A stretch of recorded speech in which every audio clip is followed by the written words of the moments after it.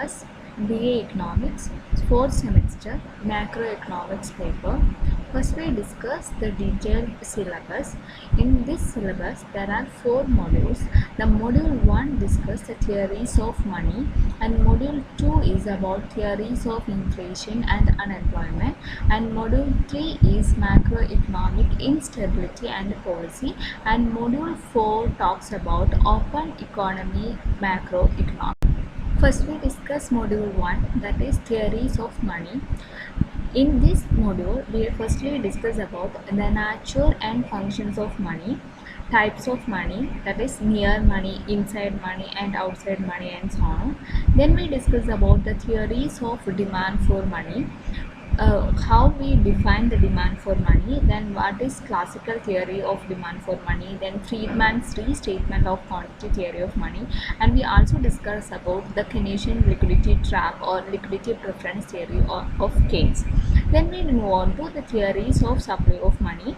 In this topic we discuss defining the supply of money and measuring supply of money, and discuss the high powered money and also the money multiplier. First we discuss about what is money. The word money is derived from the Latin word moneta, which was a surname of the Roman goddess of Juno, in whose temple at Rome money was coined. The origin of money is lost antiquity. Even in the primitive man had some sort of money. The type of money in every age depends on the nature of its livelihood. In a hunting society, the skins of wild animals were used as money. The pastoral society used livestock, whereas the agricultural society used grains and foodstuffs as money. The Greeks used coins as money. The money and the padam urithingi varunathu Latin wordaya moneta enna padathil ninnaanu. Then oro primitive society ilum oro തരത്തിലുള്ള മണിയാണ് use ചെയ്തിരുന്നത്. ഓരോരുത്തർക്കും ഓരോ തരത്തിലുള്ള some sort of money ഉണ്ടായിരുന്നു. Nature of ലിവ്ലിഹുഡിനനുസരിച്ചിട്ട് ഏത് type of മണിയാണെന്നുള്ളത് വ്യത്യാസപ്പെട്ടിരുന്നു. ഒരു hunting സൊസൈറ്റിയിൽ വൈൽഡ് ആനിമൽസിന്റെ സ്കിന്നാണ് മണിയായിട്ട് യൂസ് ചെയ്തത്. ബട്ട് പാസ്റ്ററൽ സൊസൈറ്റി ആയപ്പോൾ ലൈഫ് സ്റ്റോക്ക് ആണ് അവർ മണിയായിട്ട് യൂസ് ചെയ്തത്. ദെൻ അഗ്രികൾച്ചറൽ സൊസൈറ്റിയിൽ എത്തുമ്പോൾ അവർ ഗ്രെയിൻസും ഫുഡ് സ്റ്റഫിനെയാണ് മണിയായിട്ട് ഉപയോഗിക്കുന്നത്. ഗ്രീക്സ് ആണ് കോയിൻസ് മണിയായിട്ട് യൂസ് ചെയ്യാനായിട്ട് തുടങ്ങിയത്. Then we discuss about different stages in the evolution of money. ആദ്യം എന്തായിരുന്നു? The first stage commodity മണിയാണ് ഉണ്ടായിരുന്നത്. Various types of commodities have been used as money from the beginning of human civilization. Stones, spears, skins, bows and arrows. അങ്ങനത്തെ ഒത്തിരി ആയിട്ട് നമ്മൾ commodity മണിയാണ് use ചെയ്യുന്നത്. അതായത് സ്റ്റോൺ യൂസ് ചെയ്യുക, സ്പിയേഴ്സ്, സ്കിൻസ്, ബോസ്, ആരോസ്, അങ്ങനത്തെ സാധനങ്ങളായിട്ടുള്ള കമ്മോഡിറ്റിനെയാണ് മണിയായിട്ട് ഉപയോഗിക്കുന്നത്. പാസ്റ്റർ സൊസൈറ്റി കാറ്റിലാണ് മണിയായിട്ട് ഉപയോഗിക്കുന്നത്. അഗ്രികൾച്ചറൽ സൊസൈറ്റി ഗ്രെയിൻസ് ആയിരുന്നു ഉപയോഗിക്കുന്നത്. ദെൻ റോമൻസ് കാറ്റിലും സോൾട്ടും മണി ആയിട്ട് ഉപയോഗിച്ചു അറ്റ് ഡിഫറെൻറ്റ് ടൈംസിൽ. അതുപോലെ Mongolians used squirrel skins as money. സ്ക്യൂറലിൻ്റെ സ്കിന്നാണ് മോണോഗ്ലിയൻസ് ഉപയോഗിക്കുന്നത്. Then precious stones, tobacco, tea shells, fish hooks and many other commodities served as money depending upon time, place and economic standard of the society. Then ഇങ്ങനെ commodity മണി use ചെയ്യുമ്പോൾ അതിന് കുറേ defects ഉണ്ട്. ആ defects എന്തൊക്കെയാണെന്നാണ് നമ്മൾ നോക്കുന്നത്. അതായത് എല്ലാ കമ്മോഡിറ്റിക്കും യൂണിഫോം ക്വാളിറ്റി അല്ല. ഇപ്പം കാറ്റിൽ, ഗ്രെയിൻ അങ്ങനെയൊക്കെ. അപ്പോൾ അതിനൊരു ലാക്ക് ഓഫ് സ്റ്റാൻഡർഡൈസേഷൻ ഉണ്ടായിരുന്നു. അതുപോലെ തന്നെ ഇത് സ്റ്റോർ ചെയ്യാനും പ്രിവെൻറ്റ് ചെയ്യാനൊക്കെ കുറച്ച് ബുദ്ധിമുട്ടായിരുന്നു. ഇപ്പോൾ പെരിഷബിൾ കമ്മോഡിറ്റീസ് ഒക്കെ ആണെങ്കിൽ അത് സ്റ്റോർ ചെയ്യാനും പ്രിവെൻറ്റ് ചെയ്യാനും ഡിഫിക്കൽട്ടായിരുന്നു. അതുപോലെ ഈ കമ്മോഡിറ്റീസിൻ്റെ സപ്ലൈ എന്ന് പറയുന്നത് അൺസർട്ടൺ ആണ്, എപ്പോഴും ഉണ്ടായിക്കൊള്ളണമെന്നില്ല. അപ്പോൾ അതിനൊരു സ്റ്റാൻഡേർഡ് ക്വാളിറ്റി ഉണ്ടായിരുന്നില്ല. Then lacked in portability and hence were difficult to transfer one place to another. അതായത് ഒരു സ്ഥലത്ത് നിന്ന് വേറൊരു സ്ഥലത്തേക്ക് കൊണ്ടുപോകുക എന്നുള്ളത് കുറച്ച് ഡിഫിക്കൽട്ടായിരുന്നു. അതുപോലെ ഇൻഡിവിസിബിലിറ്റി ഉണ്ടായിരുന്നു ഇൻ സച്ച് കമ്മോഡിറ്റീസ് ആസ് കാറ്റിൽ. അപ്പോൾ ഇതൊക്കെയായിരുന്നു കമ്മോഡിറ്റി മണി ഉപയോഗിക്കുമ്പോഴുള്ള ഡിഫിക്കൽട്ടീസ് എന്ന് പറയുന്നത്. അപ്പോൾ ഫസ്റ്റ് സ്റ്റേജിൽ എന്തായിരുന്നു? കമ്മോഡിറ്റി മണിയായിരുന്നു. ദെൻ സെക്കൻഡ് സ്റ്റേജിലാണ് മെറ്റാലിക് മണി ഉപയോഗിക്കുന്നത്. With the spread of civilization and trade relation by land and sea, metallic money took the place of commodity money. Many nations started using silver, gold, copper, tin, etc. as money. But metal was an inconvenient thing to accept, weigh, divide and assess the quality. Accordingly, metal was made into coins of predetermined weight. This innovation is attributed to King Midas of Lydia in the 88th century BC, but gold coins were used in India many centuries earlier than Lydia. Thus, coins came to be accepted as convenient method of exchange. അപ്പോൾ metallic മണിയിൽ നമ്മൾ ഉപയോഗിക്കുന്നത് സിൽവറും gold copper tin അത്തരം സാധനങ്ങളൊക്കെ ആയിരുന്നു. Then ഇതിൻ്റെ ഒരു accept ചെയ്യാനായിട്ട് അതുപോലെ അതിൻ്റെ വെയിറ്റ് ഡിവൈഡ് ചെയ്യാനും അതിൻ്റെ ക്വാളിറ്റി അസസ് ചെയ്യാനൊക്കെ കുറച്ച് ബുദ്ധിമുട്ടൊക്കെ ഉണ്ടായിരുന്നു. അപ്പോൾ എന്തായി, ഒരു പ്രീ ഡിറ്റർമൈൻഡ് വെയിറ്റിൽ ഇത്ര ഇപ്പോൾ 1 ഗ്രാം അങ്ങനെയൊക്കെ പറഞ്ഞിട്ട് ഒരു പ്രീ ഡിറ്റർമൈൻഡ് വെയിറ്റിൽ ഈ മെറ്റൽസിനെ നമ്മൾ കോയിൻ ആക്കാൻ തീരുമാനിച്ചു. ഇത് കിങ് മിഡാസ് ഓഫ് ലിഡിയ ആണ് ഇത് ഇൻട്രൊഡ്യൂസ് ചെയ്യുന്നത്. പക്ഷേ അതിനൊക്കെ മുന്നേ തന്നെ ഇന്ത്യയിൽ ഗോൾഡ് കോയിൻസ് യൂസ് ചെയ്യണ്ടായിരുന്നു എന്നാണ് പറയുന്നത്. അങ്ങനെ കോയിൻസ് നമ്മൾ മെത്തേഡ് ഓഫ് എക്സ്ചേഞ്ചിന്റെ ഭാഗമായിട്ട് ഉപയോഗിക്കാനായിട്ട് തുടങ്ങി. ഇനി ഇങ്ങനെ ഈ മെറ്റാലിക് മണിക്കും കുറച്ച് ലിമിറ്റേഷൻസ് ഉണ്ട്. അതെന്തൊക്കെയാണെന്നാണ് നമ്മൾ നോക്കുന്നത്.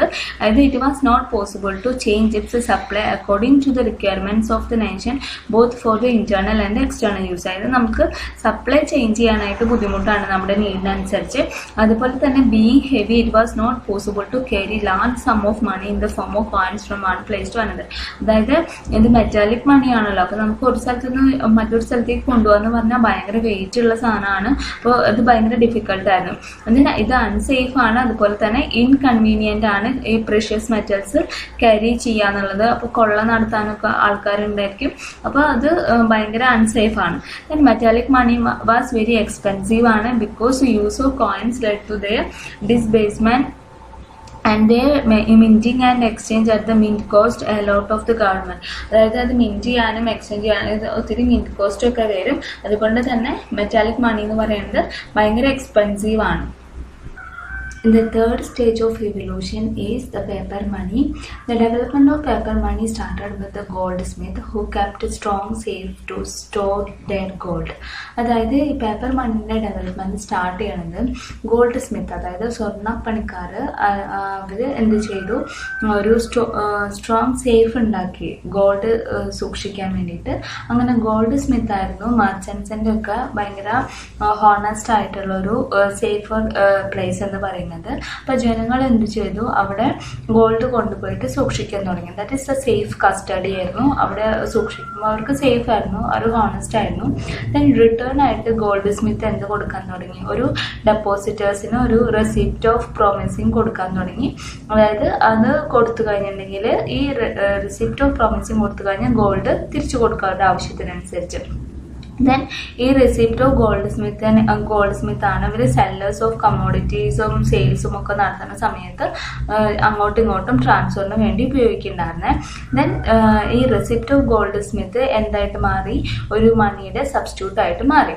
അതായത് ഗോൾഡ് സ്മിത്തിൻ്റെ നമ്മുടെ കോയിൻസ് അല്ലെങ്കിൽ ഗോൾഡ് നമ്മൾ എന്ത് ചെയ്തിട്ടുണ്ടാവും, സേഫ് കസ്റ്റഡി ആയിട്ട് വെച്ചിട്ടുണ്ടായിരിക്കും. ദെൻ നമുക്ക് റിട്ടേൺ ആയിട്ട് ഒരു പ്രോമിസിങ് നോട്ട് തരും. അതാണ് നമ്മൾ പിന്നെ ട്രാൻസ്ഫർ ചെയ്യേണ്ടത്. നമുക്ക് ഗോൾഡ് അങ്ങോട്ടും ഇങ്ങോട്ടും കൊണ്ട് നടക്കേണ്ട ആവശ്യമില്ല. അതിന് പകരം എന്താണ്, ഈ പ്രൊമിസിങ് നോട്ട് നമുക്ക് റെസിപ്റ്റ് ഓഫ് പ്രൊമിസിങ് കൊണ്ടുപോയാൽ മാത്രം മതി. ഞാൻ അതുമാണ് നമ്മൾ ട്രാൻസ്ഫർ ചെയ്യുക. ദെൻ ഈ പ്രൊമിസിങ് റെസിപ്റ്റ് കൊണ്ട് ചെല്ലുമ്പോൾ ആരാണോ അത് കൊണ്ട് ചെല്ലുന്നത് അവർക്ക് ആ എമൗണ്ട് അല്ലെങ്കിൽ ആ ഗോൾഡ് കൊടുക്കും.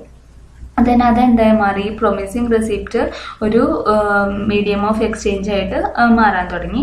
ഞാൻ ഇതിനെയാണ് നമ്മൾ പിന്നീട് ബാങ്ക് നോട്ടായിട്ട് സെൻട്രൽ ബാങ്ക് ഇഷ്യൂ ചെയ്യാനായിട്ട് തുടങ്ങി. ബട്ട് ഡിമാൻഡ് ഫോർ ഗോൾഡും സിൽവറും ഇൻക്രീസ് ചെയ്തു. ദെൻ അതിൻ്റെ പ്രൈസ് കൂടി. ദെൻ ബാങ്ക് നോട്ടിന് convertibility in to gold and silver was ഭയങ്കര എന്താണ് ഫസ്റ്റ് വേൾഡ് വാറിന്റെ സമയത്ത് ഇത്തിരി ബുദ്ധിമുട്ടായി തുടങ്ങി. Since then bank note has ceased to representative money and it is simply a fiat money which is inconvertible and is accepted as money because it is backed by law.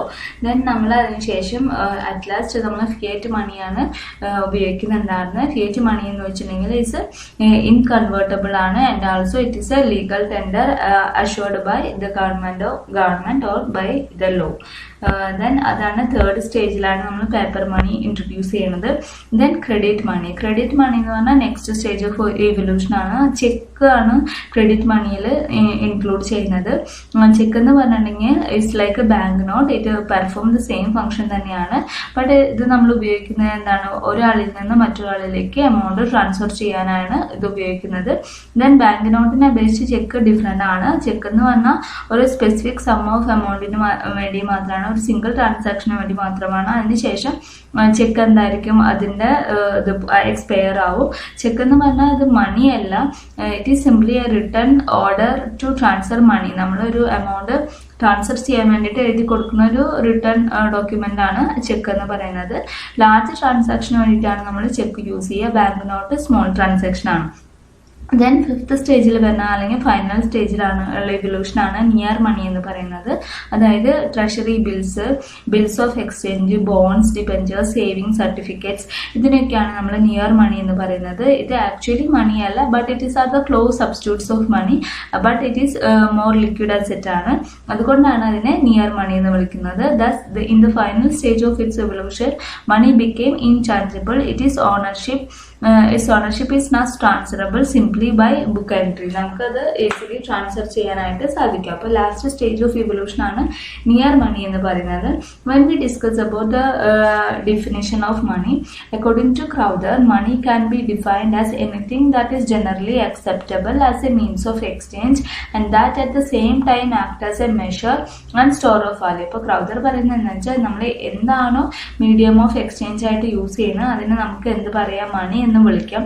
അതുപോലെ തന്നെ അതിന് എന്തായിട്ടും act as A മെഷറായിട്ടും act ചെയ്യാൻ പറ്റണം. അതിന് store of value function കൂടി ഉണ്ടെങ്കിൽ അതെന്താണ്, മണിയാണെന്ന് പറയാം. ദെൻ റോബർട്ട്സൺ പറയുന്നത് anything which is widely accepted in payment four goods or in discharge of other kinds of business obligation.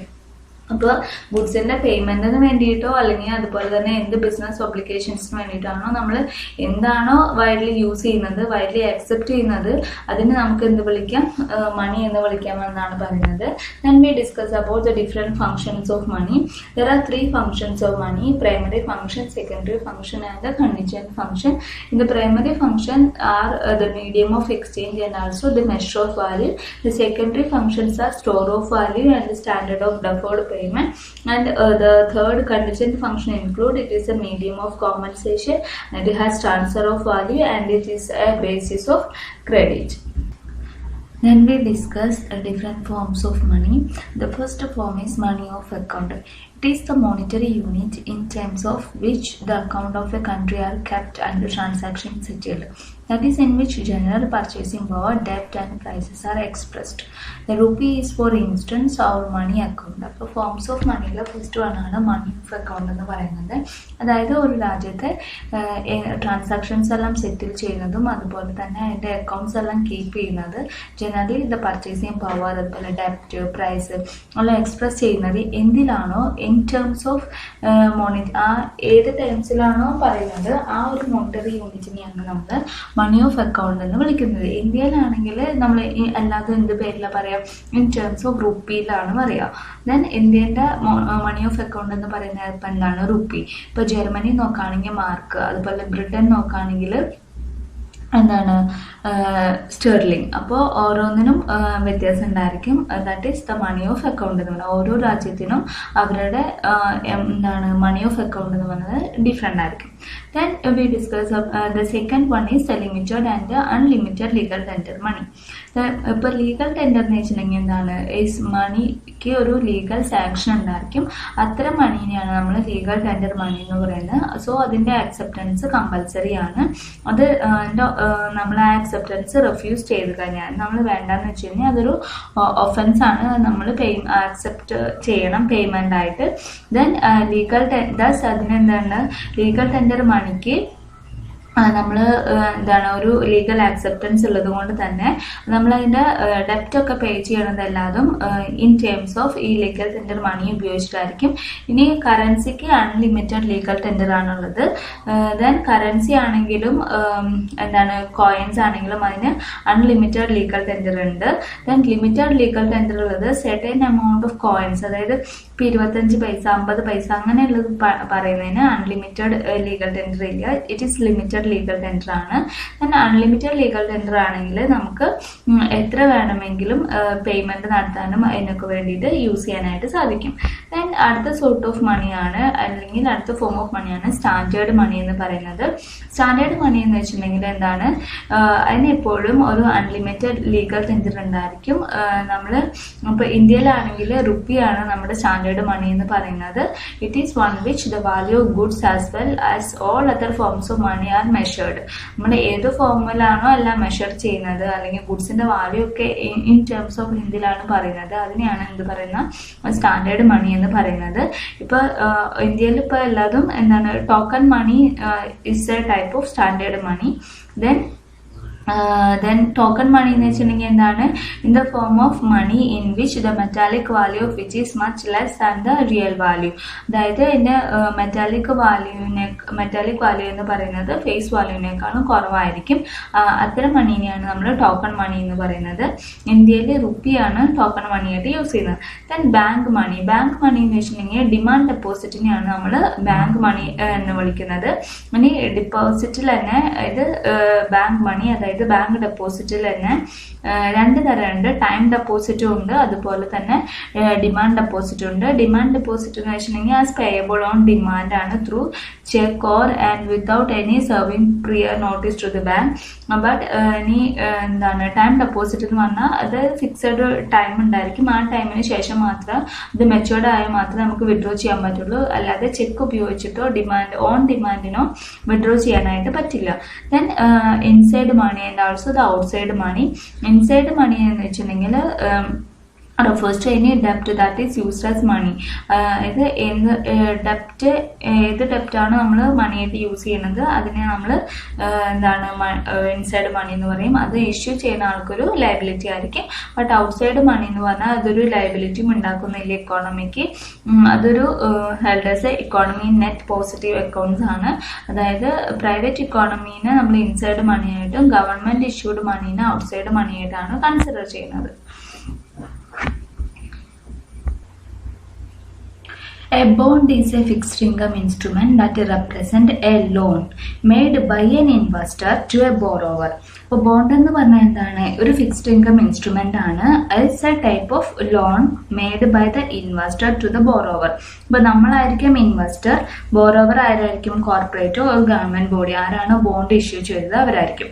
Then bonds are used by the companies, municipalities, state and sovereign government to finance project and operation. അപ്പോൾ മുനിസിപ്പാലിറ്റീസോ സ്റ്റേറ്റ്സോ ഗവൺമെന്റ്സോ അവരെ ആരെങ്കിലും ആയിരിക്കും bond issue ചെയ്യുന്നുണ്ടായിരിക്കുക. Project and operations run ചെയ്യാൻ വേണ്ടിയിട്ട് അതിന് വേണ്ട പൈസ സ്വരൂപിക്കാൻ വേണ്ടിയിട്ടാണ് ബോണ്ട് ഇഷ്യൂ ചെയ്യുന്നത്. Then owners of bonds are debt holders or creditors of the issuer. Bond details include the end date when the principal of the loan is due to pay to the bond owner and usually include the terms for variable or fixed interest payment made by the borrower. അപ്പോൾ എന്തായിരിക്കും owners of bond എന്ന് പറയുന്നത് ഡെപ്റ്റ് holders ആയിരിക്കും അല്ലെങ്കിൽ or creditors of the issuer ആയിരിക്കും. Then bond ഡീറ്റെയിൽസിൽ എഴുതിയിട്ടുണ്ടാവും എപ്പോഴാണ് നമ്മൾക്ക് ഈ ഒരു ഡേറ്റ് കഴിഞ്ഞിട്ട് എപ്പോഴാണ് മെച്യൂരിറ്റി കഴിഞ്ഞിട്ട് പൈസ നമുക്ക് തിരിച്ചു കിട്ടുക എന്ന കാര്യം അതിൽ മെൻഷൻ ചെയ്തിട്ടുണ്ടാവും. അതുപോലെ തന്നെ ഒരു ഫിക്സ്ഡ് ഇൻട്രസ്റ്റ് പേയ്മെന്റിനെ കുറിച്ചിട്ടും അതിൽ എഴുതിയിട്ടുണ്ടാവും. Then we discuss about the characteristics of bond. First is the face value. The face value is the money amount the bond will worth at maturity. It is also the reference amount the bond issuer uses when calculating interest payment. ഇപ്പോൾ face value എന്ന് പറഞ്ഞാൽ ആ maturity ആവുമ്പോൾ ഇപ്പോൾ നമ്മളൊരു 5 വർഷത്തേക്കുള്ളതാണ് വാങ്ങിച്ചതെന്ന് വെച്ചാൽ 5 വർഷം കഴിയുമ്പോൾ നമുക്ക് എത്ര രൂപയാണ് കിട്ടുക, that is the face value എന്ന് പറയുന്നത്. അപ്പോൾ അത് കണ്ടു കഴിഞ്ഞാൽ നമുക്ക് ഇൻട്രസ്റ്റ് പേയ്മെന്റ് അനുസരിച്ച് എത്ര നമുക്ക് ബെനിഫിറ്റ് ഉണ്ടാവുമെന്ന് കാൽക്കുലേറ്റ് ചെയ്യാനായിട്ട് സാധിക്കും. Then the coupon rate. The coupon rate എന്ന് പറയുന്നത് ഇൻട്രസ്റ്റ് റേറ്റ് ആണ്. അതായത് ഈ ഫേസ് വാല്യൂവിന്റെ കൂടെ നമുക്ക് ഇത്ര വർഷം കഴിയുമ്പോൾ ഇൻട്രസ്റ്റ് കിട്ടും എന്നുള്ളതാണ് കൂപ്പൺ റേറ്റ് എന്ന് പറയുന്നത്. അത് പെർസെൻറ്റേജിലാണ് എക്സ്പ്രസ് ചെയ്യുക. Then the coupon dates. Coupon dates are the date on which the bond issuer will make interest payment. Payments can be made in any interval, but the standard is semi-annual payments. ഇപ്പോൾ coupon dates എന്ന് പറഞ്ഞിട്ടുണ്ടെങ്കിൽ ഈ bond issue ചെയ്ത ആൾക്കാർ എപ്പോഴാണ് നമുക്ക് നമുക്ക് interest പേ ചെയ്യാന്നുള്ളതിന്റെ ഡേറ്റിനെയാണ് coupon date എന്ന് പറയുന്നത്. സാധാരണയായിട്ട് ഒരു പർട്ടിക്കുലർ ഇന്റർവെല്ലിലാണ് ഈ പേയ്മെന്റ് നടത്തുക. കൂടുതലായിട്ടും സെമി ആനുവൽ പേയ്മെന്റ്സ് ആയിരിക്കും. Then maturity date. The maturity date is the date on which the bond will mature and the bond issuer will pay the bondholder the face value of the bond. അതായത് maturity date എന്ന് പറഞ്ഞാൽ എന്നാണ് matured ആവുക, അതായത് എന്നാണ് bond തിരിച്ചു വാങ്ങിയിട്ട് amount തിരിച്ച് ഫേസ് വാല്യൂ എത്രയാണോ അത് തിരിച്ചു കൊടുക്കുന്നത് ബോണ്ട് ഹോൾഡർക്ക്, അതിനെയാണ് മെച്യൂരിറ്റി ഡേറ്റ് എന്ന് പറയുന്നത്. Then issue price. Issue price is the price at which the bond issuer originally sells the bond. അതായത് ബോണ്ട് ഇഷ്യൂ ചെയ്ത ആൾക്കാർ എത്ര രൂപയ്ക്കാണോ ആ ബോണ്ട് ഇഷ്യൂ ചെയ്തത് അതിനെയാണ് ഇഷ്യൂ പ്രൈസ് എന്ന് പറയുന്നത്. Then we discuss about the varieties of bond. The first is zero coupon bonds. The zero coupon bonds do not pay coupon payments and instead are issued at a discount to the par value that will generate a return once the bondholder is paid the full face value when the bond matures. US Treasury bills are the zero coupon bonds. അപ്പോൾ zero coupon bond US Treasury bills ആണ് സാധാരണ zero coupon bond ആയിട്ടുള്ളത്. അതായത് interest payment കൊടുക്കുന്നതിന് പകരം അതിനൊരു discount ആണ് issue ചെയ്യുന്നത്. അത്തരം ബോണ്ടിനെയാണ് നമ്മൾ സീറോ കൂപ്പൺ ബോണ്ട് എന്ന് പറയുന്നത്. Then convertible bonds. Convertible bond എന്ന് പറഞ്ഞിട്ടുണ്ടെങ്കിൽ നമ്മളിപ്പോൾ ബോണ്ട് വാങ്ങിച്ചു, അതിലൊരു എംബഡഡ് ഓപ്ഷൻ ഉണ്ടായിരിക്കും. ആ ഓപ്ഷൻ എന്താണെന്ന് വെച്ചിട്ടുണ്ടെങ്കിൽ ബോണ്ട് ഹോൾഡേഴ്സിന് വേണമെങ്കിൽ അതിനെ എന്താക്കി മാറ്റാം, ഷെയർസ് അല്ലെങ്കിൽ ഇക്വിറ്റി ആക്കിയിട്ട് മാറ്റാനായിട്ട് സാധിക്കും. അതായത് ഷെയർ പ്രൈസിൽ ഉണ്ടാവുന്ന ചേഞ്ചിനനുസരിച്ച്. The convertible bond may be the best solution for the company because they would have the lower interest payment while the project was it is early stages. അപ്പൊ കമ്പനീസിനെ വെച്ച് നോക്കുകയാണെങ്കിൽ കൺവേർട്ടബിൾ ബോണ്ട് എന്ന് പറയുന്നത് ഒരു ബെസ്റ്റ് സൊല്യൂഷൻ ആണ്. ഇപ്പൊ ഒരു പ്രൊജക്ട് സ്റ്റാർട്ട് ചെയ്യുന്ന സമയത്ത് ലോവർ ഇൻട്രസ്റ്റ് പേയ്മെന്റ് ആയിരിക്കും, ദെൻ കൊടുത്താൽ മതി. Then investors who purchased a convertible bond may think this is a great solution because they can profit from the upside in the stock if the project is successful. ഇൻവെസ്റ്റേഴ്സിനെ വെച്ച് നോക്കുകയാണെങ്കിൽ എന്താണ് അവർക്ക് ഈ convertible bond നല്ലതാണ്. കാരണം project successful ആവുന്ന സമയത്ത് നമുക്ക് നല്ല റേറ്റ് ഓഫ് ഇൻട്രസ്റ്റ് കിട്ടും, നമുക്ക് നല്ല ഇൻകം കിട്ടും. Then third one is callable bond. Callable bond also have an embedded option but it is different than what is found in convertible bond. ഇനി കൺവേർട്ടബിൾ ബോണ്ടിൽ ഉള്ളതുപോലെ തന്നെ കോളബിൾ ബോണ്ടിലും ഒരു എംബഡഡ് ഓപ്ഷൻ ഉണ്ട്. എന്താണെന്ന് വെച്ചാൽ A callable bond is one that can be called back by the company before it matures. അതായത് കമ്പനിക്ക് അത് മെച്യൂർ ആവുന്നേക്കാളും മുന്നേ തന്നെ ബോണ്ടിനെ കോൾ ബാക്ക് ചെയ്യാനായിട്ട് സാധിക്കും. Callable bond is riskier for the bond buyer because the bond is more likely to be called when it is rising value. അതായത് bond ഹോൾഡറിനെ സംബന്ധിച്ചിടത്തോളം അത് കുറച്ച് റിസ്കിയർ ആണ്. ഇത് ബോണ്ട് ബയറിനെ സംബന്ധിച്ചിടത്തോളം ഈ ബോണ്ട് കോളബിൾ ബോണ്ട് എന്ന് പറഞ്ഞത് കുറച്ച് റിസ്കിയർ ആണ്. കാരണം ഇതിന്റെ വാല്യൂ റൈസ് ചെയ്തുകൊണ്ടിരിക്കുന്ന സമയത്തായിരിക്കും അതിന്റെ ഇഷ്യൂ ചെയ്ത കമ്പനി ഓർ ഗവൺമെന്റ് അത് തിരിച്ചു വിളിക്കുന്നുണ്ടാവുക. So callable bond is more riskier. Then the next type of bond is puttable bond. Puttable bond allows the bondholder to put or sell the bond back to the company before it has matured. This is valuable for investors who are worried that the bond may fall in value or if they think interest rates will rise and they want to get their principal back before the bond falls in value. ഇത് പുട്ടബിൾ ബോണ്ടിൽ എങ്ങനെയാണെന്ന് വെച്ചാൽ നമ്മൾ callable ബോണ്ടിൽ പറഞ്ഞു കമ്പനിയാണ് അത് തിരിച്ചെടുക്കുക അതിന്റെ value rice ചെയ്യുന്നേക്കാളും മുന്നേ. പുട്ടബിൾ ബോണ്ടിൽ എങ്ങനെയാണെങ്കിൽ നമുക്കത് തിരിച്ചു കൊടുക്കാം, കമ്പനിക്ക് തിരിച്ചു കൊടുക്കാം മെച്ചുവേർഡ് ആവുന്നേക്കാളും മുന്നേ. ഇപ്പോൾ ഇൻവെസ്റ്റർ പേടിക്കാന്ന് വിചാരിക്കാം, ഇപ്പൊ ഇൻട്രസ്റ്റ് റേറ്റ് കുറയും, ബോണ്ടിന്റെ പ്രൈസിൽ വാല്യൂല് വ്യത്യാസം ഉണ്ടാവും, അങ്ങനെയൊക്കെ തോന്നുകയാണ്. നമുക്ക് അതിന്റെ പ്രിൻസിപ്പൽ എമൗണ്ട് ആണ് വേണ്ടതെന്ന് വെച്ചിട്ടുണ്ടെങ്കിൽ ബോണ്ടിന്റെ വാല്യൂല് ചേഞ്ച് വരുന്നേക്കാളും മുന്നേ തന്നെ നമുക്ക് ആ പ്രിൻസിപ്പൽ എമൗണ്ട് വേണം. അങ്ങനെ തോന്നുകയാണെങ്കിൽ നമുക്ക് എന്ത് ചെയ്യാം, കമ്പനിക്ക് മെച്ചുവേർഡ് ആവുന്നേക്കാളും മുന്നേ തന്നെ ബോണ്ട് തിരിച്ചു കൊടുത്തിട്ട് പ്രിൻസിപ്പൽ എമൗണ്ട് മേടിക്കാം. അത്തരം ബോണ്ട്സിനെയാണ് പുട്ടബിൾ ബോണ്ട് എന്ന് പറയുന്നത്. Then we discuss about the relationship between the bond and interest rate. ബോണ്ടും ഇൻട്രസ്റ്റ് റേറ്റ്, ബോണ്ടിന്റെ വാല്യൂയും ഇൻട്രസ്റ്റ് റേറ്റും തമ്മിൽ ഇൻവേഴ്സ് റിലേഷൻഷിപ്പ് ആണ്. ഇൻട്രസ്റ്റ് റേറ്റ് കൂടുകയാണെങ്കിൽ ബോണ്ട് പ്രൈസ് ഫോൾ ചെയ്യും, അതായത് ബോണ്ടിന്റെ വാല്യൂ കുറയും. ദെൻ അപ്പോൾ so there is an inverse relationship between the bond value and also the interest rate. Then we discuss about theories of demand for money. Theories of demand for money. The level of demand for money not only determines the rate of interest but also the level of price and national income of the economy. The demand for money arises from the two important functions of money. The first is the money act as medium of exchange and the second is that it's a store of value. For demand for money യുടെ level തീരുമാനിക്കുന്നത് rate of interest മാത്രമല്ല level of പ്രൈസും national income of the economy എല്ലാം ചേർന്നാണ്. Then ഈ demand for money arise ചെയ്യുന്നത് മണിയുടെ തന്നെ രണ്ട് ഇമ്പോർട്ടൻറ്റ് ഫംഗ്ഷൻസ് ഉള്ളത് കൊണ്ടാണ്. That is medium of exchange function of money and also the store of value function of money. പിന്നെ ഡിമാൻഡ് ഫോർ മണി എന്തുകൊണ്ടാണ് ചേഞ്ച് ചെയ്യുന്നത് അല്ലെങ്കിൽ ഇതിനെ എന്താണ് ഡിറ്റർമൈൻ ചെയ്യുന്നതിനെ അടിസ്ഥാനമാക്കിയിട്ട് രണ്ട് വ്യൂസ് ആണുള്ളത്. The first is the scale view and second is substitution view. Scale വ്യൂവിൽ പറയുന്നത് ഇൻകത്തിൽ ഉണ്ടാവുന്ന ചേഞ്ച് അല്ലെങ്കിൽ വെൽത്ത് ലെവലിൽ ഉണ്ടാവുന്ന ചേഞ്ച് ആണ് ഡിമാൻഡ് ഫോർ മണിയിൽ ചേഞ്ച് ഉണ്ടാക്കുന്നത് എന്നാണ്. അതായത് ഇൻകം ഇൻക്രീസ് ചെയ്യുമ്പോൾ ഡിമാൻഡ് ഫോർ മണിയും ഇൻക്രീസ് ചെയ്യും. The higher the income level the greater will be the demand for money. The second view is substitution view, which is related to the relative attractiveness of asset that can be substituted for money. അതായത് മണീനെ അപേക്ഷിച്ച് മറ്റ് അസറ്റ്സിനുള്ള അട്രാക്റ്റീവ്നെസ്സിന്റെ അടിസ്ഥാനത്തിൽ demand for മണിയിൽ change ഉണ്ടാവാം. അതായത് when alternative asset like bond become unattractive ആണെന്ന് വിചാരിക്കുക. Due to falling the interest rate people prefer to keep their asset in cash and demand for money increases and vice versa. അപ്പോൾ bond unattractive ആണെങ്കിൽ ജനങ്ങൾ കൂടുതലായിട്ട് എന്തായിരിക്കും ചെയ്യുക, cash കയ്യിൽ സൂക്ഷിക്കുകയാണ് ചെയ്യുക. So demand for money increase ചെയ്യും. Then we discuss the scale and substitution view combined together have been used to explain the nature of the demand for money, which has been split into the transaction demand and precautionary demand and the speculative demand. The scales and substitution view നമ്മൾ combine ചെയ്യും. Then combine ചെയ്തിട്ടാണ് demand for money explain ചെയ്യുന്നത്. Then ഈ demand for മണീനെ നമ്മൾ വീണ്ടും split ചെയ്യുന്നുണ്ട്. That is transaction demand, precautionary demand and speculative demand ഇങ്ങനെ മൂന്നായിട്ട് സെപ്പറേറ്റ് ചെയ്യുന്നുണ്ട് ഓർ ക്ലാസിഫൈ ചെയ്യുന്നുണ്ട്. ദെൻ ഇനി നമ്മൾ നോക്കുന്നത് ക്ലാസിക്കൽ ഇക്കണോമിസ്റ്റ് പറയുന്നത് money as a means of payment or medium of exchange എന്നാണ്. They want to keep money for transaction purpose. അപ്പോൾ ക്ലാസിക്കൽ ഇക്കണോമിസ്റ്റിന്റെ ഇതിൽ മണി എന്ന് പറഞ്ഞാൽ അവർ ആകെ കൺസിഡർ ചെയ്യുന്നത് it's a medium of exchange അല്ലെങ്കിൽ ഇത് ട്രാൻസാക്ഷണറി പർപ്പസിന് വേണ്ടി മാത്രമായിട്ട് യൂസ് ചെയ്യുന്നത്. അതിന്റെ സ്പെക്കുലേറ്റീവ് ഡിമാൻഡ് ഫോർ മണീനെ കുറിച്ചിട്ടൊന്നും ക്ലാസിക്കൽ ഇക്കണോമിസ്റ്റ് പറയുന്നില്ല. ദാറ്റ് സ്റ്റോർ ഓഫ് വാല്യൂ ഫംഗ്ഷനെ കുറിച്ചിട്ട് ക്ലാസിക്കൽ ഇക്കണോമിസ്റ്റ് പറയുന്നില്ല. Only they express or they explain the medium of exchange value function of the money. Then the J.M. Keynes laid stress on the store of value function of money. According to him, money is an asset and people want to hold it so as to take the advantages of change in the price of this asset.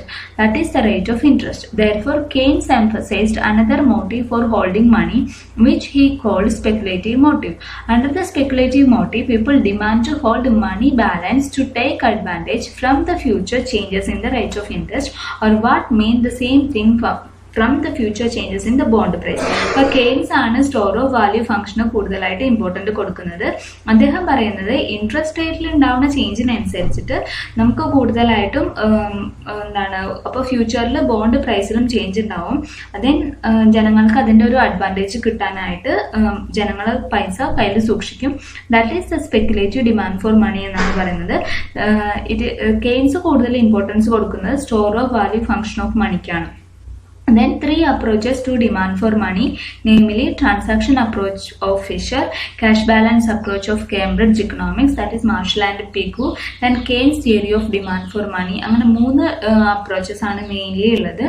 Hence, however, in the recent years, അതായത് പിന്നെ post Keynesian economics വന്നു. That is post Keynesian demand for theories of demand for money, that is about Baumol's inventory theoretic approach, അതുപോലെ ടോബിന്റെ portfolio theory, and then Friedman restated the quantity theory of money.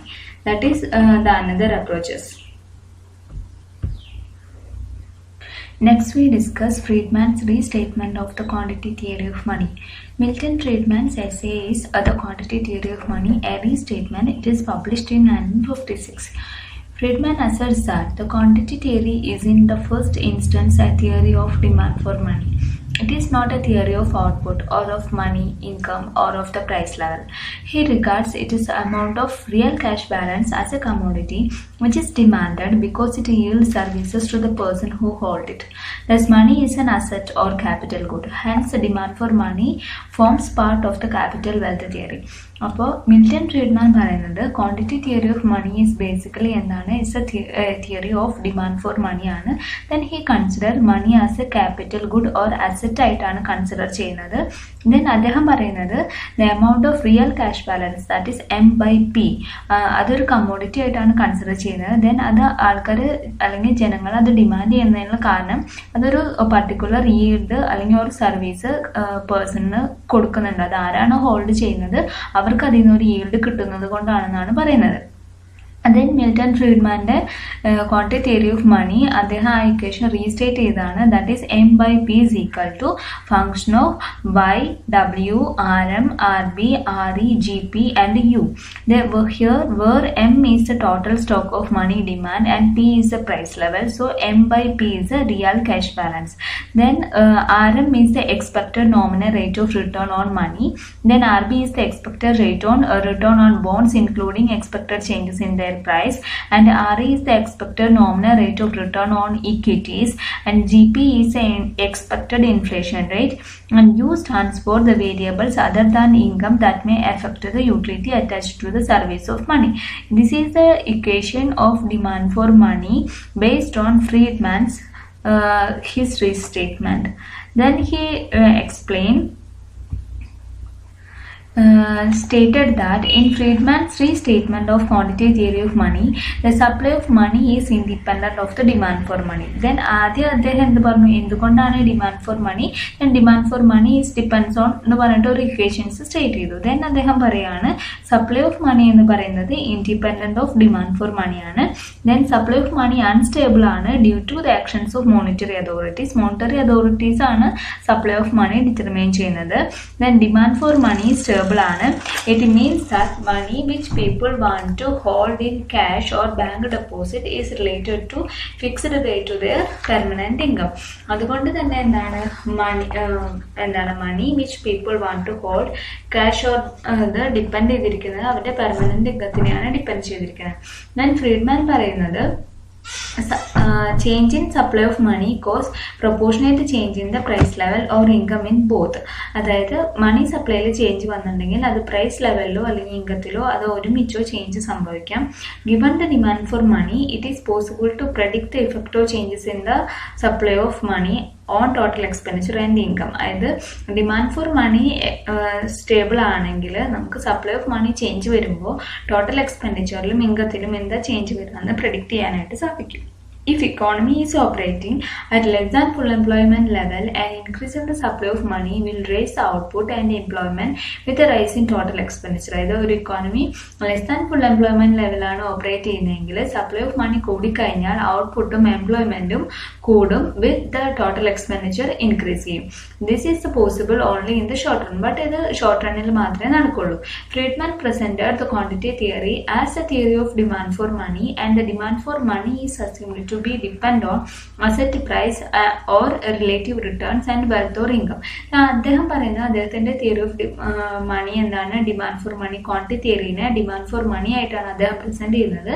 then അദ്ദേഹം പറയുന്നത് demand for money is depend on not asset price, അതായത് മറ്റ് bond അതുപോലെ തന്നെ equities അത്തരത്തിലുള്ള asset price influence ചെയ്യാം. അതുപോലെ റിലേറ്റീവ് റിട്ടേൺ അതിൽ നിന്ന് കിട്ടുന്ന എക്സ്പെക്റ്റഡ് റിട്ടേൺ ഇൻഫ്ലുവൻസ് ചെയ്യാം.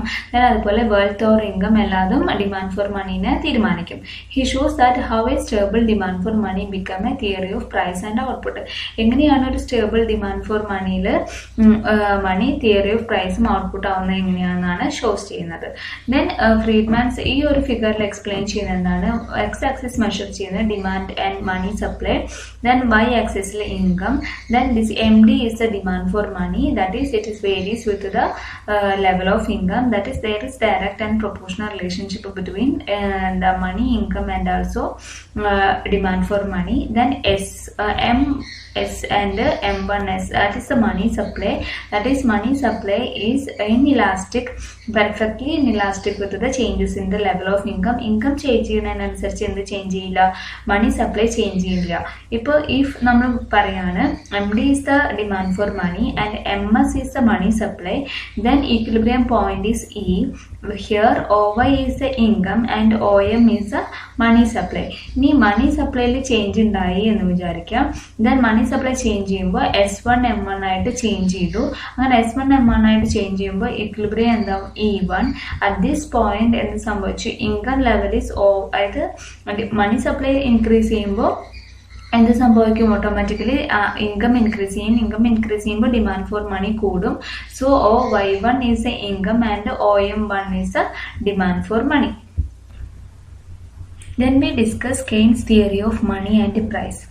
Keynes' famous book on General Theory of Employment, Interest and Money. It is published in 1936. Here Keynes provided the causal process by which changes in the quantity of money brings changes in the price level. ഇത് എങ്ങനെയാണ് money സപ്ലൈയിൽ change ചെയ്യുമ്പോൾ price ലെവലിൽ change ചെയ്യുന്നത് ഉള്ള ആ ഒരു causal process Keynes ഇവിടെ എക്സ്പ്ലെയിൻ ചെയ്യുന്നുണ്ട്. Keynes use the term liquidity preference for demand for money. അദ്ദേഹത്തിൻ്റെ ഡിമാൻഡ് ഫോർ മണി അറിയപ്പെടുന്നത് തന്നെ ലിക്വിഡിറ്റി പ്രിഫറൻസ് തിയറി എന്നാണ്. How much of his income or resources will a person hold in the form of ready money, that is cash or non interest paying bank deposit, and how much will part with or lend depends upon what Keynes called his liquidity preference. അത് അദ്ദേഹം പറയുന്നത് എത്രയാണ് ഒരു വ്യക്തി കയ്യിൽ ഒരു മണി സൂക്ഷിക്കുക, then എത്രയാണ് അയാൾ ഇൻവെസ്റ്റ് ചെയ്യുക എന്ന് തീരുമാനിക്കുന്നത് അദ്ദേഹത്തിൻ്റെ ലിക്വിഡിറ്റി പ്രിഫറൻസ് അനുസരിച്ചിട്ടായിരിക്കാം എന്നാണ് പറയുന്നത്. Then liquidity preference means the demand for money to hold or the desire of the public to hold cash. Liquidity preference എന്ന് പറഞ്ഞാൽ എന്താണ്, ഒരു വ്യക്തിക്ക് അയാളുടെ കയ്യിൽ സൂക്ഷിക്കാൻ ആഗ്രഹിക്കുന്ന ലിക്വിഡ് ക്യാഷ് എത്രയാണ്, അതിനെയാണ് എന്താ ലിക്വിഡിറ്റി പ്രിഫറൻസ് എന്ന് പറയുക. ഇനി പല കാര്യങ്ങൾക്കായിരിക്കും ഒരു വ്യക്തി അദ്ദേഹം ലിക്വിഡ് ക്യാഷ് ഹോൾഡ് ചെയ്യാനായിട്ട് ആഗ്രഹിക്കുക. ദാറ്റ് ഈസ് അതിനെ 3 മോട്ടീവ് ആയിട്ടാണ് കെയ്ൻസ് തരംതിരിക്കുന്നത്. That is transactionary motive, precautionary motive and speculative motive. Then ഈ ഓരോ മോട്ടീവും എന്താണെന്നാണ് ദെൻ നമ്മൾ ഡിസ്കസ് ചെയ്യുന്നത്. അത് ട്രാൻസാക്ഷണറി മോട്ടീവ് ഫോർ മണിയിൽ പറയുന്നത് relates to the demand for money balance for the current transaction of individuals and business firm. Individuals hold cash in order to bring the interval between receipt of income and its expenditure. The money demand for transaction motive arise primarily because of the use of money as a medium of exchange, and according to Keynes, the transaction demand for money depends only on the real income and is not influenced by the rate of interest. But transaction motive for money പറയുന്നത് നമ്മൾ കയ്യിൽ പൈസ സൂക്ഷിക്കുന്നത് അല്ലെങ്കിൽ പൈസ സൂക്ഷിക്കാൻ ആഗ്രഹിക്കുന്നത് എന്തിനു വേണ്ടിയിട്ടാണ്, ഡേ ടു ഡേ ഡെയിലി ഉള്ള ട്രാൻസാക്ഷൻ പർപ്പസ് മീറ്റ് ചെയ്യാൻ വേണ്ടിയിട്ടാണ്. അതുകൊണ്ട് തന്നെ ഈസ് എ മണിയുടെ മീഡിയം ഓഫ് എക്സ്ചേഞ്ച് ഫംഗ്ഷൻ ആണ് ഇവിടെ നടക്കുന്നത്. So this transaction demand for money എന്നത് ഡിപ്പെൻഡ് ചെയ്തിരിക്കുന്നത് ഓൺലി ഓൺ ദ റിയൽ ഇൻകത്തിനെയാണ്. ദാറ്റ് ഈസ് ഇൻകം ചേഞ്ച് ചെയ്യുന്നതിനനുസരിച്ച് ട്രാൻസാക്ഷൻ മോട്ടീവ് ഓഫ് മണിയിലും ചേഞ്ച് വരാം. ഇൻകം കൂടുമ്പോൾ ട്രാൻസാക്ഷൻ മോട്ടീവിന് വേണ്ടിയിട്ട് നമ്മൾ മാറ്റി വയ്ക്കുന്ന പൈസയിലും എമൗണ്ടും ഇൻക്രീസ് ചെയ്യാം. But it is not influenced by rate of interest. Rate of ഇൻട്രസ്റ്റിനോട് യാതൊരു റോളും ഇല്ല എന്നാണ് കെയ്ൻസ് പറയുന്നത്. Then the second motive is the precautionary motive for money. It refers to the desire for the people to hold cash balance for unemployment, sickness, accidents and other uncertain perils. The amount of money demanded for this motive will depend on the psychology of the individual and the conditions in which he lives. And the precautionary motive പറയുന്നത് ഇപ്പോൾ uncertain events എന്തെങ്കിലും ഉണ്ടായാലോ, ഇപ്പോൾ എന്തെങ്കിലും അസുഖം വന്നാലോ accident ഉണ്ടായാലോ എന്തെങ്കിലും ഉണ്ടായാലോ എന്ന് വിചാരിച്ചിട്ട് നമ്മളൊരു സർട്ടൈൻ എമൗണ്ട് ഓഫ് മണി എപ്പോഴും മാറ്റിവെക്കും.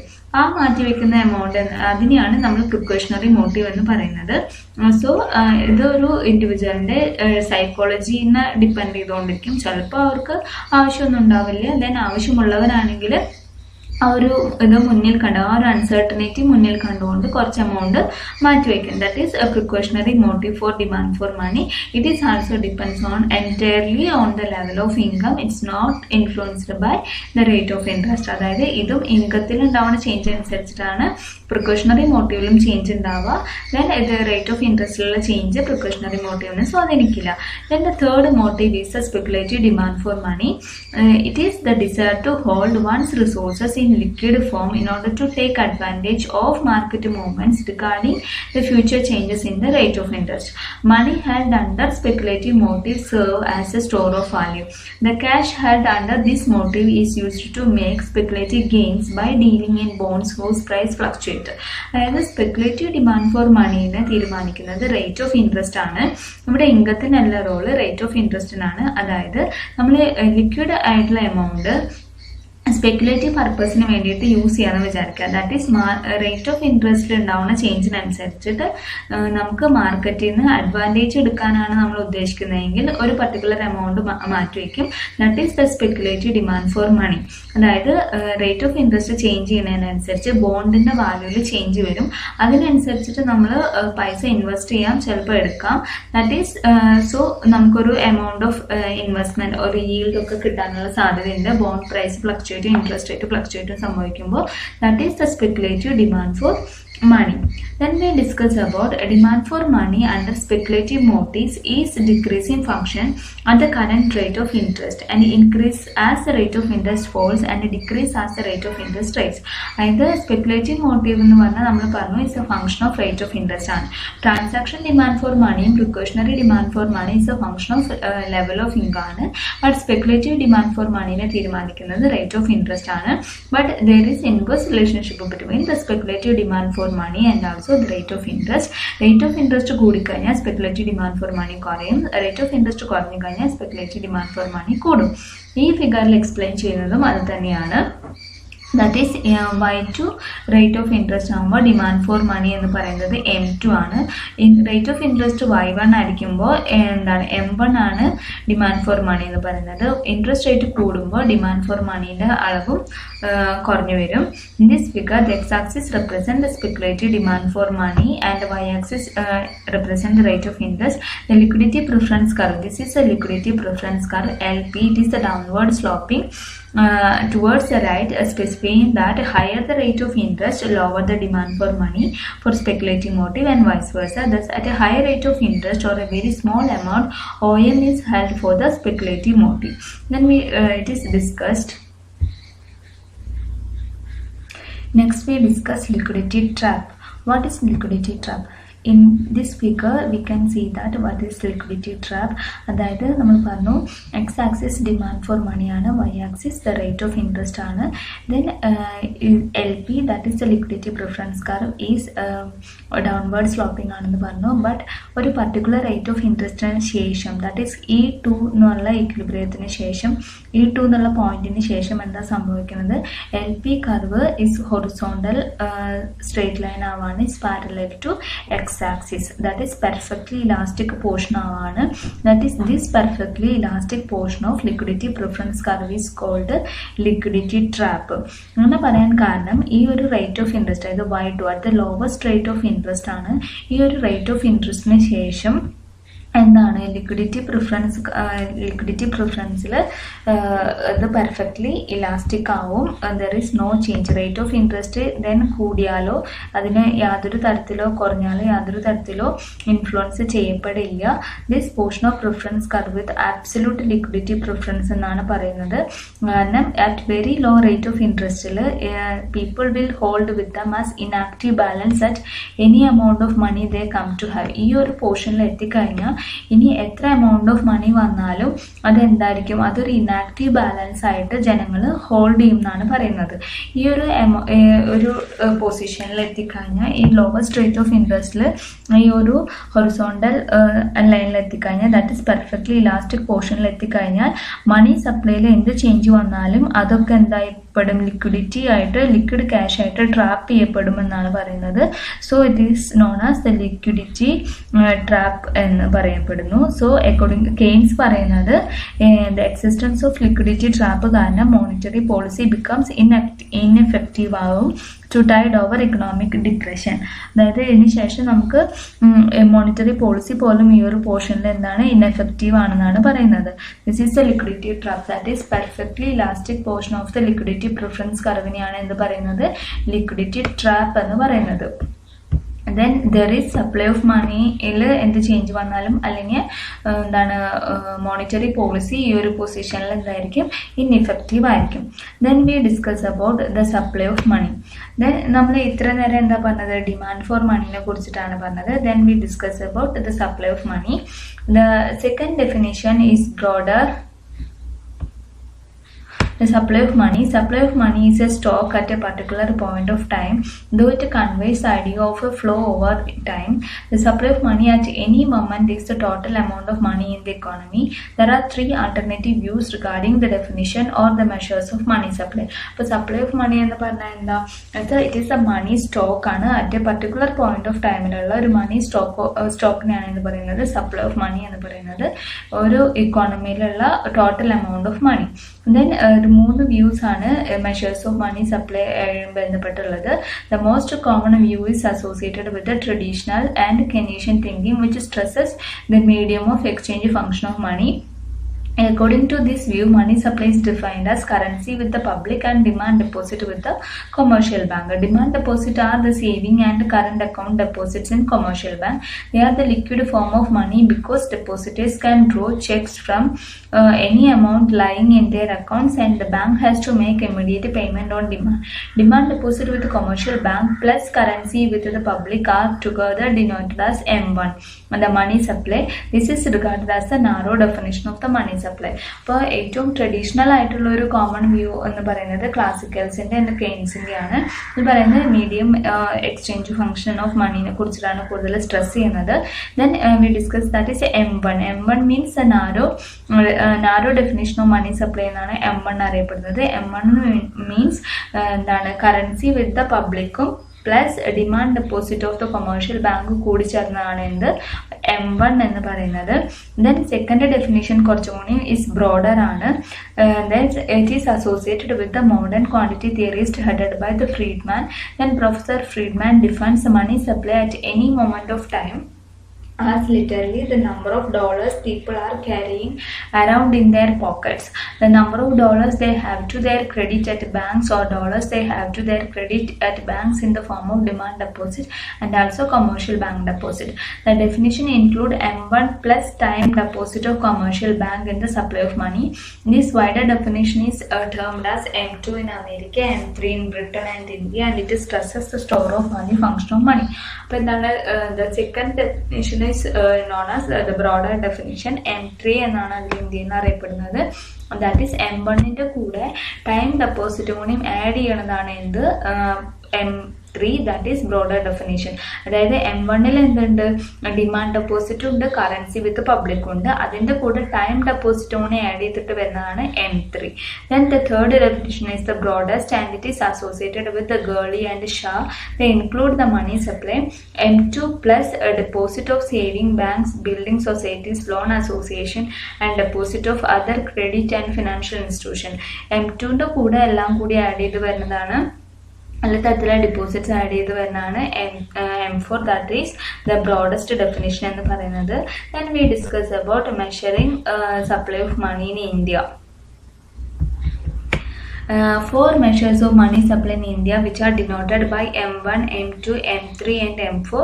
The classification was introduced by Reserve Bank of India in April 1977. അപ്പോൾ ഇന്ത്യയിലുള്ളത് 4 മെഷേഴ്സ് ഓഫ് മണി സപ്ലൈ ആണുള്ളത്, M1, M2, M3 and M4. അത് ഇൻട്രൊഡ്യൂസ് ചെയ്തത് 1977 റിസർവ് ബാങ്ക് ആണ്. മാർച്ച് 1968 വരെ RBI പബ്ലിഷ് ചെയ്തിരുന്നത് M and M1ൻ്റെ ഡാറ്റ മാത്രമായിരുന്നു. This was keeping with the tradition traditional and Keynesian view അനുസരിച്ചുള്ള narrow measures of മണി സപ്ലൈനെ കുറിച്ച് മാത്രമായിരുന്നു. ദെൻ 1968 മുതലാണ് ബാക്കിയുള്ള വേരിയബിൾസും കൂടി ആഡ് ചെയ്തിട്ടുള്ള പബ്ലിക്കേഷൻ വരുന്നത്. RBI started publishing another measures of money supply which is called aggregate monetary resources, AMR എന്നാണ് അറിയപ്പെടുന്നത്. This include M1 plus time deposit of banks, that is known as M3, based on the Friedman view. Since April 1977, the RBI has been publishing data on 4 measures of the money supply. അപ്പോൾ ആദ്യം 1977 4 മെഷേഴ്സിൻ്റെയും publication തുടങ്ങുന്നത്. 1968 വരെ എന്തായിരുന്നു, M1 മാത്രമായിരുന്നു. Then after 1968 to 1977 വരെ എന്തായിരുന്നു, M2 ഉണ്ടായിരുന്നു. Then പിന്നെ M3 ഉണ്ടായിരുന്നു. പിന്നെ 1977 മുതലാണ് M1, M2, M3, M4 എല്ലാതും പബ്ലിഷ് ചെയ്യാനായിട്ട് തുടങ്ങിയത്. Then we discuss measuring supply of money in India. That is first one ആണ് M1. ഇനി M1 എന്തൊക്കെയാണ്?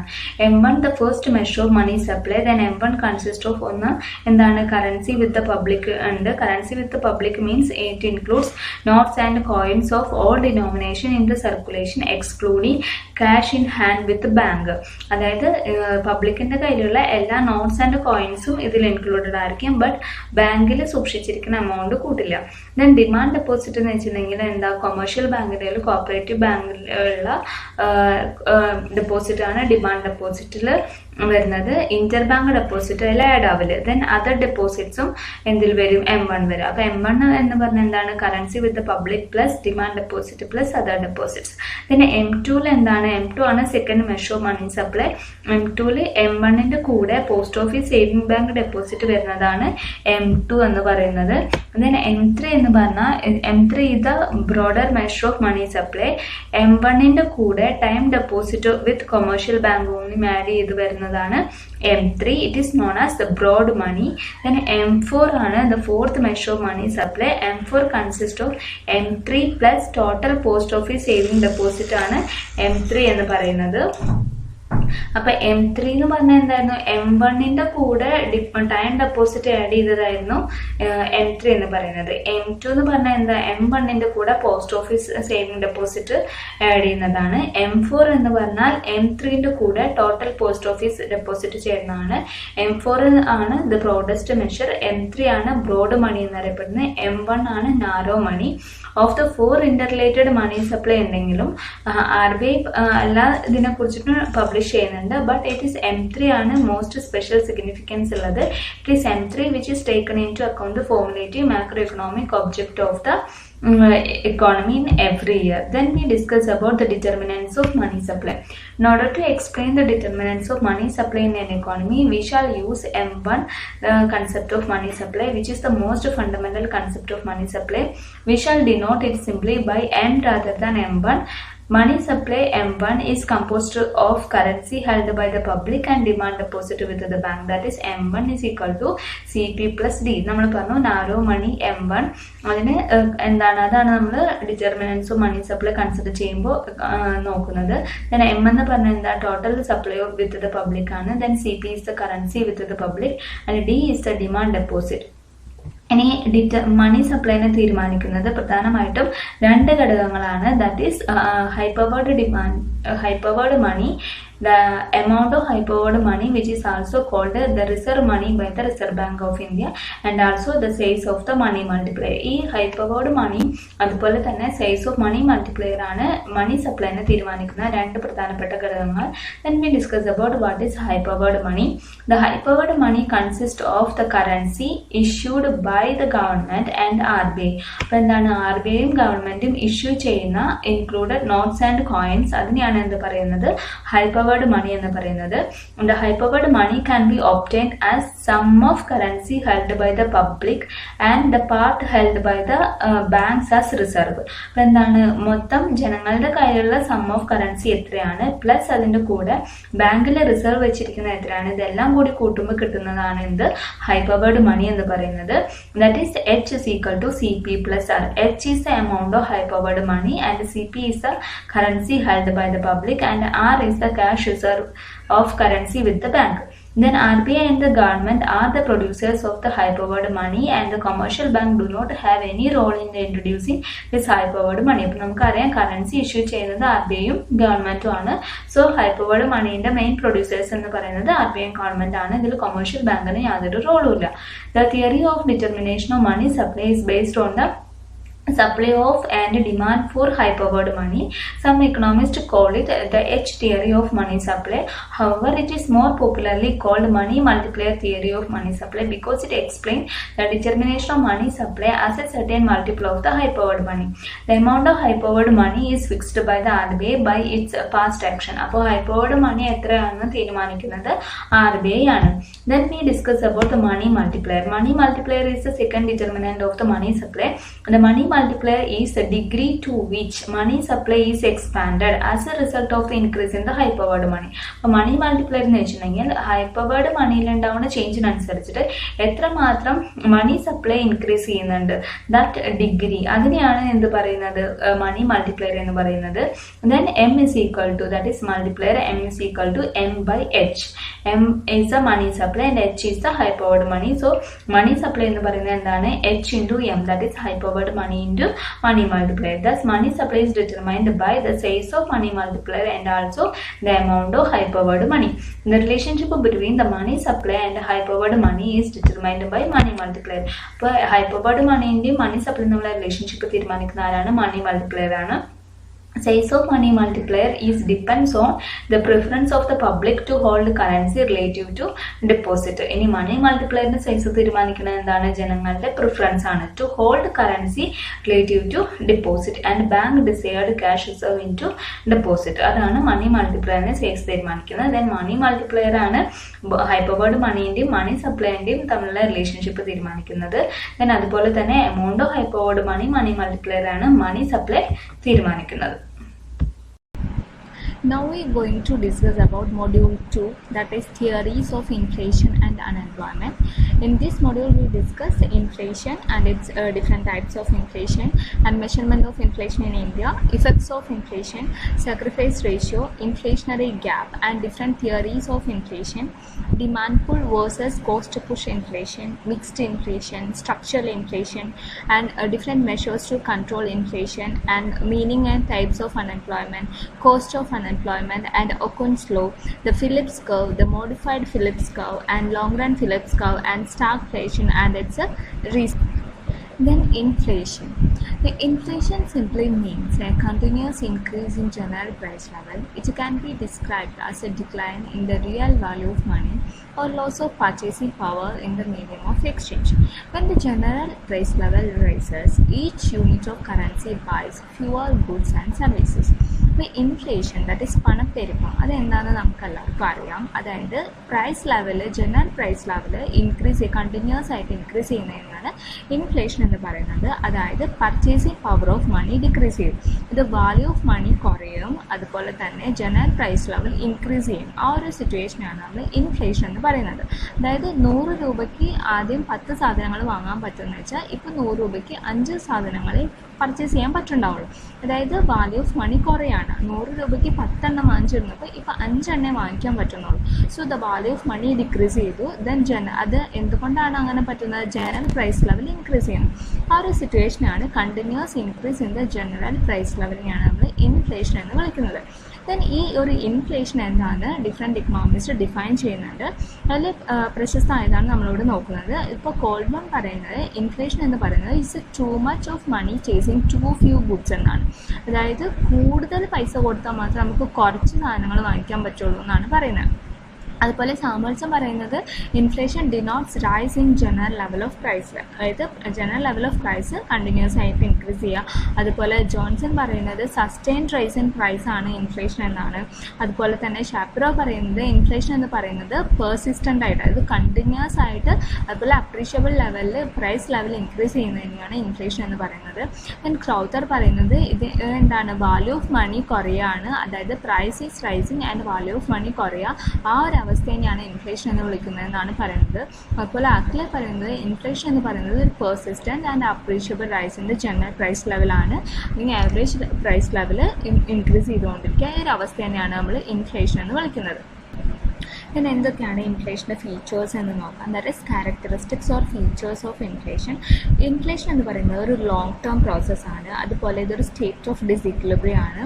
Then it is A scarcity oriented, it is dynamic in nature, it is A post full employment phenomenon, it is purely A monetary phenomenon. അതായത് inflation എന്ന് പറയുന്നത് എന്താണ്, long ടേമിൽ നടക്കുന്നതാണ്. It's A state of disequilibrium. അതായത് ഈ ഒരു equilibrium condition ഉണ്ടായിരുന്നു, അതിൽ നിന്ന് മാറി അതായത് കണ്ടിന്യൂസ് ആയിട്ട് പ്രൈസ് ഇൻക്രീസ് ചെയ്യാണ്. അപ്പോൾ അവിടെ എന്താണ്, ഈക്വിലിബ്രിയത്തിനെ ഡിസ്റ്റർബ് ചെയ്യുകയാണ് ചെയ്യുന്നത്. ഇനി സ്കേഴ്സിറ്റി ഓറിയൻറ്റഡ് എന്ന് പറയാൻ കാരണം എന്താണ്, demand is greater than supply ആയിരിക്കുമ്പോൾ എന്ത് സംഭവിക്കും, പ്രൈസ് ലെവൽ ഇൻക്രീസ് ചെയ്യും. So continuous rise in the general price level leads to inflation.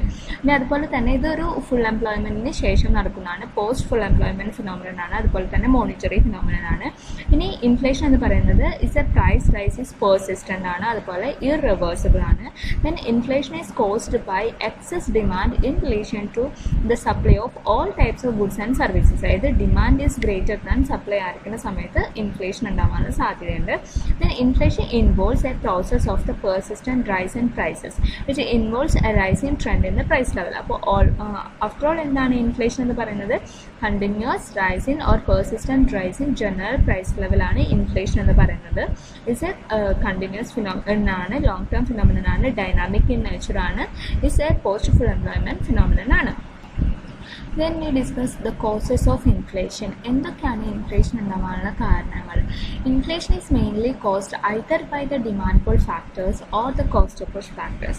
Apart from the demand and supply factors, inflation sometimes is also caused by the structural bottlenecks and the policies of the government and the central bank. അതായത് main ആയിട്ട് inflation ഉണ്ടാവാനുള്ള കാരണം ഒന്നുകിൽ demand pull factors ആയിരിക്കാം. ഈ demand pull factors എന്ന് പറയുന്നത് aggregate demand exceed the aggregate supply at full employment level അതായിരിക്കാം. ഇനി അല്ലെങ്കിൽ കോസ്റ്റ് പുഷ് ഫാക്ടേഴ്സ് ആയിരിക്കാം. കോസ്റ്റ് പുഷ് ഫാക്ടേഴ്സ് എന്ന് പറയുന്നത് aggregate supply increases due to increase in the cost of production while aggregate demand remain same. ആ ഒരു സാഹചര്യമാണ് cost push എന്ന് പറയുന്നത്. ദെൻ ഇത് രണ്ടുമാണ് മെയിൻ ആയിട്ടുള്ള കാരണം. ഒന്നുകിൽ ഡിമാൻഡ് പുൾ ആയിരിക്കാം അല്ലെങ്കിൽ കോസ്റ്റ് പുഷ് ഫാക്ടേഴ്സ് ആയിരിക്കാം. ഇനി അതല്ലാതെ തന്നെ മറ്റു കാരണങ്ങൾ കൊണ്ടും ഇൻഫ്ലേഷൻ ഉണ്ടാവാം. അങ്ങനെയുള്ള സാഹചര്യങ്ങളാണ് സ്ട്രക്ചറൽ ബോട്ടിൽനെക്സ് എന്ന് പറയുന്നത്. ഈ സ്ട്രക്ചറൽ ബോട്ടിൽനെക്സ് എന്ന് ഉദ്ദേശിക്കുന്നത് അഗ്രികൾച്ചറൽ പ്രൈസ് ഫ്ലക്ച്വേഷൻസ്, അതുപോലെ വീക്ക് ഇൻഫ്രാസ്ട്രക്ചർ ഫെസിലിറ്റീസ് ഒക്കെയാണ്. ഇനി അതുപോലെ തന്നെ ഗവൺമെൻറ്റിൻ്റെ മോണിറ്ററി പോളിസി അതുപോലെ ഫിസിക്കൽ പോളിസി എല്ലാം ഇൻഫ്ലേഷൻ ഉണ്ടാവുന്നതിന് കാരണമാകാം. Then expansionary physical policy of the ഗവൺമെൻറ്റും അതുപോലെ തന്നെ മോണിറ്ററി പോളിസിയുടെ ഇൻ്റർവെൻഷൻ ബൈ ദ സെൻട്രൽ ബാങ്കും ഇൻഫ്ലേഷൻ ഉണ്ടാവുന്നതിന് കാരണമാകാം. അപ്പോൾ demand pull factors, cost push factors, structural bottlenecks, then the policies selected by the central banks and also the government also influenced or lead to the inflation. Then types of inflation. ഇത് coverage and scope, അതുപോലെ time, government reaction, rising price, അതുപോലെ മറ്റു പല കാരണങ്ങൾ, then people's expectation, ഇതിൻ്റെയൊക്കെ അടിസ്ഥാനത്തിൽ ഇൻഫ്ലേഷനെ പലതരത്തിൽ classify ചെയ്തിട്ടുണ്ട്. ദെൻ കവറേജ് ആൻഡ് സ്കോപ്പിൻ്റെ അടിസ്ഥാനത്തിൽ ഇൻഫ്ലേഷൻ ഉണ്ട്, കോംപ്രിഹെൻസീവ് ഇൻഫ്ലേഷൻ ഉണ്ട്, അതുപോലെ തന്നെ സ്പൊറാഡിക് ഇൻഫ്ലേഷൻ ഉണ്ട്. ദെൻ ടൈം ഓഫ് ഒക്കറൻസിൻ്റെ അടിസ്ഥാനത്തിൽ, അതായത് വാർ ടൈം, പോസ്റ്റ് വാർ, അതുപോലെ പീസ് ആൻഡ് ടൈം, അങ്ങനത്തെ സമയത്തുള്ളൊക്കെ ഉണ്ടാകുന്ന ഇൻഫ്ലേഷൻ ഉണ്ട്. ദെൻ ഗവൺമെൻറ് റിയാക്ഷൻ അനുസരിച്ച് ഓപ്പൺ ഇൻഫ്ലേഷൻ ഉണ്ട്, അതുപോലെ സപ്രസ്ഡ് ഇൻഫ്ലേഷൻ ഉണ്ട്. ദെൻ റൈസിങ് പ്രൈസ് ലെവലിന് ആ ഡിഗ്രി ഓഫ് റൈസിങ് പ്രൈസ് ലെവലിനനുസരിച്ചിട്ട് ഇൻഫ്ലേഷനെ ക്ലാസിഫൈ ചെയ്തിരിക്കുന്നത് creeping inflation, chronic inflation, walking inflation, moderate inflation, running inflation, galloping inflation and also the hyper inflation. അതുപോലെ ഡിഫറെൻറ്റ് കോസസ് കൊണ്ടും ഇൻഫ്ലേഷൻ ഉണ്ടാവാം. അതുപോലെ deficit, credit, scarcity, profit, pricing power, then tax, wage, അങ്ങനെ പല കാരണങ്ങൾ കൊണ്ടും ഇൻഫ്ലേഷൻ ഉണ്ടായിരിക്കാം. ദെൻ പീപ്പിൾസ് എക്സ്പെക്റ്റേഷൻ അനുസരിച്ച് ആൻസിപ്പേറ്റഡ് ഇൻഫ്ലേഷൻ ഉണ്ട്, അതുപോലെ തന്നെ അൺആൻസിപ്പേറ്റഡ് ഇൻഫ്ലേഷൻ ഉണ്ടാകും. Then different types of inflation എന്താണെന്ന് നമുക്ക് നോക്കാം. അതായത് കവറേജിൻ്റെ അടിസ്ഥാനത്തിൽ ഇൻഫ്ലേഷനെ കോംപ്രിഹെൻസീവ് ഇൻഫ്ലേഷൻ എന്ന് സ്പൊറാഡിക് ഇൻഫ്ലേഷൻ രണ്ടായിട്ട് ക്ലാസിഫൈ ചെയ്തിട്ടുണ്ട്. കോംപ്രിഹെൻസീവ് ഇൻഫ്ലേഷൻ എന്ന് പറയുന്നത് ഒരു ഇക്കോണമിയിലെ എല്ലാ കമ്മോഡിറ്റീസിൻ്റെയും പ്രൈസ് റൈസ് ആണെങ്കിൽ, പ്രൈസ് ഇൻക്രീസ് ചെയ്യുകയാണെങ്കിൽ അതിനെയാണ് നമ്മൾ കോംപ്രിഹെൻസീവ് ഇൻഫ്ലേഷൻ എന്ന് പറയുന്നത്. ഒരു ഇക്കോണമിയിലെ എല്ലാ സെക്ടേഴ്സിലും എല്ലാ ഏരിയയിലും നമുക്ക് ഈ ഒരു പ്രൈസ് റൈസ് കാണുന്നുണ്ടെങ്കിൽ അതാണ് ഇതിൻ്റെ കോംപ്രിഹെൻസീവ് ഇൻഫ്ലേഷൻ. ഈ കോംപ്രിഹെൻസീവ് ഇൻഫ്ലേഷനെ ഇക്കോണമി വൈഡ് ഇൻഫ്ലേഷൻ എന്ന് കൂടി വിളിക്കുന്നുണ്ട്. ദെൻ സ്പൊറാഡിക് സ്പൊറാഡിക് ഇൻഫ്ലേഷൻ എന്ന് പറയുന്നത് പ്രൈസ് റൈസ് ഓൺലി ഫ്യൂ കമ്മോഡിറ്റീസിലോ ഫ്യൂ റീജിയൻസിലൊക്കെയാണ് കാണപ്പെടുന്നതെങ്കിൽ അതിനെയാണ് സ്പൊറാഡിക് ഇൻഫ്ലേഷൻ എന്ന് വിളിക്കുന്നത്. ഈ സ്പൊറാഡിക് ഇൻഫ്ലേഷൻ ഒരു എക്സാമ്പിൾ എന്ന് പറഞ്ഞാൽ ഇപ്പോൾ ബാഡ് മൺസൂൺ മൂലം ഫുഡ് പ്രൈസ് റൈസ് ചെയ്തു. അതെന്താണ്, ഒരു ഫുഡ് പ്രൈസ് മാത്രമാണ് റൈസ് ചെയ്യുന്നതെങ്കിൽ അത് എന്താണ്, ഒരു സെക്ടറിൽ മാത്രമാണ്.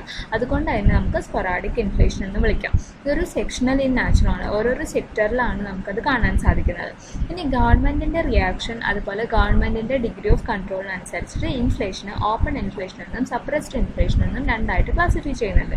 ഓപ്പൺ ഇൻഫ്ലേഷൻ എന്ന് പറയുന്നത് ഗവൺമെൻറ് യാതൊരു റെസ്ട്രിക്ഷനും പ്രൈസിൻ്റെ മേലെ ഇമ്പോസ് ചെയ്തിട്ടില്ലെങ്കിൽ ഒരു ഫ്രീ മാർക്കറ്റ് ഇക്കോണമിയിൽ പ്രൈസിന് മൂവ് ചെയ്യാനുള്ള മുഴുവൻ സ്വാതന്ത്ര്യം ഉണ്ടെങ്കിൽ അങ്ങനെ പ്രൈസ് റൈസ് ഉണ്ടാവുകയാണെങ്കിൽ അത്തരം ഇൻഫ്ലേഷനാണ് ഓപ്പൺ ഇൻഫ്ലേഷൻ എന്ന് പറയുന്നത്. ഇനി സപ്രസ്ഡ് ഇൻഫ്ലേഷൻ എന്ന് പറയുന്നത് ഗവൺമെൻറ് റേഷനിങ് അതുപോലെ പ്രൈസ് കൺട്രോൾ അത്തരം മെഷേഴ്സൊക്കെ ഉപയോഗിച്ചിട്ട് പ്രൈസിനെ കൺട്രോൾ ചെയ്യുന്നുണ്ടെങ്കിൽ അത്തരം മെഷേഴ്സിനെയാണ് സപ്രസ്ഡ് ഇൻഫ്ലേഷൻ എന്ന് വിളിക്കുന്നത്. ഇനി ഗവൺമെൻറ് യാതൊരു മെഷേഴ്സും സ്വീകരിക്കുന്നില്ലെങ്കിൽ അത്തരം ഇൻഫ്ലേഷൻ എന്തായിട്ട് മാറും, ഓപ്പൺ ഇൻഫ്ലേഷനായിട്ട് മാറും. ഈ സപ്രസ്ഡ് ഇൻഫ്ലേഷന് റിപ്രസ്ഡ് ഇൻഫ്ലേഷൻ എന്നും കൂടിയും പേരുണ്ട്. ഈ സപ്രസ്ഡ് ഇൻഫ്ലേഷൻ മൂലം കറപ്ഷൻ ഉണ്ടാവുന്നതിനും ബ്ലാക്ക് മാർക്കറ്റിങ്ങിനും അതുപോലെ ആർട്ടിഫിഷ്യൽ സ്കേഴ്സിറ്റി ഉണ്ടാവുന്നതിനൊക്കെ കാരണമാവാനുള്ള സാധ്യതയുണ്ട്. ദെൻ ടൈം ഓഫ് ഒക്കറൻസിൻ്റെ അടിസ്ഥാനത്തിൽ ഇൻഫ്ലേഷനെ മൂന്നായിട്ട് തരംതിരിക്കാം. That is war time inflation, post war inflation and the peace time inflation.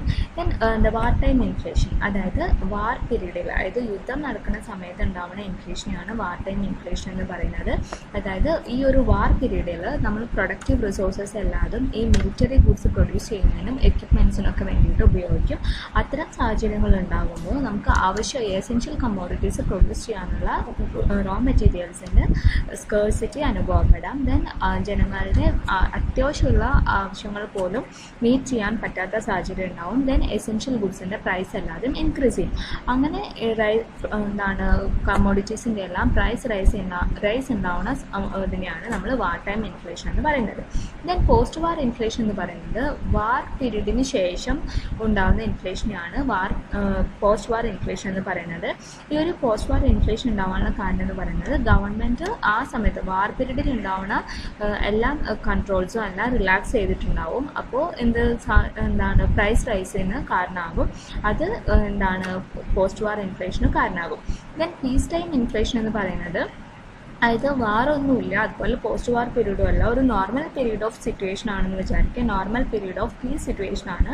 അത്തരം സാഹചര്യത്തിൽ ഇൻഫ്ലേഷൻ ഉണ്ടാവുകയാണെങ്കിൽ, that is general level of price increase ചെയ്യുകയാണെങ്കിൽ അതിനെയാണ് പീസ് ടൈം ഇൻഫ്ലേഷൻ എന്ന് വിളിക്കുന്നത്. ഈ ഒരു പീസ് ടൈം ഇൻഫ്ലേഷൻ ഉണ്ടാകാനുള്ള ഒരു സാഹചര്യം എന്ന് പറയുന്നത് ചിലപ്പോൾ ഗവൺമെൻറ് എക്സ്പെൻഡിച്ചർ കൂടുന്നതോ അതുപോലെ ലോങ് ക്യാപിറ്റൽ പ്രൊജക്റ്റിന് വേണ്ടിയിട്ട് സ്പെൻഡ് ചെയ്യുന്നത് എന്തിന് കാരണമാകാം, ഈ ഒരു പീസ് ടൈം ഇൻഫ്ലേഷന് കാരണമാകാം. അപ്പോൾ ഇൻഫ്ലേഷൻ ടൈം ഓഫ് ഒക്കറൻസിനെ മൂന്നായിട്ടാണ് ക്ലാസിഫൈ ചെയ്യുന്നത്: war time inflation, post war inflation and peace time inflation. Then rate of ഇൻക്രീസിൻ്റെ അടിസ്ഥാനത്തിൽ ഇൻഫ്ലേഷനെ നമുക്ക് 5 ആയിട്ട് ക്ലാസിഫൈ ചെയ്യാം. That is creeping inflation, walking inflation, running inflation, galloping inflation and also the hyper inflation. Keeping inflation എന്ന് പറയുന്നത് rate of inflation എന്ന് പറഞ്ഞാൽ വളരെ സ്ലോ ആയിരിക്കും, ഓവർ ടൈമിൽ ഇൻക്രീസ് ചെയ്യുന്നത് വളരെ സ്ലോ റേറ്റിലായിരിക്കും. അതായത് ഒരു 1 to 4% വരെയാണ് ഇയർലി ഇൻക്രീസ് ഉണ്ടാവുള്ളൂ ജനറൽ ലെവൽ ഓഫ് പ്രൈസിൽ. അത്തരം ഇൻഫ്ലേഷനാണ് നമ്മൾ ക്രീപ്പിംഗ് ഇൻഫ്ലേഷൻ എന്ന് പറയുന്നത്. നമുക്ക് ഇത്തരം ഇൻഫ്ലേഷൻ നമുക്ക് പെട്ടെന്ന് നോക്കി കാണാനായിട്ട് സാധിക്കില്ല. ഇയർലി ആകെ 1 to 4% വരെയാണ് റൈസ് ഉണ്ടാവുള്ളൂ. ദെൻ വാക്കിംഗ് ഇൻഫ്ലേഷൻ എന്ന് പറഞ്ഞാൽ ഒരു 2 to 10% വരെ അല്ലെങ്കിൽ 10%നും കുറവ് വരെ ഇൻഫ്ലേഷൻ ഉണ്ടാവുന്നതിനെയാണ് നമ്മൾ വാക്കിംഗ് ഇൻഫ്ലേഷൻ എന്ന് പറയുന്നത്. ഈ ഒരു വാക്കിംഗ് ഇൻഫ്ലേഷനെ നമ്മൾ മോഡറേറ്റ് ഇൻഫ്ലേഷൻ എന്നും കൂടി വിളിക്കാറുണ്ട്. ദെൻ അടുത്താണ് റണ്ണിങ് ഇൻഫ്ലേഷൻ. ഒരു 10 to 20% വരെ ഇൻഫ്ലേഷൻ ഉണ്ടാകുന്നതിനെയാണ് നമ്മൾ ഈ റണ്ണിങ് ഇൻഫ്ലേഷൻ എന്ന് പറയുന്നത്. ഇതൊരു സിഗ്നിഫിക്കൻറ്റ് റേറ്റിൽ ഇൻക്രീസ് ഉണ്ടായിരിക്കും. ദെൻ ഈ ഒരു റേറ്റ് ഓഫ് ഇൻഫ്ലേഷന് imposing significant cost on the economy and could easily start to creep higher. ഇത് പെട്ടെന്ന് ഇത് ഇക്കോണമിയിൽ നോട്ടീസ് ചെയ്യപ്പെടുന്ന ഒരു ഇൻഫ്ലേഷനാണിത് running inflation. That is 10 to 20% ആണ്. പിന്നെ അടുത്താണ് ഗലോപ്പിംഗ് ഇൻഫ്ലേഷൻ. അത് 20 to 1000% വരെയാണ് ഗാലോപ്പിംഗ് ഇൻഫ്ലേഷൻ.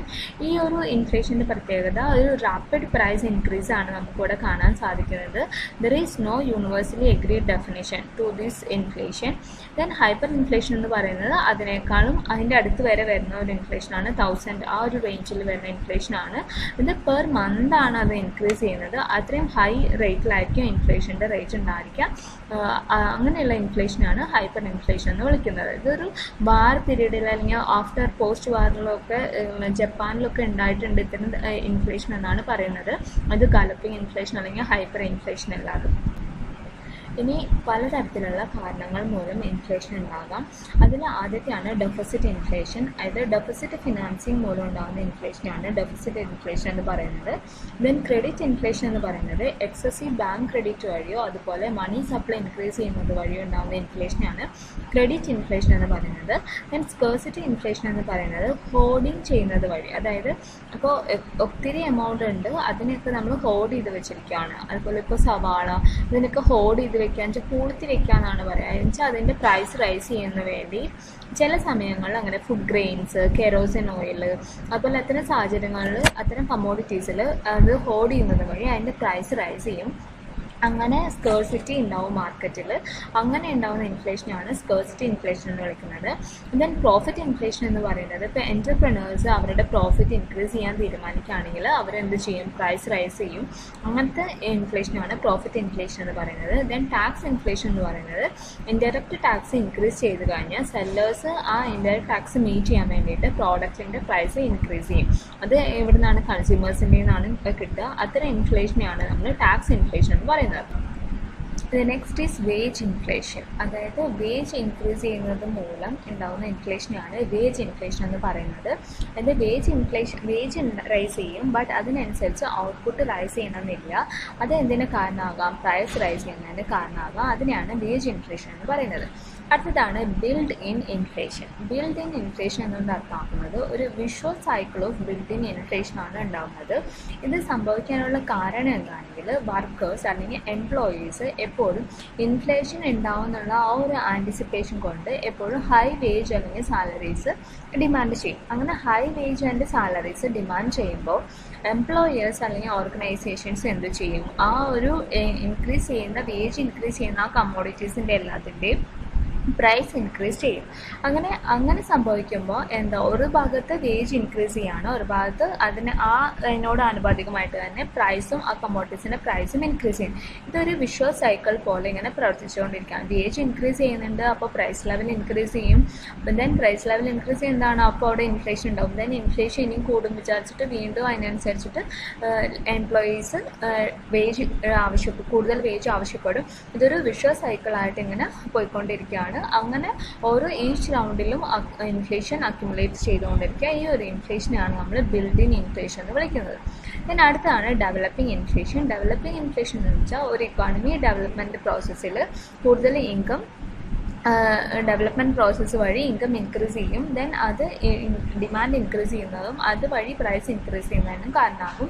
ദെൻ ഫിസിക്കൽ ഇൻഫ്ലേഷൻ എന്ന് പറയുന്നത് ഗവൺമെൻറ്റിൻ്റെ എക്സസ് എക്സ്പെൻഡിച്ചർ അല്ലെങ്കിൽ സ്പെൻഡിങ് ഇൻഫ്ലേഷന് കാരണമാകുക. അതിനാണ് ഫിസിക്കൽ ഇൻഫ്ലേഷൻ എന്ന് പറയുന്നത്. അവിടെ എന്തായാലും when there is budget deficit ആയിരിക്കും, അതായത് expenditure is greater than revenue എന്നുള്ളതായിരിക്കും. So there is a budget deficit. ഇത് എന്തിനാണ് ഫിസിക്കൽ ഇൻഫ്ലേഷനായിട്ട് കാരണമാകും.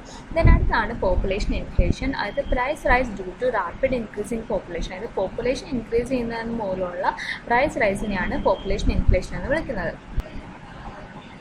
Then foreign trade induced inflation. ഈ ഫോറിൻ ട്രേഡ് ഇൻഡ്യൂസ്ഡ് ഇൻഫ്ലേഷനെ രണ്ടായിട്ടാണ് ക്ലാസിഫൈ ചെയ്യുന്നത്: export boom inflation and import price hike inflation. Export boom ഇൻഫ്ലേഷനിൽ എന്താണ്, ഒരു രാജ്യത്ത് എക്സ്പോർട്ട് ചെയ്യുന്നത് കൂടുകയാണെങ്കിൽ ഹോം കൺട്രി, അതായത് എക്സ്പോർട്ട് ചെയ്യുന്ന രാജ്യത്ത് ആ പ്രോഡക്ട്സിനെല്ലാം ഷോർട്ടേജ് സംഭവിക്കും. അങ്ങനെ ഷോർട്ടേജ് ഉണ്ടാകുമ്പോൾ അത് പ്രൈസ് റൈസ് ചെയ്യുന്നതിന് കാരണമാകും. ഇതിനെയാണ് എക്സ്പോർട്ട് ബൂം ഇൻഫ്ലേഷൻ എന്ന് പറയുന്നത്. ഇത് എക്സ്പോർട്ട് കൂടുന്നത് മൂലമുണ്ടാകുന്ന ഇൻഫ്ലേഷൻ. ഇനി അടുത്താണ് ഇമ്പോർട്ട് പ്രൈസ് ഹൈക്ക് ഇൻഫ്ലേഷൻ. ഇപ്പോൾ നമ്മൾ ഒരു രാജ്യത്ത് നിന്ന് കമ്മോഡിറ്റീസ് ഇമ്പോർട്ട് ചെയ്യാമെന്ന് വിചാരിക്കുക. അങ്ങനെയാകുമ്പോൾ അബ്രോഡിൽ ഉണ്ടാവുന്ന അല്ലെങ്കിൽ ആ ഇറക്കുമതി ചെയ്യുന്ന രാജ്യത്ത് ഉണ്ടാവുന്ന ഇൻഫ്ലേഷൻ ആ കമ്മോഡിറ്റീസ് ഇമ്പോർട്ടഡ് ഗുഡ്സിൻ്റെ പ്രൈസ് ഇൻക്രീസ് ചെയ്യുന്നതിന് കാരണമാകും. ദെൻ നമ്മൾ ആ ഇമ്പോർട്ടഡ് ഗുഡ്സ് ഉപയോഗിച്ചിട്ട് പ്രൊഡ്യൂസ് ചെയ്യുകയാണെങ്കിൽ അത്തരം ഡൊമസ്റ്റിക് പ്രോഡക്ട്സിൻ്റെ പ്രൈസും റൈസ് ചെയ്യും. ഇതിനെയാണ് ഇമ്പോർട്ട് പ്രൈസ് ഹൈക്ക് ഇൻഫ്ലേഷൻ എന്ന് വിളിക്കുന്നത്. ദെൻ അടുത്താണ് സെക്ടറൽ ഇൻഫ്ലേഷൻ. ഇതൊരു പർട്ടിക്കുലർ സെക്ടറിൽ ഉണ്ടാകുന്ന ഇൻഫ്ലേഷനാണ്. ദെൻ അതായത് ഇപ്പോൾ ഓയിൽ ഇൻഡസ്ട്രി ആണെന്ന് വിചാരിക്കുക.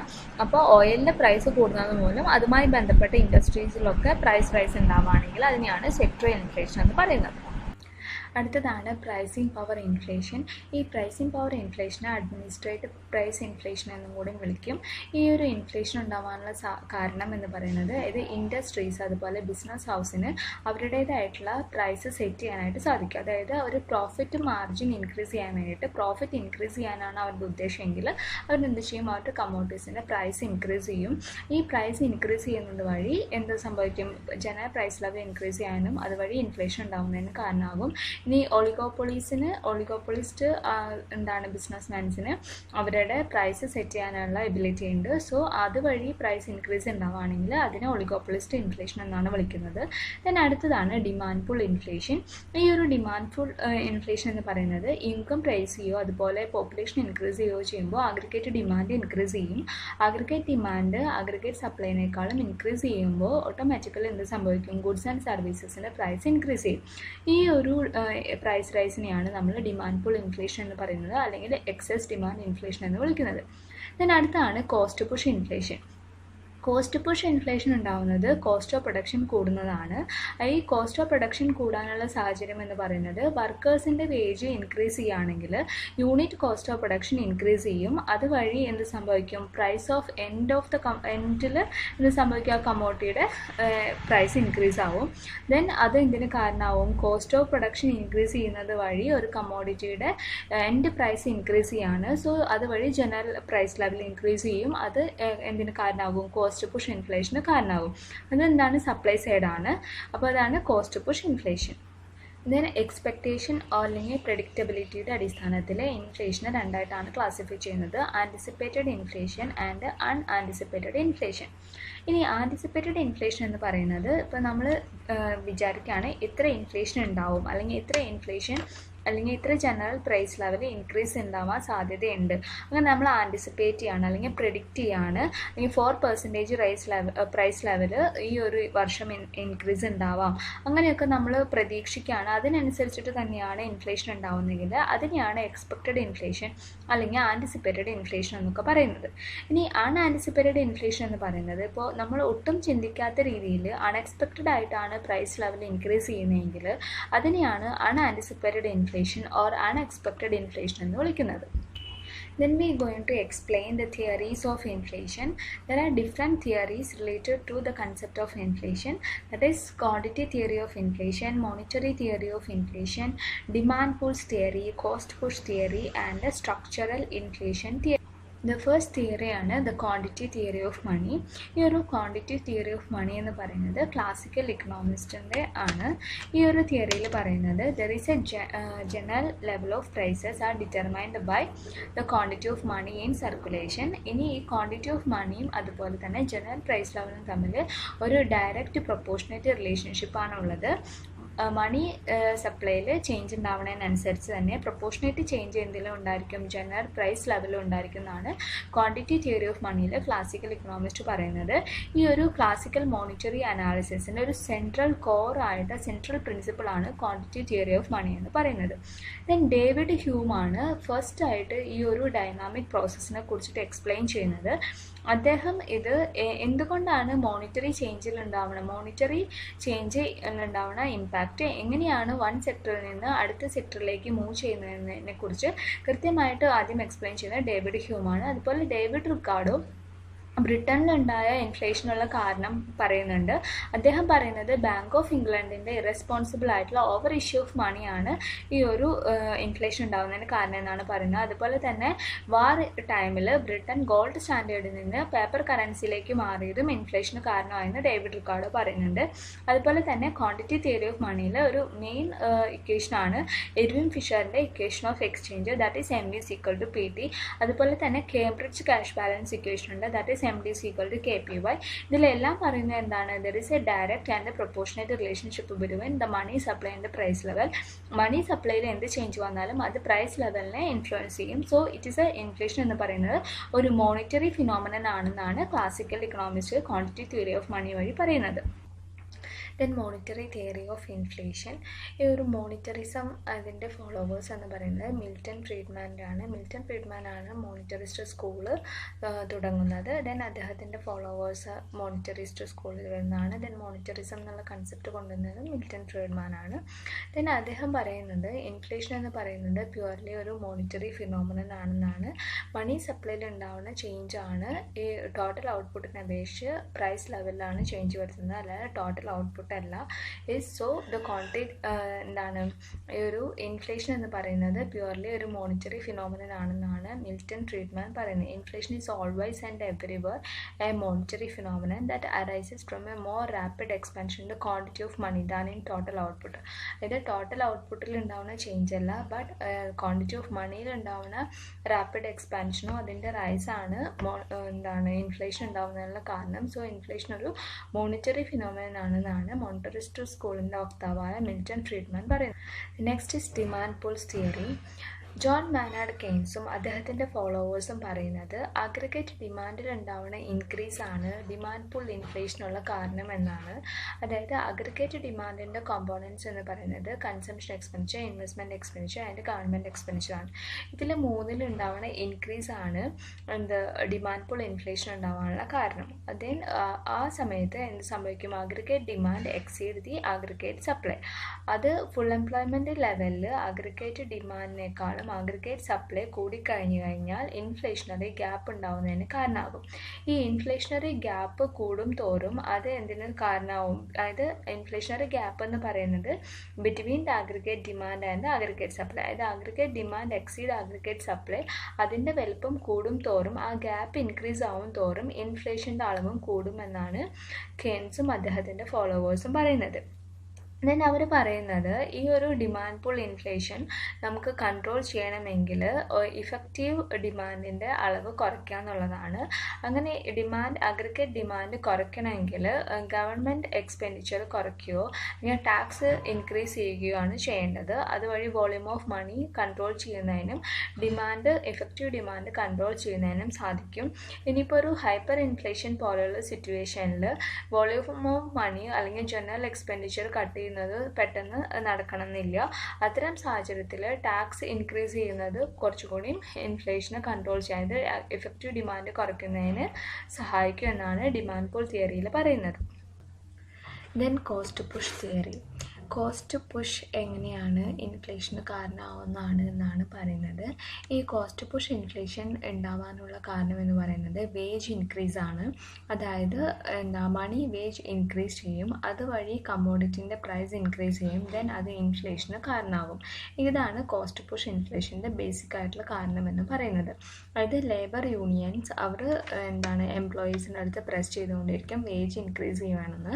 അങ്ങനെ ലേബർ യൂണിയൻസിൻ്റെ പ്രഷർ മൂലം വേജ് ഇൻക്രീസ് ചെയ്യുകയും അങ്ങനെ വേജ് ഇൻക്രീസ് ചെയ്താൽ അത് കോസ്റ്റ് ഓഫ് പ്രൊഡക്ഷൻ ഇൻക്രീസ് ചെയ്യുന്നതിന് കാരണമാകും.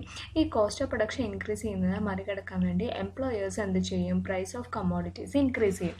ഇത് വീണ്ടും അപ്പോൾ എന്താണ് സംഭവിക്കുന്നത്? പ്രൈസ് ഓഫ് കമ്മോഡിറ്റി ഇൻക്രീസ് ചെയ്യും. വീണ്ടും labour unions higher wage demand ചെയ്യും. ഈ ഒരു വേജ് കോസ്റ്റ് സ്പൈറൽ ഇങ്ങനെ കണ്ടിന്യൂ ചെയ്തുകൊണ്ടിരിക്കും. ഇത് കോസ്റ്റ് പുഷ് ഇൻഫ്ലേഷൻ അല്ലെങ്കിൽ വേജ് പുഷ് ഇൻഫ്ലേഷൻ ഉണ്ടാവാനായിട്ടുള്ള കാരണമാകും. ഇത് ഇങ്ങനെ ഉണ്ടാകുമ്പോൾ അതെന്ത് സംഭവിക്കും? കോസ്റ്റ് ഓഫ് ലിവിങ് അഡ്ജസ്റ്റ് ചെയ്യുക. അപ്പോൾ കോസ്റ്റ് ഓഫ് ലിവിങ് ഇൻക്രീസ് ചെയ്യും. അങ്ങനെ കോസ്റ്റ് ഓഫ് ലിവിങ് അഡ്ജസ്റ്റ് ചെയ്യാൻ വേണ്ടിയിട്ട് വീണ്ടും ലേബർ യൂണിയൻസ് വേജ് റൈസിന് ആവശ്യപ്പെടും. ഈ ഒരു പ്രോസസ്സ് ഇങ്ങനെ നടന്നുകൊണ്ടിരിക്കുകയായിരിക്കും. ബട്ട് ഇതൊരു ഫ്യൂ സെക്ടേഴ്സിനെ മാത്രമായിരിക്കും ആദ്യം എഫക്റ്റ് ചെയ്യുന്നത്. ബട്ട് ഈ ഒരു ഏതിലാണോ പ്രൈസ് പ്രൈസ് ഉണ്ടാകുന്ന കമ്മോഡിറ്റീസിൽ അത് ഉപയോഗിച്ച് പ്രൊഡ്യൂസ് ചെയ്യുന്ന, അത് റോ മെറ്റീരിയൽ ആയിട്ട് പ്രൊഡ്യൂസ് ചെയ്യുന്ന മറ്റ് കമ്മോഡിറ്റീസിൻ്റെയും കോസ്റ്റ് ഓഫ് പ്രൊഡക്ഷൻ ഇൻക്രീസ് ചെയ്യുന്നതിന് കാരണമാകും. അങ്ങനെ പതിയെ പതിയെ ഇത് എല്ലാ സെക്ടേഴ്സിലും, ഒരു ഇക്കോണമിയുടെ എല്ലാ സെക്ടേഴ്സിലേക്കും ഇത് ബാധിക്കുകയും ചെയ്യും. അങ്ങനെ ഒരു ഇൻഫ്ലേഷണറി പ്രഷർ എൻറ്റയർ ഇക്കോണമീനെ ബാധിക്കും. ഇതാണ് കോസ്റ്റ് പുഷ് ഇൻഫ്ലേഷൻ ഉണ്ടാവാനുള്ള ബേസിക് ആയിട്ടുള്ള റീസൺ എന്ന് പറയുന്നത്. Then the next theory is a structural theory of inflation. ഈ ഒരു structural theory of inflation കൊണ്ടുവരുന്നത് മിഡാൽ ആൻഡ് സ്ട്രീറ്റൻ ആണ്. അവർ എക്സ്പ്ലെയിൻ ചെയ്യാൻ ശ്രമിക്കുന്നത് ലാറ്റിൻ അമേരിക്ക അല്ലെങ്കിൽ ലെസ് ഡെവലപ്ഡ് കൺട്രീസിൽ ഇൻഫ്ലേഷൻ ഉണ്ടാവുന്നതിനുള്ള കാരണങ്ങൾ എന്തൊക്കെയാണെന്നാണ്. അതായത് ഈ ഒരു ലെസ് ഡെവലപ്ഡ് കൺട്രീസിൽ ഒത്തിരി സ്ട്രക്ചറൽ ഡിഫക്ട്സ് ഉണ്ട്. അതുകൊണ്ട് തന്നെ ക്ലാസിക്കൽസിൻ്റെ ക്വാണ്ടിറ്റി തിയറി ഓഫ് മണിയുടെ നമുക്ക് അപ്ലൈ ചെയ്യാനായിട്ട് പറ്റില്ല. ഈ ഒരു സ്ട്രക്ചറൽ ഡിഫക്ട്സ് എന്ന് പറയുന്നത് അല്ലെങ്കിൽ സ്ട്രക്ചറൽ ബോട്ടിൽനെക്സ് ആണ് ഇൻഫ്ലേഷൻ ഉണ്ടാവുന്നതിന് കാരണം എന്നാണ് മിഡാൽ ആൻഡ് സ്ട്രീറ്റൻ പറയുന്നത്. ഇനി ലെസ് ഡെവലപ്ഡ് കൺട്രീസിൻ്റെ പൊതുവായിട്ടുള്ള ഒരു സ്ട്രക്ചർ നമുക്ക് നോക്കാം. അതായത് ലെസ് ഡെവലപ്ഡ് കൺട്രീസിൽ നമുക്ക് കൂടുതലായിട്ട് കാണാൻ സാധിക്കുന്നത് market imperfections, structural rigidities, under utilisation of resources, unemployment, lack of demand and non monetised sectors, unorganised sectors ഇതൊക്കെയാണ്. ദെൻ ഈ ലെസ് ഡെവലപ്ഡ് കൺട്രീസിൽ ബോട്ടിൽനെക്സ് ഉണ്ട്, അതായത് സെക്ടറൽ ബോട്ടിൽനെക്സ് ഉണ്ട് എന്ന് പറഞ്ഞു. ഈ സെക്ടറൽ ബോട്ടിൽനെക്സ് ആണ് general level of price increase ചെയ്യുന്നതിന് കാരണം. ഈ ഒരു ബോട്ടിൽനെക്സിനെ കുറിച്ച് മനസ്സിലാക്കിയാൽ മാത്രമാണ് ലെസ് ഡെവലപ്ഡ് കൺട്രീസിൽ അല്ലെങ്കിൽ അണ്ടർ ഡെവലപ്ഡ് കൺട്രീസിൽ ഇൻഫ്ലേഷൻ എന്തുകൊണ്ട് ഉണ്ടാവുന്നു എന്ന് നമുക്ക് പറയാനായിട്ട് സാധിക്കുള്ളൂ. ഈ ബോട്ടിൽനെക്സ് എന്നത് ഇക്കണോമിക് ഡെവലപ്മെൻറ്റിൻ്റെ ഭാഗമായിട്ടുണ്ടാവുന്നതാണ്. സോ ഈ ബോട്ടിൽനെക്സ് എങ്ങനെയാണ് ഇൻഫ്ലേഷൻ ഉണ്ടാവുന്നതിന് കാരണമാവുന്നത് നമുക്ക് നോക്കാം. 3 തരത്തിലുള്ള സെക്ടറൽ ബോട്ടിൽനെക്സ് ആണുള്ളത്. ദ ഫസ്റ്റ് വൺ ആണ് അഗ്രികൾച്ചറൽ ബോട്ടിൽനെക്സ് എന്ന് പറയുന്നത്. ഈ അഗ്രികൾച്ചറിലുള്ള ബോട്ടിൽനെക്സ് മൂലം ഫുഡ് ഗ്രെയിൻ പ്രൊഡക്ഷൻ ഇൻക്രീസ് ചെയ്യില്ല. അതായത് ഇൻകം ഇൻക്രീസ് ചെയ്യുന്നതിനനുസരിച്ച് എന്ത് സംഭവിക്കില്ല, അഗ്രികൾച്ചറൽ ഔട്ട്പുട്ട് ഇൻക്രീസ് ചെയ്യില്ല. Agriculture output is inelastic to rise in income ആണ്. അങ്ങനെ സംഭവിക്കുമ്പോൾ എന്താ സംഭവിക്കുക, ഇൻകം റൈസ് ചെയ്യുന്നുണ്ട്, അതായത് അഗ്രികൾച്ചർ ഔട്ട്പുട്ടിനുള്ള ഡിമാൻഡ് കൂടുന്നുണ്ട്, ബട്ട് അതിനനുസരിച്ചുള്ള പ്രൊഡക്ഷൻ അവിടെ നടക്കുന്നില്ല. സോ ഫുഡ് ഇൻഫ്ലേഷൻ ഉണ്ടാവാനുള്ള സാധ്യതയുണ്ട്, അതായത് അഗ്രികൾച്ചർ കമ്മോഡിറ്റീസിൻ്റെ പ്രൈസ് റൈസ് ചെയ്യാനുള്ള സാധ്യതയുണ്ട്. സോ അതാണ് അവിടെ സംഭവിക്കുന്നത്. അപ്പോൾ ഈ ബോട്ടിൽനെക്സ്, അഗ്രികൾച്ചറൽ ബോട്ടിൽനെക്സ് എന്തൊക്കെയാണ്? ഒന്ന് ലാൻഡ് ഓണർഷിപ്പിലുള്ള ഡിസ്പാരിറ്റീസ്, അതുപോലെ ലാൻഡ് ടെന്യൂർ സിസ്റ്റത്തിലുള്ള ഡിഫക്ട്സ്, അതുപോലെ അഗ്രികൾച്ചറൽ ഉപയോഗിക്കുന്ന ബാക്ക്വേർഡ് ടെക്നോളജീസ്, അതുപോലെ lack of knowledge, then access to ഫിനാൻസിനുള്ള പ്രശ്നങ്ങൾ. ഇതൊക്കെയാണ് അഗ്രികൾച്ചറൽ ബോട്ടിൽനെക്സ് ആയിട്ട് നമുക്ക് പറയാനുള്ളത്. അടുത്ത ബോട്ടിൽനെക്കാണ് ഗവൺമെൻറ് റിസോഴ്സ് കൺസ്ട്രെയിൻസ്. അതായത് ലെസ് ഡെവലപ്ഡ് കൺട്രീസിൽ നമുക്ക് ഒത്തിരി ഹെവി ഇൻഡസ്ട്രീസ്, അതുപോലെ ബേസിക് ഇൻഡസ്ട്രീസ്, ഇൻഫ്രാസ്ട്രക്ചർ ഇതൊക്കെ ഡെവലപ്പ് ചെയ്യേണ്ടതായിട്ടുള്ള ആവശ്യമുണ്ട്. ബട്ട് ഇത് മോസ്റ്റ്ലി ചെയ്യുന്ന ആരാണ്? പബ്ലിക് സെക്ടറാണ്. സോ ഗവൺമെൻറ്റിന് ആവശ്യത്തിന് ഫണ്ട് ഇല്ലാത്ത സാഹചര്യത്തിൽ ഇത്തരം പ്രോജക്റ്റിൽ ഇൻവെസ്റ്റ് ചെയ്യാനായിട്ട് ആവശ്യത്തിന് പണം ഉണ്ടാവില്ല. അത്തരം സാഹചര്യത്തിൽ ഗവൺമെൻറ് എന്ത് ചെയ്യും? മണി പ്രിൻറ്റ് ചെയ്യും. അത് ഇൻഫ്ലേഷന് കാരണമാവും. ബട്ട് ഇത്തരത്തിലുള്ള ഇൻവെസ്റ്റ്മെൻറ്റിന് ഗൗതം മാധൂർ പറയുന്നത് അത് ഇൻഫ്ലേഷൻ ക്രിയേറ്റിംഗ് ആക്ടിവിറ്റീസ് എന്നാണ്. ഇനി പ്രൈസ് റൈസ് കുറയ്ക്കണമെങ്കിൽ എന്ത് ചെയ്യണം? അതേ തരത്തിലുള്ള ഈക്വൽ ഇൻവെസ്റ്റ്മെൻറ്റ് തന്നെ ഫുഡ് ഗ്രെയിൻസിനും അതർ നെസസറി കമ്മോഡിറ്റീസിലും ഇൻവെസ്റ്റ് ചെയ്യണം എന്നാണ് പറയുന്നത്. ഈ ഒരു ഇൻവെസ്റ്റ്മെൻറ്റിനെ ഇൻഫ്ലേഷൻ ഡാമ്പനിങ് ആക്ടിവിറ്റീസ് എന്നാണ് മാധൂർ വിളിക്കുന്നത്. ഇനി മാധൂർ പറയുന്നത് ഇൻഫ്ലേഷൻ ക്രിയേറ്റിംഗ് ആക്ടിവിറ്റീസും അതുപോലെ ഇൻഫ്ലേഷൻ ഡാമ്പനിങ് ആക്ടിവിറ്റീസും തമ്മിലൊരു ബാലൻസ് എപ്പോഴും ആവശ്യമാണ്. ഇതിനൊരു ബാലൻസ്ഡ് അലോക്കേഷൻ റേഷ്യോ എന്നാണ് അദ്ദേഹം പറയുന്നത്. ദെൻ അടുത്തൊരു ബോട്ടിൽനെക്കാണ് ഫോറിൻ എക്സ്ചേഞ്ച് ബോട്ടിൽനെക്ക്. ഈ ഫോറിൻ എക്സ്ചേഞ്ച് ബോട്ടിൽനെക്സ് ഉണ്ടാകുന്നതിൻ്റെ കാരണം എന്ന് പറഞ്ഞാൽ ലെസ് ഡെവലപ്ഡ് കൺട്രീസിൽ എപ്പോഴും എന്തായിരിക്കും? ഒരു ഫോറിൻ എക്സ്ചേഞ്ച് ഷോർട്ടേജസ് സംഭവിക്കാം. അവിടെ എക്സ്പോർട്ട് ഏർണിങ്സ് കുറവും ഇമ്പോർട്ട് പേയ്മെൻറ്റ്സും ഹൈ ആയിരിക്കും. അത്തരം സാഹചര്യത്തിൽ എക്സ്പോർട്ട് ഏർണിങ്സ് കൂട്ടാൻ വേണ്ടിയിട്ട്, എക്സ്പോർട്ട് എൻകറേജ് ചെയ്യാൻ വേണ്ടിയിട്ട് ഗവൺമെൻറ് അവരുടെ കറൻസി ഡീവാല്യൂ ചെയ്യും. ഇത് എന്തിന് കാരണമാകും? ലോക്കൽ പ്രൈസ് ഇൻക്രീസ് ചെയ്യുന്നതിന് കാരണമാകും. അത് ഇൻഫ്ലേഷന് കാരണമാകും. ദെൻ അതുകൊണ്ട് തന്നെ ട്രഡീഷണൽ മെഷേഴ്സ് ഓഫ് ഇൻഫ്ലേഷനൊന്നും ലെസ് ഡെവലപ്ഡ് കൺട്രിയിൽ ഇൻഫ്ലേഷൻ കൺട്രോൾ ചെയ്യാനായിട്ട് ഉപയോഗിക്കാനായിട്ട് പറ്റില്ല. സപ്ലൈ ഓഫ് മണി കുറയ്ക്കുന്നതോ അതുപോലെ തന്നെ മറ്റ് കൺട്രോളിങ് മെഷേഴ്സ് ഒന്നും ലെസ് ഡെവലപ്ഡ് കൺട്രീസിൽ നടക്കണമെന്നില്ല. അവിടെ economic growth in less developed കൺട്രീസിൽ എംപ്ലോയ്മെൻറ്റ് എപ്പോഴും റൈസ് ചെയ്തുകൊണ്ടിരിക്കും due to the economic growth. Then അവിടെ എന്താണ്? ഡിമാൻഡ് ആൻഡ് സപ്ലൈ ഓഫ് ഗുഡ്സിൻ്റെ കാര്യത്തിൽ എപ്പോഴും ഒരു മിസ്മാച്ച് സംഭവിച്ചുകൊണ്ടിരിക്കും. അതുകൊണ്ട് തന്നെ ഇത് ഈ പ്രൈസ് ലെവൽ കുറയ്ക്കണമെങ്കിൽ എന്ത് ചെയ്യാൻ പറ്റുള്ളൂ? കൺസ്യൂമർ ഗുഡ്സിൻ്റെ കാര്യത്തിൽ നെസസറി കൺസ്യൂമർ ഗുഡ്സിൽ ആവശ്യമായ ഇൻവെസ്റ്റ്മെൻറ്റ് ആവശ്യമാണ്. അങ്ങനെ മാത്രമേ നമുക്ക് ലെസ് ഡെവലപ്ഡ് കൺട്രീസിലെ പ്രൈസ് റൈസ് കുറയ്ക്കാൻ പറ്റുള്ളൂ എന്നാണ് ഈ ഒരു സ്ട്രക്ചറൽ തിയറിയിൽ പറയുന്നത്. ഇനി നമുക്ക് കുറച്ച് ടേംസ് പരിചയപ്പെടാം. അതായത് ഫസ്റ്റ് വൺ ആണ് ഡീഫ്ലേഷൻ. ഡീഫ്ലേഷൻ എന്ന് പറയുന്നത് ഇൻഫ്ലേഷൻ്റെ നേരെ ഓപ്പോസിറ്റ് ആണ്. അതായത് ഇൻഫ്ലേഷനിൽ പ്രൈസ് റൈസ് ആണ് സംഭവിക്കുന്നതെങ്കിൽ ഇവിടെ എന്താണ് ഫോളിങ് പ്രൈസ് ആയിരിക്കും സംഭവിക്കുന്നത്.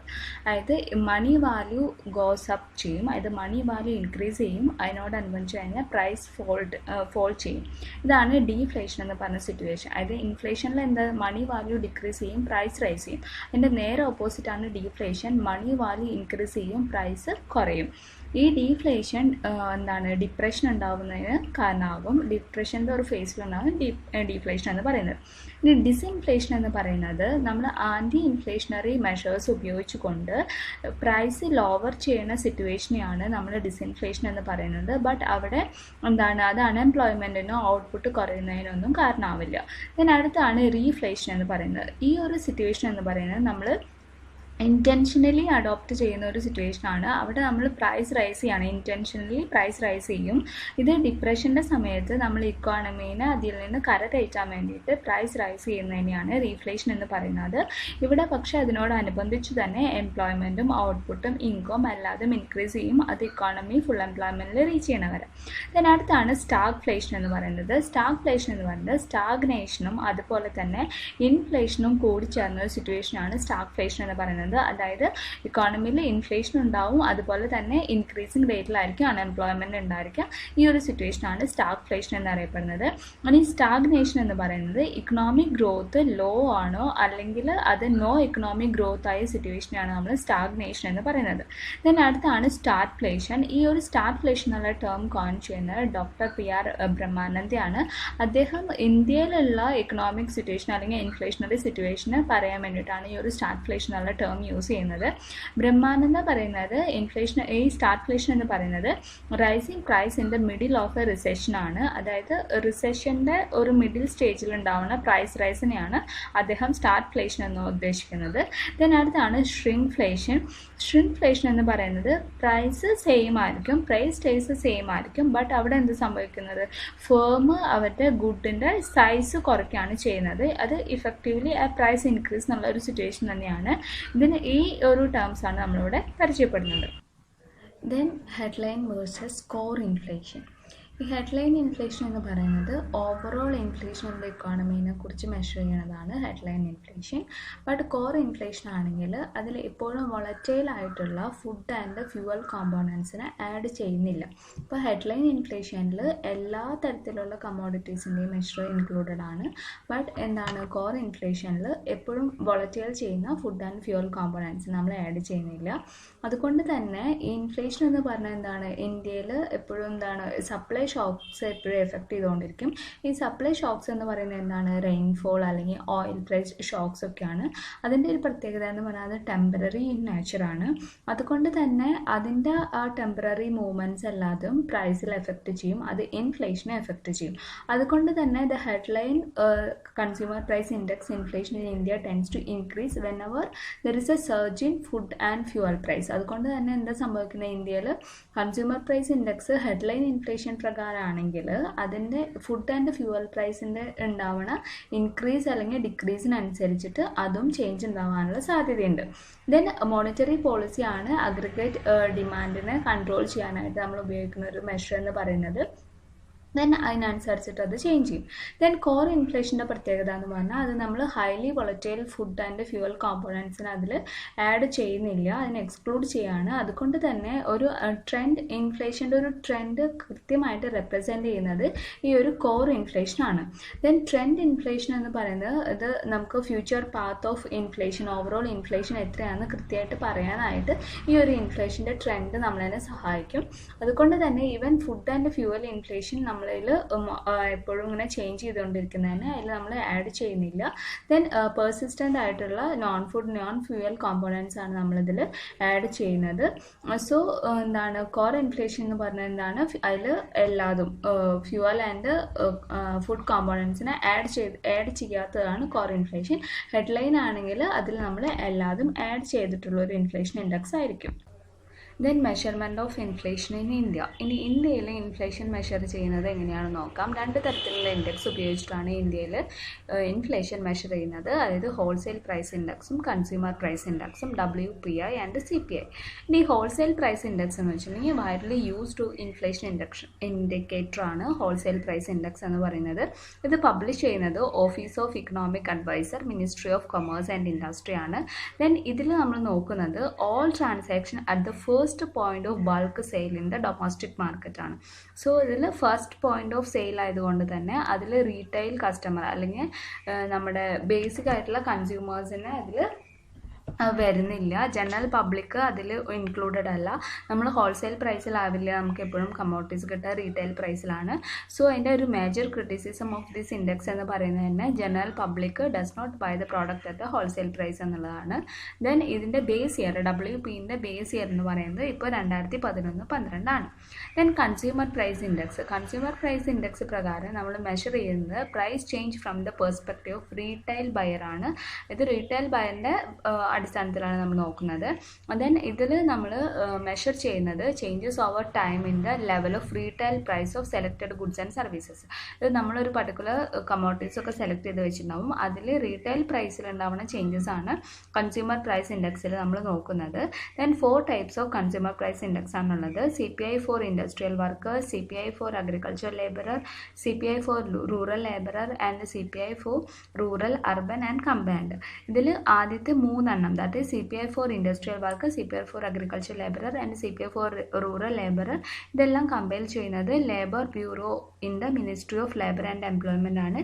ഇനി 4ാമത്തെ CPI for rural, urban and combined, അത് കമ്പൈൽ ചെയ്യുന്നത് അത് തരംതിരിക്കുന്ന അല്ലെങ്കിൽ അത് ക്രിയേറ്റ് ചെയ്യപ്പെടുന്നത് സെൻട്രൽ സ്റ്റാറ്റിസ്റ്റിക്കൽ ഓർഗനൈസേഷൻ ആണ്, CSO in the ministry of statistics and programme implementation. And CPIൻ്റെ ബേസ് ഇയർ എന്ന് പറയുന്നത് 2012 ആണ്. ദെൻ CPI വേഴ്സസ് WPI, അതായത് CPIയും WPIയും തമ്മിലുള്ള മെയിൻ വ്യത്യാസങ്ങൾ എന്തൊക്കെയാണെന്നാണ് നോക്കാം. Then WPI tracks inflation at the producer ലെവലാണ് and CPI capture the changes in the price level at consumer level. ഇത് WPI മെഷർ ചെയ്യുന്നത് ഇൻഫ്ലേഷൻ അറ്റ് പ്രൊഡ്യൂസർ ലെവലാണെങ്കിൽ CPI മെഷർ ചെയ്യുന്നത് ഇൻഫ്ലേഷൻ അറ്റ് കൺസ്യൂമർ ലെവലാണ്. ഇനി രണ്ടിലും both basket of measure inflationary trends നമ്മൾ measure ചെയ്യുന്നുണ്ട്. ഇത് ഒരു പർട്ടിക്കുലർ ബാസ്ക്കറ്റിൽ നമ്മൾ ഒത്തിരി കമ്മോഡിറ്റീസ് ആഡ് ചെയ്തിട്ടുണ്ടാവും. അതിലല്ലാതെ രണ്ടിലും അത് തന്നെയാണ് ചെയ്യുന്നത്. ഒരു ഇൻഫ്ലേഷണറി ട്രെൻഡ്സ് ആണ് നമ്മൾ മെഷർ ചെയ്യുന്നത്. ബട്ട് അതിൽ കൊടുക്കണ food and fuel and manufacture ഐറ്റംസിന് നമ്മൾ കൊടുക്കുന്ന വെയിറ്റേജ് WPIയിലും CPIയിലും വ്യത്യാസം ഉണ്ടായിരിക്കും. Then WPI does not measure the capture changes in the price of services. And in WPIയിൽ നമ്മൾ പ്രൈസ് ഓഫ് സർവീസസിൻ്റെ ചേഞ്ചസ് ആഡ് ചെയ്യുന്നില്ല, ബട്ട് CPIയിൽ നമ്മളത് ആഡ് ചെയ്യുന്നുണ്ട്. പിന്നെ 2014 RBI consumer price index key measure of inflation ആയിട്ട് അഡോപ്റ്റ് ചെയ്യപ്പെട്ടിട്ടുണ്ട്. ദെൻ GDP ഡിഫ്ലേറ്റർ എന്ന് പറയുന്നത് റേഷ്യോ ആണ്. Is a ratio of GDP at current price divided by GDP at constant price. ഇതിനെയാണ് നമ്മൾ GDP ഡിഫ്ലേറ്റർ എന്ന് വിളിക്കുന്നത്. ഈ ഒരു മെഷറിൻ്റെ പ്രത്യേകത ഇതിൽ നമ്മൾ സർവീസസും കൂടി ആഡ് ചെയ്യുന്നുണ്ട്. ദെൻ ഈ GDP ഡിഫ്ലേറ്റർ നമുക്ക് ആനുവലി ആണ് അവൈലബിൾ ആവുക ആൻഡ് ലോങ് ഓഫ് ഒരു 1 ഇയർ ലാഗിൻ്റെ അടിസ്ഥാനത്തിലാണ് നമുക്ക് എപ്പോഴും GDP ഡിഫ്ലേറ്റർ അവൈലബിൾ ആവുക. അപ്പോൾ GDP ഡിഫ്ലേറ്റർ എന്ന് പറയുന്നത് it's a ratio of GDP at current prices to GDP at constant price. ഇതിനെന്താണ് സാക്രിഫൈസ് റേഷ്യോ എന്ന് നോക്കാം. സാക്രിഫൈസ് റേഷ്യോ എന്ന് പറയുന്നത് ഇൻഫ്ലേഷൻ റെഡ്യൂസ് ചെയ്യുമ്പോൾ ഔട്ട്പുട്ടിലോ അൺഎംപ്ലോയ്മെൻറ്റിലോ വരുന്ന ലോസിനെയാണ്, അല്ലെങ്കിൽ ഔട്ട്പുട്ട് കുറയുക അല്ലെങ്കിൽ അൺഎംപ്ലോയ്മെൻറ്റ് ഇൻക്രീസ് ചെയ്യുക, ഇതിനെയാണ് സാക്രിഫൈസ് റേഷ്യോ എന്ന് പറയുന്നത്. ഈ ഒരു റേഷ്യോ എന്ന് പറയുന്നത് percentage of output loss or unemployment for each 1 point reduction in the inflation rate. അതായത് 1 point ഇൻഫ്ലേഷൻ റേറ്റ് കുറയ്ക്കാൻ ശ്രമിക്കുക അയക്കുമ്പോൾ എത്ര പെർസെൻറ്റേജ് ആണ് ഔട്ട്പുട്ട് ഡിക്രീസ് ചെയ്യുന്നത്, ഔട്ട്പുട്ടിൽ ലോസ് ഉണ്ടാവുന്നത്, അതുപോലെ എത്രയാണ് അൺഎംപ്ലോയ്മെൻറ്റ് ഇൻക്രീസ് ആവുന്നത്. ഈ ഒരു റേഷ്യോനെയാണ് സാക്രിഫൈസ് റേഷ്യോ എന്ന് പറയുന്നത്. ഈ ഒരു റേഷ്യോ എന്താണ് time, place, methods used to reduce inflation ഇതിനൊക്കെ അനുസരിച്ച് വ്യത്യാസപ്പെട്ടുകൊണ്ടിരിക്കും. ഈ ഒരു റേഷ്യോൻ്റെ അടിസ്ഥാനത്തിലാണ് മോണിറ്ററി പോളിസി സെറ്റ് ചെയ്യുന്നത്. എന്താണ് ഇൻഫ്ലേഷണറി ഗ്യാപ്പ്? ഇൻഫ്ലേഷണറി ഗ്യാപ്പ് പറയുന്നതിന് മുന്നേ നമുക്ക് ആദ്യം എന്താണ് എക്സസ് ഡിമാൻഡ് എന്ന് നോക്കാം.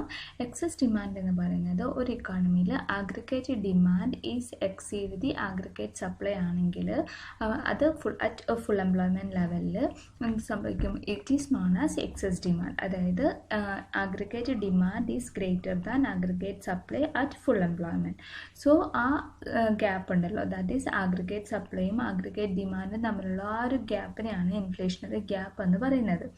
This gap is called inflationary because it causes inflation in the economy. അതായത് സപ്ലൈനേക്കാളും ഡിമാൻഡ് കൂടുതലായിട്ട് വരുമ്പോൾ എന്ത് സംഭവിക്കും? പ്രൈസ് ഇൻക്രീസ് ചെയ്യും. അതുകൊണ്ടാണ് ഈ ഒരു അഗ്രിഗേറ്റ് ഡിമാൻഡും അഗ്രിഗേറ്റ് സപ്ലൈയും തമ്മിലുള്ള ഈ ഒരു എക്സസ് ഡിമാൻഡ് ഗ്യാപ്പിനെ നമ്മൾ ഇൻഫ്ലേഷണറി ഗ്യാപ്പ് എന്ന് വിളിക്കുന്നത്. അതൊരു എക്സാമ്പിൾ നോക്കാം. അതായത് ഇക്കോണമിയിലെ മുഴുവൻ റിസോഴ്സസ് ഉപയോഗിച്ചാണ് നമുക്ക് പ്രൊഡ്യൂസ് ചെയ്യാൻ പറ്റുന്നത് 10,000 ക്വിൻ്റൽസ് ഓഫ് റൈസ് ആണെന്ന് വിചാരിക്കും. ബട്ട് അവിടുത്തെ ആഗ്രിഗേറ്റ് ഡിമാൻഡ് എന്ന് പറയുന്നത് 12,000 ക്വിൻ്റൽസ് ആണ്. ബട്ട് ഫുൾ എംപ്ലോയ്മെൻറ്റിൽ എല്ലാ റിസോഴ്സ് ഉപയോഗിച്ചാൽ പോലും നമുക്ക് ആകെ പ്രൊഡ്യൂസ് ചെയ്യാൻ പറ്റുന്നത് 10,000 ക്വിൻ്റൽസ് മാത്രമേ ഉള്ളൂ.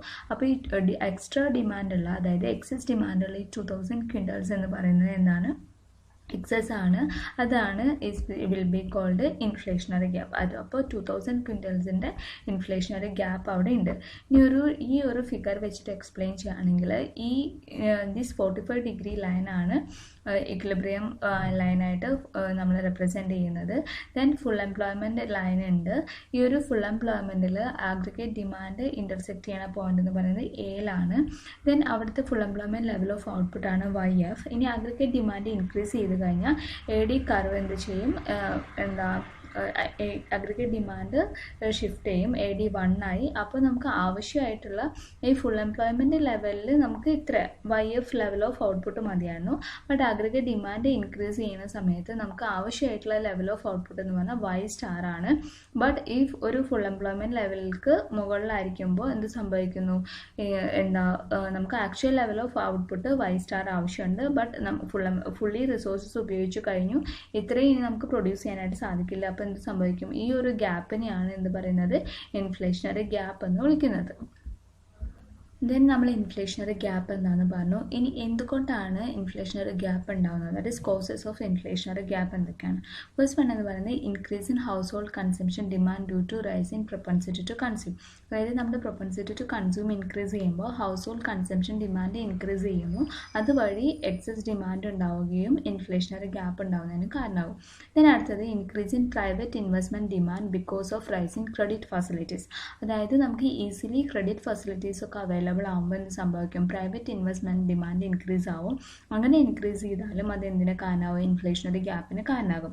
then increase in public that is government expenditure. അപ്പോൾ എന്ത് സംഭവിക്കുന്നു? ഹൗസ് ഹോൾഡ് എക്സ്പെൻഡിച്ചർ ഇൻക്രീസ് ചെയ്യുന്നുണ്ട്, പ്രൈവറ്റ് ഇൻവെസ്റ്റ്മെൻറ്റ് ഇൻക്രീസ് ചെയ്യുന്നുണ്ട്, അതുപോലെ തന്നെ ഗവൺമെൻറ് എക്സ്പെൻഡിച്ചറും ഇൻക്രീസ് ചെയ്യുന്നുണ്ട്. അതായത് ഈ 3 പാർട്ടിൽ നിന്നുള്ള ഡിമാൻഡും എന്തിന് കാരണമാവുന്നുണ്ട്? ഇൻഫ്ലേഷണറി ഗ്യാപ്പ് ഉണ്ടാകുന്നതിന് കാരണമാവുന്നുണ്ട്. അതുപോലെ തന്നെ increase in export demand increase ചെയ്യുന്നതിനും കാരണമാകും. then increase in money supply or increase in the disposable income due to fall in rate of taxes. ഒന്നുകിൽ ടാക്സ് റേറ്റ് കുറയ്ക്കുമ്പോൾ ജനങ്ങളുടെ ഡിസ്പോസിബിൾ ഇൻകം കൂടുതലായിരിക്കും. അങ്ങനെ ഡിസ്പോസിബിൾ ഇൻകം കൂടുമ്പോൾ എന്ത് സംഭവിക്കും? House hold consumption demand increase ചെയ്യും. ഇനി അതുപോലെ തന്നെ മണി സപ്ലൈ ഇൻക്രീസ് ചെയ്താൽ ഓർ അത് ഡെഫിസിറ്റ് ഫിനാൻസിങ് വഴിയായിരിക്കും. അങ്ങനെ ഇൻക്രീസ് ചെയ്യുമ്പോഴും എന്ത് സംഭവിക്കും? മണി സപ്ലൈ കൂടും. So credit facilities easily available ആവും. ദെൻ പ്രൈവറ്റ് ഇൻവെസ്റ്റ്മെൻറ്റ് ഡിമാൻഡൊക്കെ ഇൻക്രീസ് ചെയ്യും. അപ്പോൾ ഈ എല്ലാ കാരണങ്ങളും എന്തിന് കാരണമാകും? ഇൻഫ്ലേഷണറി ഗ്യാപ്പിന് കാരണമാകും. ദെൻ എന്തൊക്കെ കാരണങ്ങൾ കൊണ്ടാണ് എക്സസ് ഡിമാൻഡ് ഉണ്ടാകുന്നത്? നമ്മൾ ഓൾറെഡി പറഞ്ഞു ഡെഫിസിറ്റ് ഫിനാൻസിങ് എന്ന് പറയുന്നത് പ്രിൻറ്റിംഗ് ഓഫ് കറൻസി നോട്ട്സ് ആണ്. അതുപോലെ തന്നെ marginal propensity to consume increase ചെയ്യുന്നത് ഓട്ടോണമസ് ഇൻവെസ്റ്റ്മെൻറ്റ്. ഈ ഓട്ടോണമസ് ഇൻവെസ്റ്റ്മെൻറ്റ് എന്ന് പറഞ്ഞാൽ ഗവൺമെൻറ്റിൻ്റെ ഭാഗത്തു നിന്നുള്ള ഇൻവെസ്റ്റ്മെൻ്റ് ആണ്. അതായത് ഗവൺമെൻറ്റിൻ്റെ പബ്ലിക് എക്സ്പെൻഡിച്ചർ ഇൻക്രീസ് ചെയ്യുന്നത്. ഇതെല്ലാം എന്തിന് കാരണമാകും? എക്സസ് ഡിമാൻഡ് ഉണ്ടാകുന്നതിന് കാരണമാകും. അങ്ങനെ എക്സസ് ഡിമാൻഡ് ഉണ്ടായിക്കഴിഞ്ഞാൽ അതെന്തിന് കാരണമാകും? Demand is exceed the supply at the full employment level. അപ്പോൾ അതെന്തിന് കാരണമായിരിക്കും? ഇൻഫ്ലേഷണറി ഗ്യാപ്പ് ഉണ്ടാകുന്നതിന് കാരണമാകും. ദെൻ എന്തൊക്കെയാണ് റെമഡീസ്, അതായത് ഇൻഫ്ലേഷനെ കൺട്രോൾ ചെയ്യാനുള്ള റെമഡീസ് എന്തൊക്കെയാണ്? ഡിഫറെൻറ്റ് മെഷേഴ്സാണ് അല്ലെങ്കിൽ ഡിഫറെൻറ്റ് റെമഡീസാണ് നമ്മൾ ഇൻഫ്ലേഷൻ കൺട്രോൾ ചെയ്യാൻ വേണ്ടി യൂസ് ചെയ്യുന്നത്. അതിൽ മെയിനായിട്ട് നമ്മൾ യൂസ് ചെയ്യുന്നത് മോണിറ്ററി പോളിസിയും ഫിസ്ക്കൽ പോളിസിയാണ്. മോണിറ്ററി പോളിസി മെയിനായിട്ട് സ്വീകരിക്കുന്നത് RBI ആണ്. RBI ഇവിടെ ഇൻഫ്ലേഷൻ്റെ സമയത്ത് സ്വീകരിക്കുന്ന പോളിസി എന്ന് പറഞ്ഞാൽ കോൺട്രാക്ഷണറി മോണിറ്ററി പോളിസി ആയിരിക്കാം. ഈ കോൺട്രാക്ഷണറി മോണിറ്ററി പോളിസി ആകുമ്പോൾ മണി സപ്ലൈ ഇൻക്രീസ് ചെയ്യുന്നതും അതുവഴി എക്സസ് ഡിമാൻഡ് ഉണ്ടാകുന്നതാണ് ഇൻഫ്ലേഷൻ്റെ കാരണം. അപ്പോൾ എന്താണ്, മണി സപ്ലൈ കുറയ്ക്കാൻ വേണ്ടിയിട്ടുള്ള അഡ്വക്കേറ്റ് ആയിട്ടുള്ള മെഷേഴ്സ് എല്ലാം സ്വീകരിക്കും. അതുപോലെ ഇൻട്രസ്റ്റ് റേറ്റ് ഇൻക്രീസ് ചെയ്യും. സോ അതുമായി ബന്ധപ്പെട്ടുള്ള കാര്യങ്ങളൊക്കെ RBI സ്വീകരിക്കും. അതുപോലെ ഫിസ്ക്കൽ പോളിസിയിൽ വരുവാണെങ്കിൽ അത് ഗവൺമെൻറ് സ്പെൻഡിങ്ങും ബോറോവിങ്ങും ടാക്സേഷനും ആയിട്ടുള്ളതാണ്. അപ്പോൾ ഗവൺമെൻറ് ആണ് അതിനനുസരിച്ച് ടാക്സ് ഇൻക്രീസ് ചെയ്യണോ, അതുപോലെ ഗവൺമെൻറ് സ്പെൻഡിങ് കുറയ്ക്കണോ, അങ്ങനത്തെ കാര്യങ്ങളൊക്കെ തീരുമാനിക്കുന്നത്. ദെൻ ഇൻഫ്ലേഷൻ്റെ സമയത്താണെങ്കിൽ നമ്മൾ എന്താ ചെയ്യുക, ജനങ്ങളുടെ കയ്യിൽ എക്സസ് പർച്ചേസിങ് പവർ കൂടുതലാണ്, അതായത് മാർജിൻ പ്രൊപ്പൻസിറ്റി ടു കൺസ്യൂം കൂടുതലാണ്, അതുകൊണ്ടാണ് എക്സസ് ഡിമാൻഡ് ഉള്ളത്. അപ്പോൾ ഗവൺമെൻറ് സ്വീകരിക്കുന്നത് ടാക്സേഷൻ കൂട്ടും, അതുപോലെ ഗവൺമെൻറ് സ്പെൻഡിങ് കുറയ്ക്കും, അതുപോലെ ബോറോവിങ് ഇൻക്രീസ് ചെയ്യും. ഇത്രയും കാര്യങ്ങളാണ് ഫിസ്ക്കൽ പോളിസി വഴി സ്വീകരിക്കുന്നത്. ദെൻ ഫിസ്ക്കൽ പോളിസിയിൽ നമ്മൾ ഡയറക്റ്റ് ആൻഡ് ഇൻഡയറക്റ്റ് ടാക്സ് ഉണ്ടായിരിക്കും. ടാക്സിൻ്റെ കാര്യത്തിൽ അങ്ങനെയാണെങ്കിൽ ഡയറക്റ്റ് ടാക്സ് ഇൻക്രീസ് ചെയ്യും, അതുപോലെ ഇൻഡയറക്റ്റ് ടാക്സ് റെഡ്യൂസ് ചെയ്യും. ദെൻ പബ്ലിക് എക്സ്പെൻഡിച്ചർ ആണെങ്കിൽ പബ്ലിക് എക്സ്പെൻഡിച്ചർ കുറയ്ക്കും. നമ്മൾ നേരത്തെ പബ്ലിക് എക്സ്പെൻഡിച്ചർ കൂടുതലായിരുന്നു, അത് കുറയ്ക്കും. അതുപോലെ ബോറോ ചെയ്യും, RBI നിന്നൊക്കെ ബോറോ ചെയ്യുന്നത് കുറയ്ക്കും. അതുപോലെ more from other financial institutions നിന്നായിരിക്കും കൂടുതലായിട്ടും ബോറോ ചെയ്യുന്നുണ്ടായിരിക്കും. Next is Phillips curve. Phillips curve demonstrate ചെയ്യുന്നത് inverse relationship between the rate of unemployment and the rate of increase in the nominal wage. അതായത് അൺഎംപ്ലോയ്മെൻറ്റിലുണ്ടാവുന്ന ഇൻക്രീസും അതുപോലെ നോമിനൽ വേജിലുള്ള ഇൻക്രീസും തമ്മിലുള്ള ഇൻവേഴ്സ് റിലേഷൻഷിപ്പിനെയാണ് ഫിലിപ്സ് കർവ് നമുക്ക് മുന്നിൽ തുറന്ന് കാണിക്കുന്നത്. അതിൽ ഫിലിപ്സ് പറയുന്നത് there is a trade off between the wage inflation and unemployment. അതായത് ഇൻഫ്ലേഷനും അൺഎംപ്ലോയ്മെൻറ്റും തമ്മിൽ എന്തുണ്ട്, ഒരു ട്രേഡ് ഓഫ് ഉണ്ട്, അതായത് ഒരു കൊടുക്കൽ വാങ്ങലുണ്ട്. ഇൻഫ്ലേഷൻ കൂട്ടാണെങ്കിൽ എന്ത് സംഭവിക്കും, അൺഎംപ്ലോയ്മെൻറ്റ് കുറയും. ഇനി നമുക്ക് അൺഎംപ്ലോയ്മെൻറ്റ് കുറയ്ക്കാനാണ് നോക്കണ്ടെങ്കിൽ എന്ത് സംഭവിക്കും, ഇൻഫ്ലേഷൻ കൂടേണ്ടി വരും. ഇൻഫ്ലേഷൻ കുറയ്ക്കാൻ നോക്കിക്കഴിഞ്ഞാൽ അൺഎംപ്ലോയ്മെൻറ്റ് കൂടും. അതായത് ഇൻഫ്ലേഷനും അൺഎംപ്ലോയ്മെൻറ്റും തമ്മിലൊരു ട്രേഡ് ഓഫ് ഉണ്ടെന്നാണ് W. ഫിലിപ്സ് പറയുന്നത്.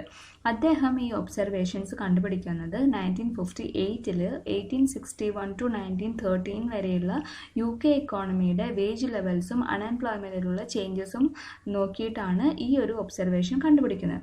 ദെൻ ഫിലിപ്സ് ഈ ഒരു ട്രേഡ് ഓഫിനുള്ള റിലേഷൻഷിപ്പ് അവിടുന്ന് കണ്ടുപിടിക്കുകയാണ് ചെയ്യുന്നത്. ഒരു എവിഡൻസ് അദ്ദേഹത്തിന് കിട്ടുകയാണ് ചെയ്യുന്നത് ഈ UKൻ്റെ ഡാറ്റ സ്റ്റഡി ചെയ്യുന്നത് വഴി. ദെൻ അദ്ദേഹം പറയുന്നത് there is a trade off between unemployment and also the inflation. Then ഈ ഒരു ഫിലിപ്സ് കർവ് ഒരു പ്രത്യേകത എന്ന് പറഞ്ഞാൽ this a slope from the left to right and highlighting the trade off that policy makers face between the controlling inflation and unemployment. Then ഈ Phillips കർവിൻ്റെ graphical representation ആണ്, that is downward from left to right ആണ്. Then ഈ X ആക്സിസിൽ measure ചെയ്യുന്ന unemployment, Y ആക്സിസിൽ inflation. Then this is the Phillips curve. Phillips curve slope from left to right and highlighting the trade off that policy makers face between controlling inflation or unemployment. അതായത് നമ്മൾ ഇൻഫ്ലേഷനോ അൺഎംപ്ലോയ്മെൻറ്റിനെ കുറിച്ച് policy makers എന്ത് തന്നെ ചെയ്യാൻ ശ്രമിച്ചാൽ, അതായത് inflation കുറയ്ക്കാൻ ശ്രമിക്കുകയാണെങ്കിൽ അതുപോലെ അൺഎംപ്ലോയ്മെൻറ്റ് കുറയ്ക്കാൻ ശ്രമിക്കുകയാണെങ്കിലും ഇത് തമ്മിലൊരു ട്രേഡ് ഓഫ് ഉണ്ട് എന്ന് കാണിക്കുന്നതാണ് ഈ ഒരു ഫിലിപ്സ് കർവ് എന്ന് പറയുന്നത്. ദെൻ ഇവിടുത്തെ പ്രത്യേകത നമുക്ക് നോക്കാം. ദെൻ അൺഎംപ്ലോയ്മെൻറ്റ് കുറയ്ക്കാൻ ശ്രമിച്ചു കഴിഞ്ഞാൽ എന്തിന് കാരണമാകും, ഇൻഫ്ലേഷൻ കൂടുന്നതിന് കാരണമാകും. ഇനി സീറോ ഇൻഫ്ലേഷനോ നമുക്ക് ഒരിക്കലും zero inflation can be achieved only at the cost of unemployment. Unemployment inflation കുറയ്ക്കാൻ ശ്രമിച്ചാൽ അവിടെ എന്തുണ്ടായിരിക്കും, ഓട്ടോമാറ്റിക്കലി അവിടെ അൺഎംപ്ലോയ്മെൻറ്റ് ഇൻക്രീസ് ചെയ്യും. There is a trade off between unemployment and inflation. ഈ രണ്ടും തമ്മിൽ ഇൻവേഴ്സ് റിലേഷൻഷിപ്പാണ്. ഈ ഒരു ഇൻവേഴ്സ് റിലേഷൻഷിപ്പാണ് ഫിലിപ്സ് കർവ് അവിടെ ഡെപിക്റ്റ് ചെയ്യുന്നത്. ദെൻ ഈ ഒരു റിലേഷൻഷിപ്പ് എന്ന് പറയുന്നത് ലീനിയർ അല്ല, ഇറ്റ്സ് നോട്ട് ലീനിയർ ആണ്. ദെൻ നമുക്ക് പറയാം ഈ ഒരു ഫിലിപ്സ് കർവിൻ്റെ ഷേപ്പ് എന്ന് പറയുന്നത് റഫ്ലി L ഷേപ്പ് ആണെന്ന് പറയാം. ദെൻ ഷോർട്ട് റണ്ണിൽ ഇത് സ്റ്റേബിൾ ആണ് and so short run relationship ആണ് ഫിലിപ്സ് കർവ് പറയുന്നത്, ദാറ്റ് ഈസ് സ്റ്റേബിൾ റിലേഷൻഷിപ്പ് ആണ് ആൻഡ് നെഗറ്റീവ് റിലേഷൻഷിപ്പ് ആണ്. ദെൻ അതുകൊണ്ട് തന്നെ പ്രൈസ് എക്സ്പെക്ടേഷൻസ് ആ സ്റ്റേറ്റിക് ആണ് and Phillips curve is based on the static expectation hypothesis. അതായത് നമ്മൾ സ്റ്റേറ്റിക് എക്സ്പെക്ടേഷൻ ഹൈപ്പോത്തസിസ് എന്ന് പറയുന്നതിന് കാരണം എന്താണ്, അതായത് ഭാവിയിൽ നമ്മൾ പ്രൈസ് ചേഞ്ചിനെ കുറിച്ചിട്ടൊന്നും പറയുന്നില്ലേ, അങ്ങനെയുള്ള യാതൊരു എക്സ്പെക്ടേഷനുള്ള സ്റ്റേറ്റിക് ആണ്, ഷോർട്ട് റൺ ആണ്, സ്റ്റേബിൾ ആണ്. സ്റ്റേബിൾ ആയതുകൊണ്ട് തന്നെയാണ് അവിടെ സ്റ്റേറ്റിക് എക്സ്പെക്ടേഷൻ ഹൈപ്പോത്തസിസ് ആണ് പറയുന്നത്. So the Phillips curve is based on the static expectation hypothesis and it is short run ആണ്. AW ഫിലിപ്സിന്റെ ഫിലിപ്സ് കർവ് എന്ന് പറയുന്നത് short run relationship, short run ആണ്, സ്റ്റേബിൾ ആണ്, then it shows a negative relationship ആണ് and price expectation എന്ന് പറയുന്നത് static ആണ്.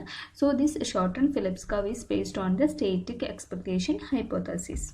ദെൻ എന്താണ് അൺഎംപ്ലോയ്മെന്റ് ഗ്യാപ്പ് എന്ന് നോക്കാം. Unemployment gap is a difference between actual unemployment rate and natural rate of unemployment. അപ്പോൾ ആക്ച്വൽ അൺഎംപ്ലോയ്മെന്റ് റേറ്റും നാച്ചുറൽ റേറ്റ് ഓഫ് അൺഎംപ്ലോയ്മെന്റും തമ്മിലുള്ള ഗ്യാപ്പിനെയാണ് അൺഎംപ്ലോയ്മെന്റ് ഗ്യാപ്പ് എന്ന് വിളിക്കുന്നത്. ദെൻ ആക്ച്വൽ അൺഎംപ്ലോയ്മെന്റ് റേറ്റ് എന്ന് പറയുന്നത് is a decrease or increase depending on the cyclical condition of the economy. അതായത് ഇക്കോണമിയുടെ സൈക്ലിക്കൽ കണ്ടീഷൻ അനുസരിച്ചിട്ട് ഇൻക്രീസോ ഡിക്രീസോ ചെയ്യാം ഈ actual unemployment rate. Then natural unemployment rate എന്ന് പറയുന്നത് ഇറ്റ്സ് എ ഹൈപ്പോത്തറ്റിക്കൽ ആണ്, unobserved level of unemployment rate ആണ് that would have prevailed in the absence of cyclical fluctuations. അതായത് സൈക്ലിക്കൽ ഫ്ലക്ച്വേഷൻസ് ഉണ്ടെങ്കിലും അവിടെ എന്താണ് ഹൈപ്പോത്തറ്റിക്കൽ ആയിട്ട് ഒരു അൺഒബ്സർവ്ഡ് ആയിട്ട് അവിടെ ഒരു അൺഎംപ്ലോയ്മെന്റ് റേറ്റ് ഉണ്ടായിരിക്കും. അതിനെയാണ് നമ്മൾ നാച്ചുറൽ റേറ്റ് ഓഫ് അൺഎംപ്ലോയ്മെന്റ് എന്ന് പറയുന്നത്. ഇത് ഒരിക്കലും എന്തായിരിക്കില്ല, സീറോ ആയിരിക്കില്ല. Unemployment would not disappear even under the stable economic condition. അതായത് ഇക്കോണമി സ്റ്റേബിൾ ആണെങ്കിൽ കൂടി ഈ ഒരു നാച്ചുറൽ റേറ്റ് ഓഫ് അൺഎംപ്ലോയ്മെന്റ് അവിടെ ഉണ്ടായിരിക്കും. സോ ആക്ച്വൽ അൺഎംപ്ലോയ്മെന്റ് എന്ന് പറയുന്നത് സൈക്ലിക്കൽ കണ്ടീഷൻ അനുസരിച്ച് ചേഞ്ച് ഉണ്ടാവുന്ന അൺഎംപ്ലോയ്മെന്റ് റേറ്റ് ആണ്. ദെൻ ഈ ഒരു നാച്ചുറൽ റേറ്റ് ഓഫ് അൺഎംപ്ലോയ്മെന്റും ആക്ച്വൽ റേറ്റ് ഓഫ് അൺഎംപ്ലോയ്മെന്റും തമ്മിലുള്ള വ്യത്യാസമാണ് എന്ന് പറയുന്നത് അൺഎംപ്ലോയ്മെന്റ് ഗ്യാപ്പ് എന്ന് പറയുന്നത്. Then Phillips curve relation poses a dilemma to the policymakers. If the objective of the price stability is to be attained, a country must accept a high unemployment rate. അതായത് Philips കർവിൽ പറയുന്നത് policy മേക്കേഴ്സിന് ഒരു dilemma ഉണ്ട്. അതായത് നമ്മൾ price stability ആണ് achieve ചെയ്യാനായിട്ട് ഉദ്ദേശിക്കുന്നതെങ്കിൽ ഇക്കോണമിയിൽ എന്തായിരിക്കും, എങ്ങനെയായാലും ഒരു ഹൈ അൺഎംപ്ലോയ്മെന്റ് റേറ്റ് ഉണ്ടായിരിക്കും. ഇനി കൺട്രി ഡിസൈൻ ചെയ്യുന്നത് അൺഎംപ്ലോയ്മെന്റ് റേറ്റ് കുറയ്ക്കാനാണ് അവരുടെ ഒബ്ജക്റ്റീവ് എങ്കിൽ it will have to sacrifice that objective of price stability. അങ്ങനെയാണെങ്കിൽ അവർക്ക് പ്രൈസ് സ്റ്റെബിലിറ്റി എന്നുള്ള ഒബ്ജക്റ്റീവ് സാക്രിഫൈസ് ചെയ്യേണ്ടതായിട്ട് വരും. ഇനി എന്തുകൊണ്ടാണ് നമ്മളിങ്ങനെ പറയുന്നതെന്ന് നോക്കാം. അതായത് ഇപ്പോൾ ഇക്കോണമി ഒരു റിസെഷനറി സ്റ്റേജിലാണെന്ന് വിചാരിക്കാം. അവിടെ ലാർജ് സ്കെയിൽ ഓഫ് അൺഎംപ്ലോയ്മെന്റ് ഉണ്ട്. അപ്പോൾ എന്ത് ചെയ്യും, ഈ ഒരു അൺഎംപ്ലോയ്മെന്റ് കുറയ്ക്കാൻ വേണ്ടിയിട്ട് ഗവൺമെന്റ് എക്സ്പെൻഡിച്ചർ ഇൻക്രീസ് ചെയ്യും. അങ്ങനെ ഗവൺമെന്റ് എക്സ്പെൻഡിച്ചർ ഇൻക്രീസ് ചെയ്യുമ്പോൾ അത് എന്തിനു കാരണം, അവിടെ സ്പെൻഡിങ് ഇൻക്രീസ് ചെയ്യാണ്. അങ്ങനെ സ്പെൻഡിങ് ഇൻക്രീസ് ചെയ്യുമ്പോൾ എന്തായിരിക്കും, പ്രൊഡക്ഷൻ ആൻഡ് ഇൻവെസ്റ്റ്മെന്റ് ഇൻക്രീസ് ചെയ്യും. ഈ പ്രൊഡക്ഷൻ ആൻഡ് ഇൻവെസ്റ്റ്മെന്റ് ഇൻക്രീസ് ചെയ്യുമ്പോൾ അത് ഡിമാൻഡ് ഫോർ ലേബർ ഇൻക്രീസ് ചെയ്യുന്നതിന് കാരണമാകും. ദെൻ അവിടെ ഒരു പൂൾ ഓഫ് അൺഎംപ്ലോയ്മെന്റ് ഉണ്ടായിരിക്കും. Demand for labour is greater than supply of labour ആയിരിക്കും. ദെൻ ആ ഒരു സാഹചര്യത്തിൽ demand for labour is greater than supply for labour ആയിരിക്കുന്ന സാഹചര്യത്തിൽ ലേബറിന് എന്ത് ചെയ്യാം, labour have a position to bargain a high wage rate. അവർക്ക് ഹൈ വേജ് റേറ്റ് ഡിമാൻഡ് ചെയ്യാം. അങ്ങനെ വേജ് റേറ്റ് ഹൈ ഡിമാൻഡ് ചെയ്യുമ്പോൾ വേജ് റേറ്റ് ഇൻക്രീസ് ചെയ്യും. അത് കോസ്റ്റ് ഓഫ് പ്രൊഡക്ഷന് കാരണമാകും. കോസ്റ്റ് ഓഫ് പ്രൊഡക്ഷൻ ഇൻക്രീസ് ചെയ്യുന്നതിന് കാരണമാകും. അങ്ങനെ കോസ്റ്റ് ഓഫ് പ്രൊഡക്ഷൻ ഇൻക്രീസ് ചെയ്യുമ്പോൾ price of the commodities increase ചെയ്യുന്നതിനും അത് ഇൻഫ്ലേഷൻ ഉണ്ടാവുന്നതിനും കാരണമാകും. Next is expectation augmented Phillips curve. It is given by Milton Friedman. Milton Friedman is a monetarist school founder ആണ്. Then നമുക്ക് പറയാനുള്ളത് AW ഫിലിപ്സിൻ്റെ ഫിലിപ്സ് കർവിൻ്റെ പ്രത്യേകത നമ്മൾ already പറഞ്ഞു. സ്റ്റേബിൾ ആണ്, ഷോർട്ട് റൺ ആണ്, ദെൻ സ്റ്റേറ്റിക് എക്സ്പെക്ടേഷൻ ഹൈപ്പോത്തസിസ് ആണ്. അതായത് അവിടെ സ്റ്റേറ്റിക് എക്സ്പെക്ടേഷൻ എന്ന് പറയുമ്പോൾ തന്നെ ഫ്യൂച്ചറിൽ ഉണ്ടാവുന്നതോ നമ്മൾ പറയാണ് ഈ ഒരു പീരീഡിൽ ഉണ്ടാവുന്ന 2020 ഉണ്ടാവുന്ന ഇൻഫ്ലേഷൻ റേറ്റ് തന്നെയായിരിക്കും അതിന് അടുത്ത വർഷം ഉണ്ടാവുന്നത്. അപ്പോൾ സോ ഇത് സ്റ്റേറ്റിക് എക്സ്പെക്ടേഷൻ ആണ്. അല്ലെങ്കിൽ നമ്മൾ പറയാം 2019 ഉണ്ടായ ഒരു ഇൻഫ്ലേഷണറി ട്രെൻഡ് തന്നെയായിരിക്കും 2020 ഉണ്ടാവുന്നത്. സോ അവിടെ എന്താണ്, എക്സ്പെക്ടേഷനിലൊന്നും ചേഞ്ച് ഉണ്ടാവണില്ലേ, സെയിം ആണ്. സോ അതാണ് നമ്മൾ സ്റ്റേബിൾ അല്ലെങ്കിൽ സ്റ്റേറ്റിക് എക്സ്പെക്ടേഷൻ എന്ന് പറയുന്നത്. ബട്ട് മിൽട്ടൺ ഫ്രീഡ്മാൻ ആണ് മോണിറ്ററിസ്റ്റ് ഇക്കണോമിസ്റ്റിൻ്റെ മോണിറ്ററി സ്കൂളിൻ്റെ ഫൗണ്ടർ ആയിട്ടുള്ളത്. അദ്ദേഹം ഫിലിപ്സ് കർവിൻ്റെ ഒറിജിനൽ ഫിലിപ്സ് കർവിൻ്റെ പുതിയൊരു മോഡിഫൈഡ് വേർഷൻ കൊണ്ടുവരാണ്. അദ്ദേഹത്തിൻ്റെ ഡയഗ്രത്തിന് പറയുന്നത് എക്സ്പെക്റ്റേഷൻ ഓഗ്മെൻറ്റഡ് ഫിലിപ്സ് കർവ് എന്നാണ്. ഇനി അദ്ദേഹം പറയുന്നത് ഈ ഒരു AW ഫിലിപ്സിൻ്റെ സ്റ്റേബിൾ റിലേഷൻഷിപ്പിനെ ചലഞ്ച് ചെയ്യാണ് ചെയ്യുന്നത്. അദ്ദേഹം പറയുന്നത് ഒരു നെഗറ്റീവ് റിലേഷൻഷിപ്പ് ഉണ്ടെങ്കിൽ കൂടി അത് ഷോർട്ട് റണ്ണിൽ മാത്രമേ ഉണ്ടാവുള്ളൂ, ലോങ് റണ്ണിൽ ഉണ്ടാവില്ല എന്നാണ് പറയുന്നത്. ദെൻ അദ്ദേഹം പറയുന്നത് പ്രൈസ് ഓർ ഇൻഫ്ലേഷൻ എക്സ്പെക്റ്റേഷൻസ് ഈ ഫിലിപ്സ് കർവിനെ ഇൻഫ്ലുവൻസ് ചെയ്യാം. ഇനി ഫിലിപ്സ് കർവിൻ്റെ ഷിഫ്റ്റ് റൈറ്റിലോട്ടോ ലെഫ്റ്റിലേക്കോ അല്ലെങ്കിൽ നോ ഷിഫ്റ്റിനോ ഇത് ഈ ഒരു പ്രൈസ് ഓർ ഇൻഫ്ലേഷൻ എക്സ്പെക്റ്റേഷൻ കാരണമാകാം. നമ്മൾ എക്സ്പെക്ട് ചെയ്യാണ് ഇൻഫ്ലേഷൻ കമ്മിങ് പീരീഡിൽ ഉണ്ടാവുന്നതാണെങ്കിൽ ഫിലിപ്സ് കർവ് റൈറ്റിലോട്ട് ഷിഫ്റ്റ് ചെയ്യും. ഇനി എക്സ്പെക്റ്റേഷൻ ഡൗൺവേർഡ് ട്രെൻഡ് ആണെങ്കിൽ ഫിലിപ്സ് കർവ് ലെഫ്റ്റിലോട്ട് ഷിഫ്റ്റ് ചെയ്യും. ഇനി ഒരു ഐദർ ലെഫ്റ്റ് ഓർ റൈറ്റ് എന്നുള്ളത് ഈ ഒരു ഇൻഫ്ലേഷണറി അല്ലെങ്കിൽ അൺഎംപ്ലോയ്മെൻറ്റ് റേറ്റിൻ്റെ ഇൻസ്റ്റബിലിറ്റിക്ക് അനുസരിച്ചിരിക്കും.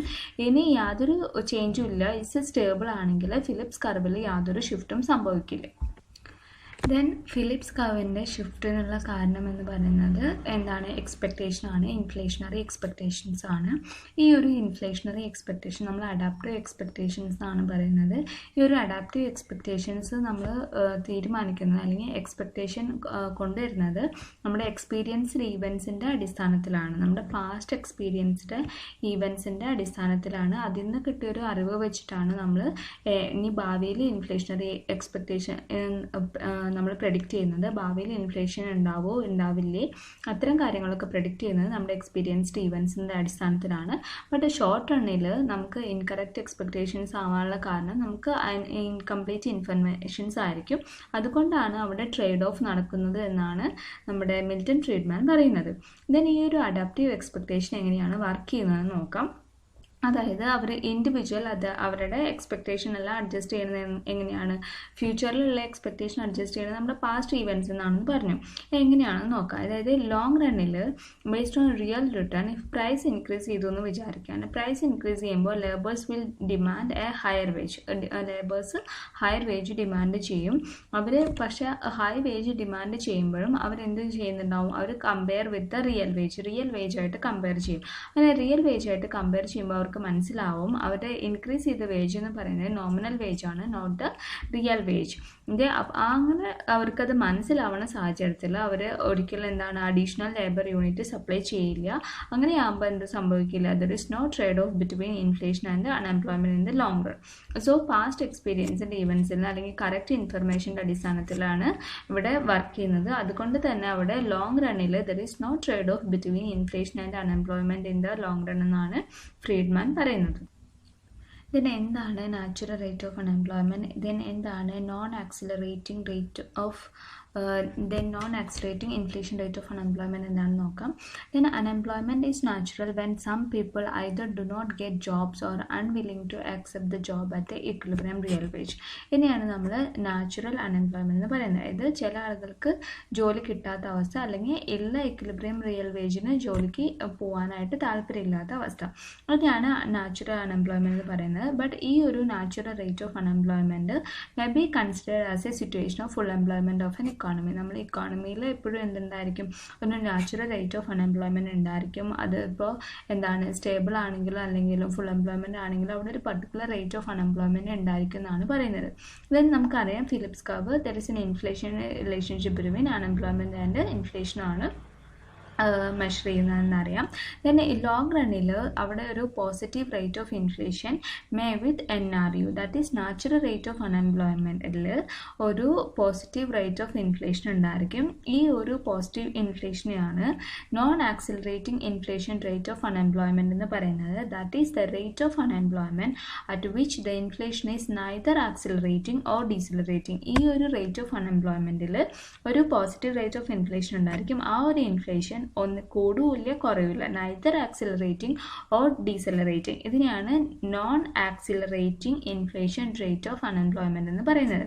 Then natural rate of unemployment theory is also known as the non accelerating rate of unemployment theory. It was developed by the Milton Friedman and Edmund Phelps. And according to the non accelerating inflation rate of unemployment theory, the expansionary economic policies will create only a temporary decrease in unemployment as the economy will adjust to natural rate. അതായത് ഈ ഒരു theory പ്രകാരം നമ്മൾ expansion economic policies സ്വീകരിക്കുകയാണെങ്കിൽ അത് unemployment ഒരു temporary സമയത്തേക്ക് മാത്രമേ decrease ചെയ്യപ്പെടുകയുള്ളൂ എന്നാണ് പറയുന്നത്.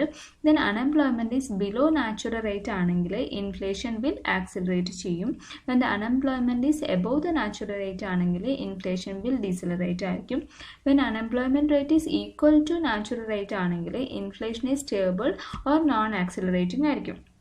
ഇത് അൺഎംപ്ലോയ്മെൻറ്റിലുള്ള വ്യത്യാസമാണ് ഇതിൽ നോക്കുന്നത്. സോ നാച്ചുറൽ റേറ്റിനേക്കാളും ആക്ച്വൽ അൺഎംപ്ലോയ്മെൻറ്റ് കുറവാണെങ്കിൽ എന്ത് സംഭവിക്കും? ഇൻഫ്ലേഷൻ കൂടും.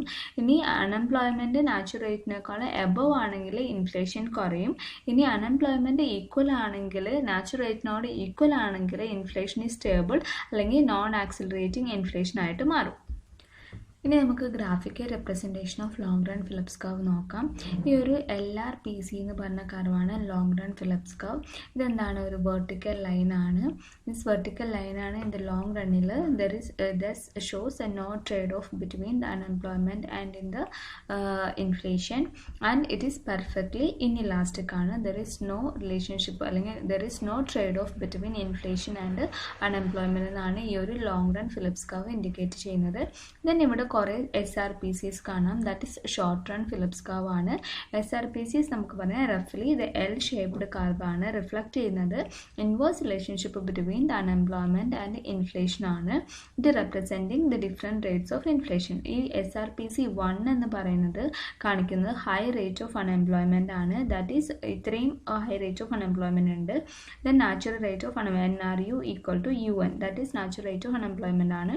ദെൻ SRPC 2 എന്ന് പറയുമ്പോൾ അവിടെ ഹൈ എക്സ്പെക്റ്റഡ് ഇൻഫ്ലേഷൻ ആണ്. അത് 6PC വരുന്നുണ്ട്. അതുപോലെ തന്നെ ഇനി SRPC 3 ആണെങ്കിൽ അവിടെ മോർ ഹൈ എക്സ്പെക്റ്റഡ് ഇൻഫ്ലേഷൻ ആണ്. അവിടെ 9 ആണ് ഇൻഫ്ലേഷൻ. ഇത് നമ്മൾ ഓരോന്ന് ചെയ്യാൻ ശ്രമിക്കുമ്പോഴും അൺഎംപ്ലോയ്മെൻറ്റ് റേറ്റ് ഇപ്പോൾ ഹൈ അൺഎംപ്ലോയ്മെൻറ്റ് റേറ്റ് ആണ്. അത് കുറയ്ക്കാൻ വേണ്ടി ശ്രമിക്കുമ്പോൾ എന്തായിരിക്കും? അൺഎംപ്ലോയ്മെൻറ്റ് റേറ്റ് ഓയിലായിട്ട് മാറണമെങ്കിൽ ഇത്ര 6 ആയിരിക്കും നമുക്ക് ഇൻഫ്ലേഷൻ നമ്മൾ കൊടുക്കേണ്ടത്, അത് സാക്രിഫൈസ് ചെയ്യേണ്ടത്. അതാണ് അത് ഇൻഡിക്കേറ്റ് ചെയ്യുന്നത്. ഇനി നമുക്കറിയാം പീപ്പിളിൻ്റെ എക്സ്പെക്റ്റേഷൻ അനുസരിച്ച് ഫ്യൂച്ചർ പ്രൈസ് ലെവലിൻ്റെ എക്സ്പെക്റ്റേഷൻസ് അനുസരിച്ച് എന്ത് സംഭവിക്കും? Short run Phillips curve shift ചെയ്യപ്പെടുന്ന അറിയാം. അങ്ങനെ നമുക്ക് ഫ്യൂച്ചറിൽ എന്താണ് പ്രൈസ് ലെവൽ എക്സ്പെക്റ്റേഷൻ ഉണ്ട്, പ്രൈസ് ഇൻഫ്ലേഷണറി ട്രെൻഡാണ് കാണുന്നതെങ്കിൽ എന്ത് സംഭവിക്കും? ഷോർട്ട് റൺ ഫിലിപ്സ് കർവ് റൈറ്റിലോട്ട് അപ്വേർഡ് ഷിഫ്റ്റ് ചെയ്യും. ദെൻ അത് കാണിക്കുന്ന എന്താണ്? There is a trade off between inflation and unemployment. Then എന്താണ്? ലോങ് റൺ ഫിലിപ്സ് കർവ് ആണെങ്കിൽ LRPC ബിക്കം വെർട്ടിക്കലാണ് at NRU. That is natural rate of unemployment. ഇത് നമ്മൾ അസ്യൂം ചെയ്യാണ് ഇക്കോണമി എന്നുള്ളത് ആദ്യത്തെ സ്റ്റേജിൽ A എന്നുള്ള പോയിന്റിലാണ്.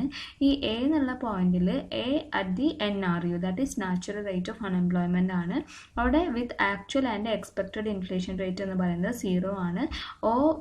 A ലെവലാണ് അവിടുത്തെ അൺഎംപ്ലോയ്മെൻറ്റ് റേറ്റ് എന്ന് പറയുന്നത്. അപ്പോൾ ഇത്രയും അൺഎംപ്ലോയ്മെൻറ്റ് റേറ്റ് ഉള്ളത് കൊണ്ട് നമ്മുടെ ഗവൺമെൻറ് തിങ്ക് ചെയ്യാണ് ഈ ഒരു അൺഎംപ്ലോയ്മെൻറ്റ് റേറ്റ് എന്നുള്ളത് പ്രറ്റി ഹൈ ആണ്. അതുകൊണ്ട് തന്നെ ഈ ഒരു അൺഎംപ്ലോയ്മെൻറ്റ് റേറ്റ് നമുക്ക് OA നിന്ന് OL ആയിട്ട് കുറയ്ക്കാനുള്ള മെഷേഴ്സ് സ്വീകരിക്കാമെന്ന് തീരുമാനിക്കുകയാണ്. അങ്ങനെ തീരുമാനിക്കുമ്പോൾ എന്ത് സംഭവിക്കും? ഗവൺമെൻറ് അതിനുവേണ്ട അഡിക്വേറ്റ് മെഷേഴ്സ് എടുക്കുമ്പോൾ ഇക്കോണമിയിൽ മണി സപ്ലൈ കൂടും. അതായത് മണി സപ്ലൈ ഇൻക്രീസ് ചെയ്യും. അങ്ങനെ മണി സപ്ലൈ ഇൻക്രീസ് ചെയ്യുമ്പോൾ അഗ്രിഗേറ്റ് ഡിമാൻഡ് റൈസ് ചെയ്യും. അങ്ങനെ ഡിമാൻഡ് റൈസ് ചെയ്യുമ്പോൾ എന്ത് സംഭവിക്കും? വേജ് റേറ്റ് ഇൻക്രീസ് ചെയ്യും. വേജ് റേറ്റ് ഇൻക്രീസ് ചെയ്യുമ്പോൾ aggregate demand is greater than aggregate supply ആയിരിക്കും. അതിൻ്റെ ഭാഗമായിട്ട് എന്ത് സംഭവിക്കും? ഇൻഫ്ലേഷൻ ഉണ്ടാകും. അപ്പോൾ ഈ ഒരു അൺഎംപ്ലോയ്മെൻറ്റ് OA നിന്ന് OL ആയിട്ട് കുറയാൻ വേണ്ടിയിട്ട് നമ്മൾക്ക് സാക്രിഫൈസ് ചെയ്യേണ്ട ഒരു ഇൻഫ്ലേഷൻ എന്ന് പറയുന്നത് 6 ആണ്. ഇത്രയും ഒരു ഇൻഫ്ലേഷനാണ് ഉണ്ടാകുന്നത്. അപ്പോൾ ഇക്കോണമി എന്ത് സംഭവിച്ചു? അൺഎംപ്ലോയ്മെൻറ്റ് OA നിന്ന് OLോട്ട് മാറി. ഇക്കോണമി A എന്നുള്ള പോയിന്റിൽ നിന്ന് Bയിലോട്ട് മൂവ് ചെയ്തു through the short run Phillips curve SRPC 1. Then നമ്മൾ ഇൻഫ്ലേഷൻ ഇപ്പോൾ എത്രയാണ്? 6ലാണ് എത്തി നിൽക്കുന്നത്. ദെൻ ഇനി നമ്മൾ ലേബേഴ്സ് വീണ്ടും വേജ് ഡിമാൻഡ് ഇൻക്രീസ് ചെയ്യുകയാണെങ്കിൽ എന്ത് സംഭവിക്കും? വീണ്ടും എന്താണ് C എന്നുള്ള ഒരു പോയിന്റ്, അതായത് നാച്ചുറൽ റേറ്റ് ഓഫ് അൺഎംപ്ലോയ്മെൻറ്റിലേക്ക് തന്നെ വീണ്ടും തിരിച്ചെത്തും. ഇതൊരു ടെമ്പററി ചേഞ്ച് മാത്രമാണ്. വീണ്ടും നമ്മൾ അൺഎംപ്ലോയ്മെൻറ്റ് റേറ്റ് കുറയ്ക്കാനുള്ള ശ്രമങ്ങൾ നടത്തുമ്പോൾ അതിനേക്കാളും ഹയർ എക്സ്പെക്റ്റേഷൻ ആയിരിക്കും ഇൻഫ്ലേഷൻ എന്ന് പറയുന്നത്. ദെൻ ഇൻഫ്ലേഷൻ റേറ്റ് എന്താണ് SRPC കർവ് ഷിഫ്റ്റ് ചെയ്യും. ദെൻ ഇക്കോണമി ആദ്യം എ നിന്ന് ബിയിലോട്ട് മൂവ് ചെയ്തു, പിന്നെ ബിയിൽ നിന്ന് സിയിലോട്ട് മൂവ് ചെയ്തു, പിന്നെ ഡിയിലോട്ട് മൂവ് ചെയ്തു. ദെൻ ഇവിടെ നമ്മൾ എന്താണ് ശ്രമിച്ചത്, ഇൻഫ്ലേഷൻ റേറ്റ് അൺഎംപ്ലോയ്മെൻറ്റ് റേറ്റ് കുറയ്ക്കാനാണ് നോക്കുന്നത്. സോ അവിടെ എന്ത് സംഭവിക്കുന്നത്, ഇൻഫ്ലേഷൻ കൂടിക്കൂടി വരാണ്. ദെൻ ഇക്കോണമി വീണ്ടും ഇയിലോട്ടെത്തി. ദെൻ എ സി ഇ എന്നുള്ള പോയിന്റ് എല്ലാം ജോയിൻ ചെയ്യുമ്പോൾ നമുക്ക് കിട്ടുന്നതാണ് ലോങ് റൺ ഫിലിപ്സ് കർവ് എന്ന് പറയുന്നത്. അതായത് അവിടെ നാച്ചുറൽ റേറ്റ് ഓഫ് അൺഎംപ്ലോയ്മെൻ്റ് ആണ്, അവിടെ non accelerating rate of inflation ആണുള്ളത്. ദെൻ നമ്മൾ ഈ ഒരു ഇൻഫ്ലേഷനെ കുറയ്ക്കാൻ വേണ്ടി ശ്രമിക്കുകയാണെങ്കിൽ എന്ത് സംഭവിക്കും, അപ്പോൾ ഈ 9 എന്നുള്ള ഈ ഒരു ഇൻഫ്ലേഷനിൽ നിന്ന് നമ്മൾ ഇൻഫ്ലേഷൻ കുറയ്ക്കാനാണ് ശ്രമിക്കുന്നതെങ്കിൽ നമുക്ക് എത്ര വേണം, എഫ് എന്നുള്ള ലെവലിലേക്ക് അൺഎംപ്ലോയ്മെൻ്റ് ആയിരിക്കും, അതിന് അൺഎംപ്ലോയ്മെൻറ്റ് ലെവൽ കൂടും. അതായത് ഈ ഒരു ട്രേഡ് ഓഫ് ഇങ്ങനെ നടന്നുകൊണ്ടേയിരിക്കും. ഇതൊരു ലൂപ്പാണ്. അതായത് അൺഎംപ്ലോയ്മെൻറ്റ് റേറ്റ് കുറയ്ക്കാൻ ശ്രമിക്കുമ്പോൾ ഇൻഫ്ലേഷൻ കൂടും. ഇനി ഇൻഫ്ലേഷൻ കുറയ്ക്കാൻ ശ്രമിക്കുമ്പോൾ എന്ത് സംഭവിക്കും, അൺഎംപ്ലോയ്മെൻറ്റ് ഇൻക്രീസ് ചെയ്തുകൊണ്ടിരിക്കും. ഇതിങ്ങനെ ഒരു ലൂപ്പായിട്ട് പ്രവർത്തിച്ചുകൊണ്ടിരിക്കും. ഈ എല്ലാ പോയിന്റ്സും എ സി ഇ എന്നുള്ള എല്ലാ പോയിന്റ്സും കൂടി ജോയിൻ ചെയ്യുമ്പോൾ നമുക്ക് എന്ത് കിട്ടും, ലോങ് റൺ ഫിലിപ്സ് കർവ് കിട്ടും. Here we discuss module 3, that is macroeconomic instability and policy. Then business cycle. The business cycle refers to a period of high growth and prosperity in the economy followed by a period of sharp economic slowdown and depression. എന്താണ് business cycle? അതായത് ഒരു ഇക്കോണമിയിൽ high growth and പ്രോസ്പെരിറ്റിക്ക് ശേഷം ഒരു sharp economic slow ഡൗണും ഡിപ്രഷനും ഒക്കെ ഉണ്ടാവുക. ഇതൊരു സൈക്കിളായിട്ട് ഇങ്ങനെ form ചെയ്തുകൊണ്ടിരിക്കും. ദെൻ ഈ ഒരു ഡിപ്രഷന് ശേഷം വീണ്ടും എന്തുണ്ടാവാം, റിക്കവറി ഉണ്ടാവാം, എക്സ്പാൻഷൻ ഉണ്ടാവാം. ഇതിങ്ങനെ ഒരു ഫോമായിട്ട് ഒരു സൈക്കിൾ ഫോമിൽ ഇങ്ങനെ കണ്ടിന്യൂ ചെയ്തുകൊണ്ടിരിക്കും. ഇതിനെയാണ് ബിസിനസ് സൈക്കിൾ എന്ന് പറയുന്നത്. ദെൻ ഗോർഡൻ പറയുന്നത് ബിസിനസ് സൈക്കിൾ എപ്പോഴും എന്താണ്, അതിനൊരു റിക്കറിങ് ആൾട്ടർനേഷൻ നടന്നുകൊണ്ടിരിക്കും. അതിൽ എക്സ്പാൻഷനും കോൺട്രാക്ഷനും അഗ്രിഗേറ്റ് ഇക്കണോമിക് ആക്ടിവിറ്റിയിൽ ഇങ്ങനെ ആൾട്ടർനേറ്റീവ് ആയിട്ട് ഇങ്ങനെ വന്നുകൊണ്ടേയിരിക്കും. ഈ ഒരു മൂവ്മെൻറ്റ് എന്ന് പറയുന്നത് സെൽഫ് റീഎൻഫോഴ്സിങ് ആണ്. ഇത് എല്ലാ ഇക്കോണമിയുടെ എല്ലാ പാർട്സിലും കാണാനായിട്ട് സാധിക്കും എന്നാണ് പറയുന്നത്. ഇനി മെയിനായിട്ട് ഒരു ബിസിനസ് സൈക്കിൾ ഈ ഒരു പിക്ചറിൽ കാണിക്കുന്നതാണ് ബിസിനസ് സൈക്കിളിൻ്റെ എക്സാമ്പിൾ എന്ന് പറയുന്നത്. ഈ മെയിനായിട്ട് ബിസിനസ് സൈക്കിളിന് 2 ഫേസ് ആണ് പറയുക, പ്രോസ്പെരിറ്റിയും ആൻഡ് ഡിപ്രഷനും. ബട്ട് ഈ പ്രോസ്പെരിറ്റിക്കും ഡിപ്രഷനും ഇടയിൽ അതിന് കുറേ ഇൻ്റർമീഡിയറ്റ് ഫേസസ് ഉണ്ട്. ആ ഇൻ്റർമീഡിയറ്റ് ഫേസസ് എന്തൊക്കെയാണെന്ന് വെച്ചാൽ ഇപ്പോൾ expansion, peak, recession, trough, recovery, വീണ്ടും എക്സ്പാൻഷൻ, ഇതൊക്കെയാണ് different phases of business cycle എന്ന് പറയുന്നത്. ദെൻ ഈ ഒരു ലൈൻ സ്ട്രെയിറ്റ് ലൈനെയാണ് സ്റ്റഡി ഗ്രോത്ത് ലൈൻ എന്ന് പറയുന്നത്. Steady growth line means potential growth of the ഇക്കോണമിനെയാണ് കാണിക്കുന്നത് with increase in the national resources and there is no economic fluctuation. അതായത് ഈ സ്റ്റഡി ഗ്രോത്ത് ലൈനിൽ എന്താണ്, ഒരു ഇക്കോണമിയുടെ പൊട്ടൻഷ്യൽ ഗ്രോത്ത് ഇൻക്രീസ് ചെയ്തുകൊണ്ടിരിക്കും നാഷണൽ റിസോഴ്സസിനോടൊപ്പം തന്നെ. അവിടെ എന്താണ്, there is no economic fluctuations ആയിരിക്കും. ദെൻ ഈ ഒരു ലൈൻ, അതായത് എക്സ്പാൻഷൻ, പീക്ക്, റിസെഷൻ ഇങ്ങനെ ഉണ്ടാവുന്ന ഈ ഒരു ലൈനെയാണ് ലൈൻ ഓഫ് സൈക്കിൾ എന്ന് പറയുന്നത്. ഈ സ്റ്റഡി ഗ്രോത്ത് ലൈനിന് മുകളിലോട്ടാണ് ലൈൻ ഓഫ് സൈക്കിൾ മൂവ് ചെയ്യുന്നതെങ്കിൽ അതിൻ്റെ അർത്ഥം എക്സ്പാൻഷൻ ഇക്കോണമിയിൽ ഉണ്ടാവാൻ പോവാന്നാണ്. ഇനി അതല്ല, ഈ line of cycle study growth line താഴോട്ടാണ് ഇങ്ങനെയാണ് മൂവ് ചെയ്യുന്നതെങ്കിൽ അതിൻ്റെ അർത്ഥം എന്താണ്, അവിടെ റിസെഷനും അതിനോടനുബന്ധിച്ചുള്ള ഡിപ്രഷനും ഉണ്ടാവാൻ പോവാന്നാണ് അതിൻ്റെ അർത്ഥം. ദെൻ സൺസ്പോട്ട് തിയറി എന്ന് പറയുന്നത് ബിസിനസ് സൈക്കിൾ തിയറീസിലെ വളരെ ഓൾഡസ്റ്റ് ആയിട്ടുള്ള ഒരു തിയറിയാണ്. ഈ തിയറി കൊണ്ടുവരുന്നത് സ്റ്റാൻലി ജവോൺസ് ആണ്. അദ്ദേഹം ഒരു ബ്രിട്ടീഷ് ഇക്കണോമിസ്റ്റ് ആണ്. അദ്ദേഹം പറയുന്നത് ട്രേഡ് സൈക്കിൾ ഉണ്ടാവാനുള്ള കാരണം എന്ന് പറയുന്നത് സൺസ്പോട്ടാണ്. അതായത് സൺസ്പോട്ട്സ് എന്ന് പറയുന്നത് സണ്ണിൻ്റെ ഫേസിൽ, ഇത് സൂര്യൻ്റെ ഫേസിൽ ഒരു സൺസ്പോട്ട്, ഒരു ഡാർക്ക് സ്പോട്ട് ഉണ്ടായിരിക്കും. അതിനാണ് സൺസ്പോട്ട് എന്ന് പറയുന്നത്. ആ ഒരു സൺസ്പോട്ട് ഉണ്ടാവുന്നത് ആണ് ട്രേഡ് സൈക്കിളിന് കാരണം എന്നാണ് ജവോൺസ് പറയുന്നത്. അത് ഓൾമോസ്റ്റ് ഒരു 10.4 ഇയേഴ്സിൻ്റെ ആ റെഗുലർ ഇൻ്റർവെല്ലിൽ എല്ലാ 10.4 ഇയേഴ്സ് കൂടുമ്പോഴും ഈ ഒരു സൺസ്പോട്ട് ഉണ്ടാവും. അതിൻ്റെ ഭാഗമായിട്ട് എന്താണ്, ട്രേഡ് സൈക്കിൾ ഉണ്ടാവും എന്നാണ് പറയുന്നത്. അതായത് ഈ സൺസ്പോട്ട് അപ്പിയർ ആയിക്കഴിഞ്ഞ് കഴിഞ്ഞാൽ അതിൻ്റെ ഭാഗമായിട്ട് സൺ എന്ത് ചെയ്യും, ലെസ് ഹീറ്റ് മാത്രമേ പ്രൊഡ്യൂസ് ചെയ്യുള്ളൂ. അങ്ങനെ ലെസ് ഹീറ്റ് മാത്രം എമിറ്റ് ചെയ്യാൻ തുടങ്ങിക്കഴിഞ്ഞാൽ അത് എന്തിനെ ബാധിക്കും, ക്രോപ്പിൻ്റെ ഈൽഡിനെ ബാധിക്കും. ക്രോപ്പ് ഈൽഡ് കുറയും. അങ്ങനെ ക്രോപ്പ് ഈൽഡ് കുറഞ്ഞു കഴിഞ്ഞാൽ ഫാമേഴ്സിൻ്റെ ഇൻകം കുറയും. അങ്ങനെ ഫാമേഴ്സിൻ്റെ ഇൻകം കുറയുന്നത് പർച്ചേസിങ് പവർ കുറയുന്നതും അതുവഴി ഡിമാൻഡ് കുറയുന്നതും ദെൻ അത് ബിസിനസ് സൈക്കിളിനെ ബാധിക്കും. ബിസിനസ് സൈക്കിൾ ഉണ്ടാവും, ട്രേഡ് സൈക്കിൾ ഉണ്ടാവും എന്നാണ് സ്റ്റാൻലി ജോൺസ് പറയുന്നത്. ദെൻ ഈ തിയറിക്ക് ഒത്തിരി ഡ്രോബാക്സ് ഉണ്ട്. അതായത് ഇത് മെയിനായിട്ട് അഗ്രോ ബേസ്ഡ് തിയറി ആയിട്ടാണ് പറയുന്നത്.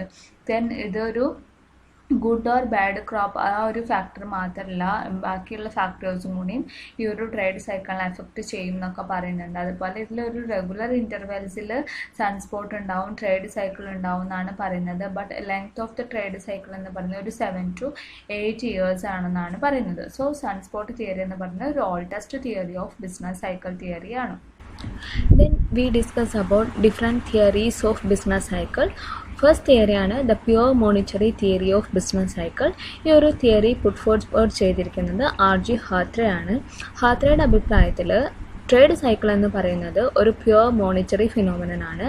ഇക്കണോമിക് ആക്ടിവിറ്റീസിൽ സംഭവിക്കുന്ന എല്ലാ ചേഞ്ചസിനും കാരണം മണി സപ്ലൈയിൽ ഉണ്ടാവുന്ന ചേഞ്ചസ് ആണ്, അല്ലെങ്കിൽ ഫ്ലോ ഓഫ് മണിയിൽ സംഭവിക്കുന്ന ആ ചേഞ്ചസിൻ്റെ റിഫ്ലക്ഷൻ ആണ് ഇക്കണോമിക് ആക്ടിവിറ്റിയിൽ ചേഞ്ചസ് ഉണ്ടാവാൻ കാരണം എന്നാണ് ഹാത്രേ പറയുന്നത്.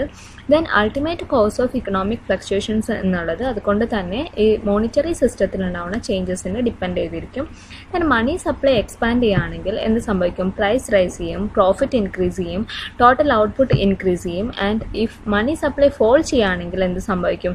പ്രൈസ് ഡിക്രീസ് ചെയ്യും, പ്രോഫിറ്റ് ഡിക്രീസ് ചെയ്യും. അതുപോലെ തന്നെ production activities of economy become സ്ലഗ്ഗിഷ് ആയിരിക്കും. ദെൻ അതുവഴി പ്രൊഡക്ഷൻ ഫോൾ ചെയ്യുകയും ചെയ്യും. ദെൻ ഹാത്രയുടെ view mainly based on the quantity theory of money for explaining the price behaviour.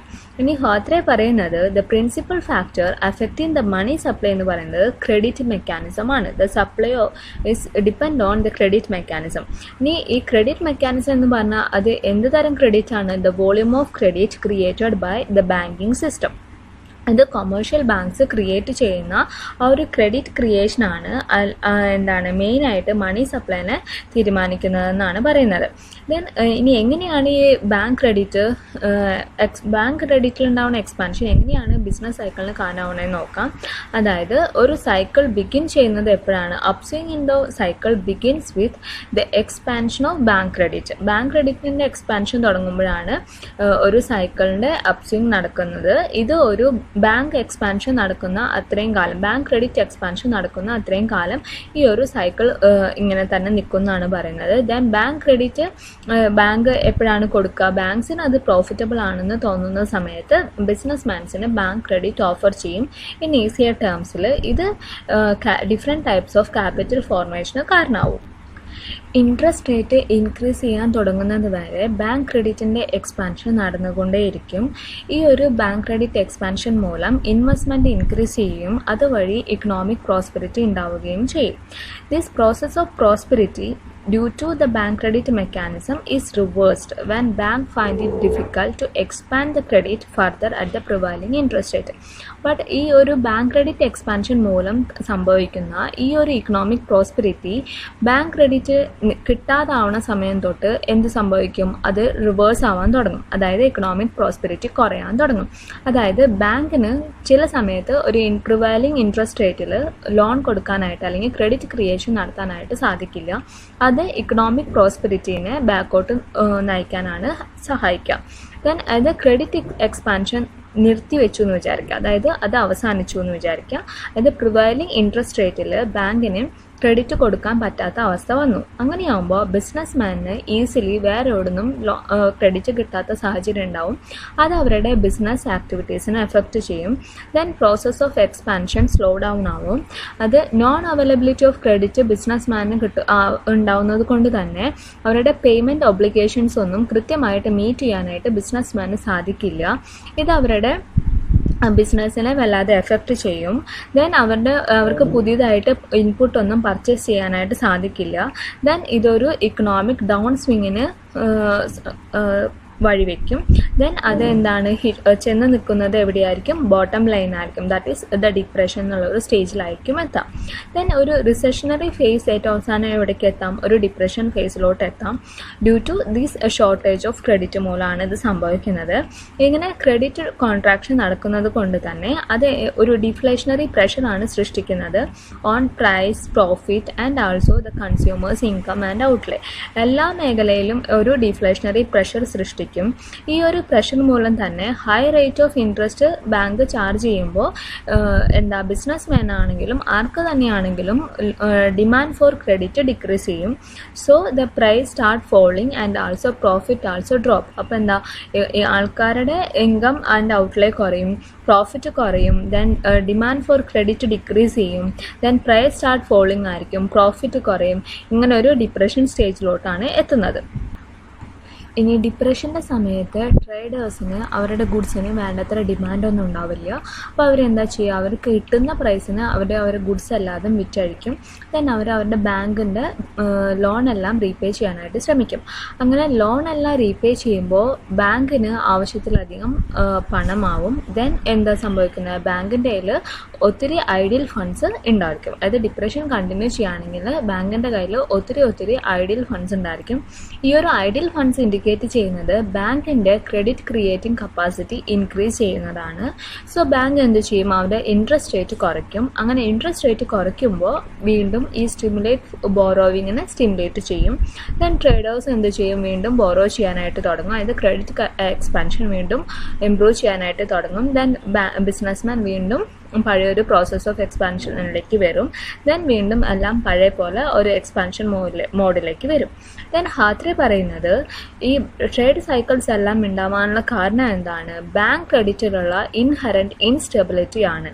അതായത് ബാങ്ക് ക്രെഡിറ്റിൻ്റെ എക്സ്പാൻഷനിൽ വരുന്ന ഒരു ഇൻഹറൻറ്റ് ഇൻസ്റ്റെബിലിറ്റി ആണ് ഈ ഒരു ട്രേഡ് സൈക്കിൾസ് എല്ലാം ഉണ്ടാവാനുള്ള കാരണം.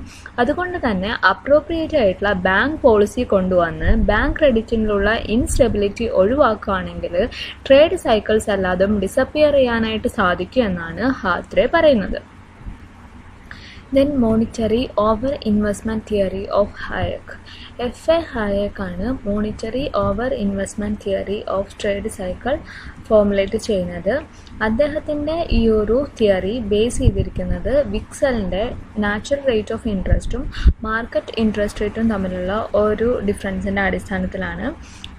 ഇനി എന്താണ് natural rate of interest? Natural rate of interest is the rate at which the demand for loanable fund equals a supply of voluntary savings. അതായത് ഡിമാൻഡ് ഫോർ ലോണബിൾ ഫണ്ട്സും സപ്ലൈ ഓഫ് സേവിങ്സും equal ആവുന്ന ആ ഒരു റേറ്റിനെയാണ് നാച്ചുറൽ റേറ്റ് ഓഫ് ഇൻട്രസ്റ്റ് എന്ന് പറയുന്നത്. Then market rate of interest എന്ന് പറയുന്നത് ഒരു ഇക്കോണമിയിൽ പ്രിവെയിൽ ചെയ്യുന്ന ഒരു മണി റേറ്റിനെയാണ് മാർക്കറ്റ് റേറ്റ് ഓഫ് ഇൻട്രസ്റ്റ് എന്ന് പറയുന്നത്. അത് തീരുമാനിക്കുന്നത് ഡിമാൻഡ് ആൻഡ് സപ്ലൈ ഓഫ് മണിയാണ്. ദെൻ ഹായക്കിൻ്റെ അഭിപ്രായത്തിൽ natural rate of interest market rate of ഇൻട്രസ്റ്റിനോട് ഈക്വൽ ആണെങ്കിൽ ഒരു ഇക്കോണമി സ്റ്റേറ്റ് ഓഫ് ഇക്വിലിബ്രിയത്തിലായിരിക്കും ആൻഡ് അവിടെ ഫുൾ എംപ്ലോയ്മെൻ്റ് ആയിരിക്കും. ഇനി ഈ ഒരു മാർക്കറ്റ് റേറ്റ് ഓഫ് ഇൻട്രസ്റ്റിലും നാച്ചുറൽ റേറ്റ് ഓഫ് ഇൻട്രസ്റ്റിലും ഉണ്ടാവുന്ന ഇനീക്വാളിറ്റിയാണ് ട്രേഡ് സൈക്കിളിന് കാരണമാവുന്നത് എന്നാണ് ഹായക്ക് പറയുന്നത്. Then market interest rate natural rate of ഇൻട്രസ്റ്റിനേക്കാളും കുറവാണെങ്കിൽ ആ ഇക്കോണമിയിലെ പ്രോസ്പെരിറ്റി ആയിരിക്കും സംഭവിക്കുക. ഇനി തിരിച്ച് മാർക്കറ്റ് ഇൻട്രസ്റ്റ് റേറ്റ് കൂടുതലാണ് നാച്ചുറൽ റേറ്റ് ഓഫ് ഇൻട്രസ്റ്റിനേക്കാളും എങ്കിൽ ആ ഇക്കോണമി ഡിപ്രഷൻ മോഡിലായിരിക്കും. ഇനി ഈ ഒരു തിയറി പറയുന്നത് market rate of interest natural rate of ഇൻട്രസ്റ്റിനേക്കാളും കുറവാണെങ്കിൽ അവിടെ ഒരു ഇക്കോണമിയിൽ പ്രോസ്പെരിറ്റി ബിഗിൻ ചെയ്യാനായിട്ട് തുടങ്ങും. അത്തരം സാഹചര്യത്തിൽ ഡിമാൻഡ് ഫോർ ഇൻവെസ്റ്റ്മെൻറ്റ് ഫണ്ട് എന്ന് പറയുന്നത് കൂടുതലായിരിക്കും more than the available savings. അതായത് ഡിമാൻഡ് ഫോർ ഇൻവെസ്റ്റ്മെൻറ്റ് ഫണ്ട് കൂടുതലായിരിക്കും than the supply of available സേവിങ്സിനേക്കാളും. So the demand for investment fund met ചെയ്യുന്നത് the increase in the supply of money ഉപയോഗിച്ചിട്ടായിരിക്കും. Money supply increase ചെയ്യുന്നതിൻ്റെ ഫലമായിട്ട് interest rate കുറയും. അങ്ങനെ interest rate കുറയുമ്പോൾ പ്രൊഡ്യൂസേഴ്സിന് കൂടുതലായിട്ട് ലോൺ കിട്ടും. അങ്ങനെ ലോൺ കിട്ടുമ്പോൾ അവരെന്താ ചെയ്യുന്നത്? അതല്ലാതും ക്യാപിറ്റൽ ഗുഡ്സിൻ്റെ പ്രൊഡക്ഷന് വേണ്ടിയിട്ട് ഇൻവെസ്റ്റ് ചെയ്യും. ദെൻ അവർ യൂസ് ചെയ്യുന്നത് ക്യാപിറ്റൽ ഗുഡ്സിൻ്റെ പ്രൊഡക്ഷന് വേണ്ടി കൂടുതലായിട്ട് യൂസ് ചെയ്യുന്നത് ക്യാപിറ്റൽ ഇൻറ്റൻസീവ് മെത്തേഡ്സ് ആണ്. ദെൻ ഈ ക്യാപിറ്റൽ ഇൻറ്റൻസീവ് മെത്തേഡ്സ് യൂസ് ചെയ്യുന്നത് വഴി അവരുടെ പ്രൊഡക്ഷൻ കോസ്റ്റ് കുറയുന്നതിനും പ്രോഫിറ്റ് ഇൻക്രീസ് ചെയ്യുന്നതിനും കാരണമാകും. ദെൻ ഈ ഒരു production process, that is capital intensive production process എന്ന് പറയുന്നത് കുറച്ച് ലെങ്തി ആണ്. അതുവഴി അവരുടെ പ്രൈസ് ഓഫ് ഗുഡ്സ് ഇൻക്രീസ് ചെയ്യും. Then price of capital goods is more than the consumer goods ആയിരിക്കും. അതായത് കൂടുതൽ ക്യാപിറ്റൽ ഇൻറ്റൻസീവ് മെത്തേഡ് യൂസ് ചെയ്യുന്നത് മൂലം തന്നെ അവരുടെ പ്രൊഡക്ഷൻ പ്രോസസ്സ് ലെങ്തി ആയതുകൊണ്ട് തന്നെ ക്യാപിറ്റൽ ഗുഡ്സിൻ്റെ പ്രൈസ് കൺസ്യൂമർ ഗുഡ്സിനെ അപേക്ഷിച്ച് കൂടുതലായിരിക്കും. ദെൻ ഒരു ഇക്കോണമിയിൽ ഫുൾ എംപ്ലോയ്മെൻ്റ് ആണ് നിലനിൽക്കുന്നതെന്ന് വിചാരിക്കുക. അങ്ങനെയാണെങ്കിൽ ക്യാപിറ്റൽ ഗുഡ്സിന് നമ്മൾ കൂടുതൽ ഇൻവെസ്റ്റ് ചെയ്തുകൊണ്ടിരിക്കുകയാണ്. ദെൻ അവരെന്ത് ചെയ്യും? ഫാക്ടേഴ്സ് ഓഫ് പ്രൊഡക്ഷൻ അല്ലാതും കൺസ്യൂമർ ഗുഡ്സ് സെക്ടറിൽ നിന്ന് ക്യാപിറ്റൽ ഗുഡ്സ് സെക്ടറിലോട്ട് ട്രാൻസ്ഫർ ആവും. ദെൻ ഇത് എന്തിന് കാരണമാവും? കൺസ്യൂമർ ഗുഡ്സിൻ്റെ പ്രൊഡക്ഷൻ കുറയുന്നതിനും കൺസ്യൂമർ ഗുഡ്സിൻ്റെ പ്രൈസ് ഇൻക്രീസ് ചെയ്യുന്നതിനും അതായത് കൺസ്യൂമർ ഗുഡ്സിൻ്റെ കൺസംഷൻ കുറയുന്നതിനും കാരണമായിരിക്കും. ദെൻ ഫോഴ്സ്ഡ് സേവിങ് ഇൻക്രീസ് ചെയ്യുന്നത് കൺസംഷൻ കുറയ്ക്കുന്നതിന് കാരണമാകും. അതല്ലാതെ നമ്മൾ എവിടെയാണ് ഇൻവെസ്റ്റ് ചെയ്യുന്നത്? ക്യാപിറ്റൽ ഗുഡ്സിൻ്റെ പ്രൊഡക്ഷനിലാണ് ഇൻവെസ്റ്റ് ചെയ്യുന്നത്. ദെൻ ക്യാപിറ്റൽ ഗുഡ്സിൻ്റെ പ്രൊഡക്ഷന് ഇൻക്രീസ് ചെയ്യുന്നതിന് കാരണമാകും. ഇനി ഇത് ഒരു ഭാഗത്ത് നിൽക്കുകയാണ്, ദാറ്റ് ഈസ് ക്യാപിറ്റൽ ഗുഡ്സിൻ്റെ പ്രൊഡക്ഷൻ കൂടുകയാണ്, കൺസ്യൂമർ ഗുഡ്സിൻ്റെ ഇത് കുറഞ്ഞിരിക്കുകയാണ്. ദെൻ അങ്ങനെയാണെങ്കിൽ മറുഭാഗത്ത് എന്താ സംഭവിക്കുന്നത്? കൺസ്യൂമർ ഗുഡ്സിൻ്റെ പ്രൊഡക്ഷൻ കുറഞ്ഞു എന്ന് പറഞ്ഞു. അത് എന്തിന് കാരണമാകും? കൺസ്യൂമർ ഗുഡ്സിൻ്റെ പ്രൈസ് ഇൻക്രീസ് ചെയ്യുന്നതിന് കാരണമാകും. ദെൻ അവരുടെ പ്രൊഡ്യൂസേഴ്സിന് മോർ പ്രോഫിറ്റ് കിട്ടും. അത് അവർ കൂടുതലായിട്ട് ഈ കൺസ്യൂമർ ഗുഡ്സിൽ ഇൻവെസ്റ്റ് ചെയ്യാനായിട്ടുള്ളൊരു ഇൻഡ്യൂസ്മെൻ്റ് ആവും. ദെൻ അവർ കൺസ്യൂമർ ഗുഡ്സ് പ്രൊഡ്യൂസ് ചെയ്യാനായിട്ട് കൂടുതൽ ട്രൈ ചെയ്യും. ദെൻ ഈ ഒരു ഫാക്ടേഴ്സ് ഓഫ് പ്രൊഡക്ഷന് കൂടുതൽ റെമ്യൂണറേഷൻ കൊടുക്കാൻ തുടങ്ങും. ഇത് ഒരു കോമ്പറ്റീഷന് വഴിവെക്കും. That is the competition between the consumer good sector and also the capital production. ഇത് രണ്ടും തമ്മിലുള്ള ഒരു കോമ്പറ്റീഷന് കാരണമാവും. അതുവഴി പ്രൈസസ് ഓഫ് ഫാക്ടേഴ്സ് ഓഫ് പ്രൊഡക്ഷനും പ്രൈസസ് ഇൻ ദ ഇക്കോണമിയും ഇൻക്രീസ് ചെയ്യാനായിട്ട് തുടങ്ങും. Keynesian theory of business cycle. Keynes പറയുന്നത് ബിസിനസ് സൈക്കിൾ ഉണ്ടാവാനുള്ള കാരണം എന്താണ്? റേറ്റ് ഓഫ് ഇൻവെസ്റ്റ്മെൻറ്റിലുള്ള ചേഞ്ച് മൂലമാണ്. ഇനി റേറ്റ് ഓഫ് ഇൻവെസ്റ്റ്മെൻറ്റിൽ ചേഞ്ച് ഉണ്ടാവുന്നത് മാർജിനൽ എഫിഷ്യൻസി ഓഫ് ക്യാപിറ്റൽ ഉണ്ടാവുന്ന ഫ്ലക്ച്വേഷൻസ് മൂലമാണ്. ദെൻ കെയ്ൻസ് എക്സ്പെക്റ്റേഷന് ഒരു മേജർ റോൾ കൊടുക്കുന്നുണ്ട്.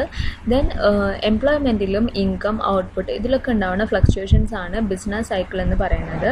ദെൻ കെയ്ൻസിൻ്റെ അഭിപ്രായത്തിൽ ഇൻകം ആൻഡ് ഔട്ട്പുട്ടിനെ ഡിപ്പെൻഡ് ചെയ്തിരിക്കുന്നത് വോളിയൂം ഓഫ് എംപ്ലോയ്മെൻറ്റ് തന്നെയാണ്. ദെൻ വോളിയൂം ഓഫ് എംപ്ലോയ്മെൻറ്റ് തീരുമാനിക്കപ്പെടുന്നത് മാർജിനൽ എഫിഷ്യൻസി ഓഫ് ക്യാപിറ്റലും റേറ്റ് ഓഫ് ഇൻട്രസ്റ്റും പ്രൊപ്പൻസിറ്റി ടു കൺസ്യൂമും കൂടി ചേർന്നിട്ടാണ്. ഷോർട്ട് പീരീഡിൽ റേറ്റ് ഓഫ് ഇൻട്രസ്റ്റും പ്രൊപ്പൻസിറ്റി ടു കൺസ്യൂമും മോർ ഓർ ലെസ് സ്റ്റേബിൾ ആണ്. അതുകൊണ്ട് തന്നെ fluctuations in the volume of employment തീരുമാനിക്കുന്നത് fluctuations in the marginal efficiency of capital ആണ്. ഡ്യൂറിങ് ദ പീരീഡ് ഓഫ് എക്സ്പാൻഷൻ്റെ സമയത്ത് the marginal efficiency of capital high ആയിരിക്കും. ദെൻ ബിസിനസ്മാൻ ആർ ഒപ്റ്റിമിസ്റ്റിക് ആയിരിക്കും. Then investment increase ചെയ്യും. അതിനനുസരിച്ച് എംപ്ലോയ്മെൻറ്റ് കൂടും, income കൂടും. ദെൻ ഓരോ ഇൻവെസ്റ്റ്മെൻറ്റിൽ ഇൻക്രീസ് ചെയ്യുന്നതിനനുസരിച്ച് മൾട്ടിപ്പിൾ ഇൻക്രീസ് ഇൻ ഇൻകം സംഭവിക്കും. ബട്ട് ഈ ഒരു പീരീഡിൻ്റെ അവസാനം എന്ത് സംഭവിക്കും? Marginal efficiency, high marginal efficiency of ക്യാപിറ്റലിന് ഒരു സെറ്റ് ബാക്ക് സംഭവിക്കുകയാണ് ചെയ്യുന്നത്. അതിന് രണ്ട് കാരണങ്ങളാണ് മെയിനായിട്ട് പറയുന്നത്. Then cost of production increase ചെയ്യുന്നതും അതുപോലെ തന്നെ bottlenecks of material, labour അതിലൊക്കെയുള്ള ഷോർട്ടേജസും ദെൻ അതുപോലെ തന്നെ അബൻഡൻസ് ഓഫ് ഔട്ട്പുട്ട് ഉണ്ടാകുമ്പോൾ പ്രോഫിറ്റ് കുറയുന്നതല്ലാതും മാർജിനൽ എഫിഷ്യൻസി ഓഫ് ക്യാപിറ്റലിനെ സെറ്റ് ബാക്ക് ചെയ്യുന്നതിന് വഴിവെക്കും. ദെൻ ബിസിനസ് ഒപ്റ്റിമിസം എന്നതിൽ നിന്ന് പതിയെ സെപ്റ്റിമിസത്തിലേക്കും പിന്നീട് പെസിമിസത്തിലേക്കും എത്തും. Then marginal efficiency of capital collapse ചെയ്യും. ദെൻ ഇതൊരു ഇക്കോണമീനെ ഡൗൺവേർഡ് മൂവ്മെൻറ്റിലേക്കാണ് കൊണ്ടുചെന്നെത്തിക്കുന്നത്.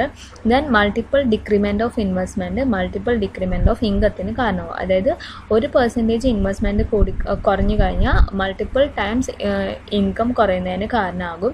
ദെൻ ഇക്കോണമി ഒരു ക്രൈസിസിലേക്ക് മൂവ് ചെയ്യും. അതുവഴി ഡിപ്രഷനിലോട്ട് എത്തും. ദെൻ ഇനി ആ ഡിപ്രഷനിൽ നിന്ന് റിക്കവർ ചെയ്യണമെങ്കിൽ നമുക്കൊരു കോൺഫിഡൻസ് ഉണ്ടാവണം. ഈ ഒരു കോൺഫിഡൻസ് കിട്ടുന്ന സമയത്ത്, അതായത് marginal efficiency of capital again increase ചെയ്യും എന്നൊരു കോൺഫിഡൻസ് കിട്ടുമ്പോൾ ഇക്കോണമി വീണ്ടും റിക്കവർ ചെയ്യാനായിട്ട് തുടങ്ങും. അങ്ങനെ റിക്കവർ ചെയ്യുമ്പോൾ ഗ്രാജുവലി എന്ത് സംഭവിക്കും, എന്താ growing scarcity of capital goods and consumer goods ആയിരിക്കും. അതായത് നമുക്ക് പ്രൊഡക്ഷനും ഔട്ട്പുട്ടും ഒക്കെ കുറഞ്ഞിരിക്കുമായിരിക്കും. അപ്പോൾ ഉള്ളതിന് സ്കേഴ്സിറ്റി ഉള്ളത് കൊണ്ട് തന്നെ നല്ല വില കിട്ടും. ദെൻ എന്ത് സംഭവിക്കും, അയാൾക്ക് ഇനി പ്രോഫിറ്റ് ഇൻക്രീസ് ചെയ്യും. ദെൻ ഭാവിയിൽ പ്രോഫിറ്റ് ഉണ്ടാവും എന്നുള്ള ഒരു എക്സ്പെക്റ്റേഷനിൽ വീണ്ടും ഇൻവെസ്റ്റ് ചെയ്യാനായിട്ട് തുടങ്ങും. ദെൻ കെയ്ൻസ് പറയുന്നത് ഈ ഒരു ടൈം പീരീഡ് ഓഫ് സൈക്കിൾ എന്ന് പറയുന്നത് ഫെയർലി റെഗുലർ ആയിരിക്കും, because of average time required for wearing out obsolescences and exhaustion of capital and consumer good is more or less the same തന്നെയായിരിക്കും എന്നാണ് പറയുന്നത്. Then we are going to discuss types of business cycle. The first cycle is kitchen cycle. ഈ ഒരു cycle discover ചെയ്യുന്നത് 1920s Joseph kitchen ആണ്. അദ്ദേഹം പറയുന്നത് duration of trade cycle എന്ന് പറയുന്നത് ഒരു 40 months ആണെന്നാണ് പറയുന്നത്.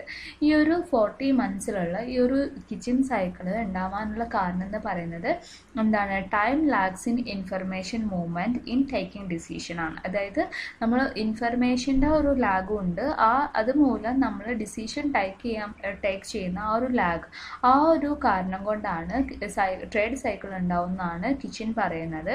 ദെൻ അദ്ദേഹം പറയുന്നത് ബൂം ഉണ്ടാവാനുള്ള കാരണം എന്ന് പറയുന്നത് ഇപ്പോൾ കൊമേഴ്ഷ്യൽ സിറ്റുവേഷൻ ഇംപ്രൂവ് ചെയ്താൽ ഫേം ഔട്ട്പുട്ട് ഇൻക്രീസ് ചെയ്യും. The use the fixed capital assets fully, അത് അവർ ഫുൾ ക്യാപിറ്റൽ അസറ്റ്സ് ഒക്കെ യൂസ് ചെയ്യും.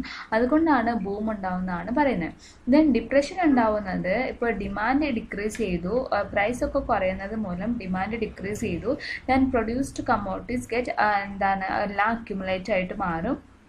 Then other എന്തിന് കാരണം this informs entrepreneurs to reduce output and commodities get accumulated as inventories. അപ്പോൾ എന്താണ് ഇത്, എൻ്റർപ്രണേഴ്സിന് ഒരു ഇൻഫർമേഷൻ ആണ്, അവർ അതുവഴി ഔട്ട്പുട്ട് എല്ലാം റെഡ്യൂസ് ചെയ്യും.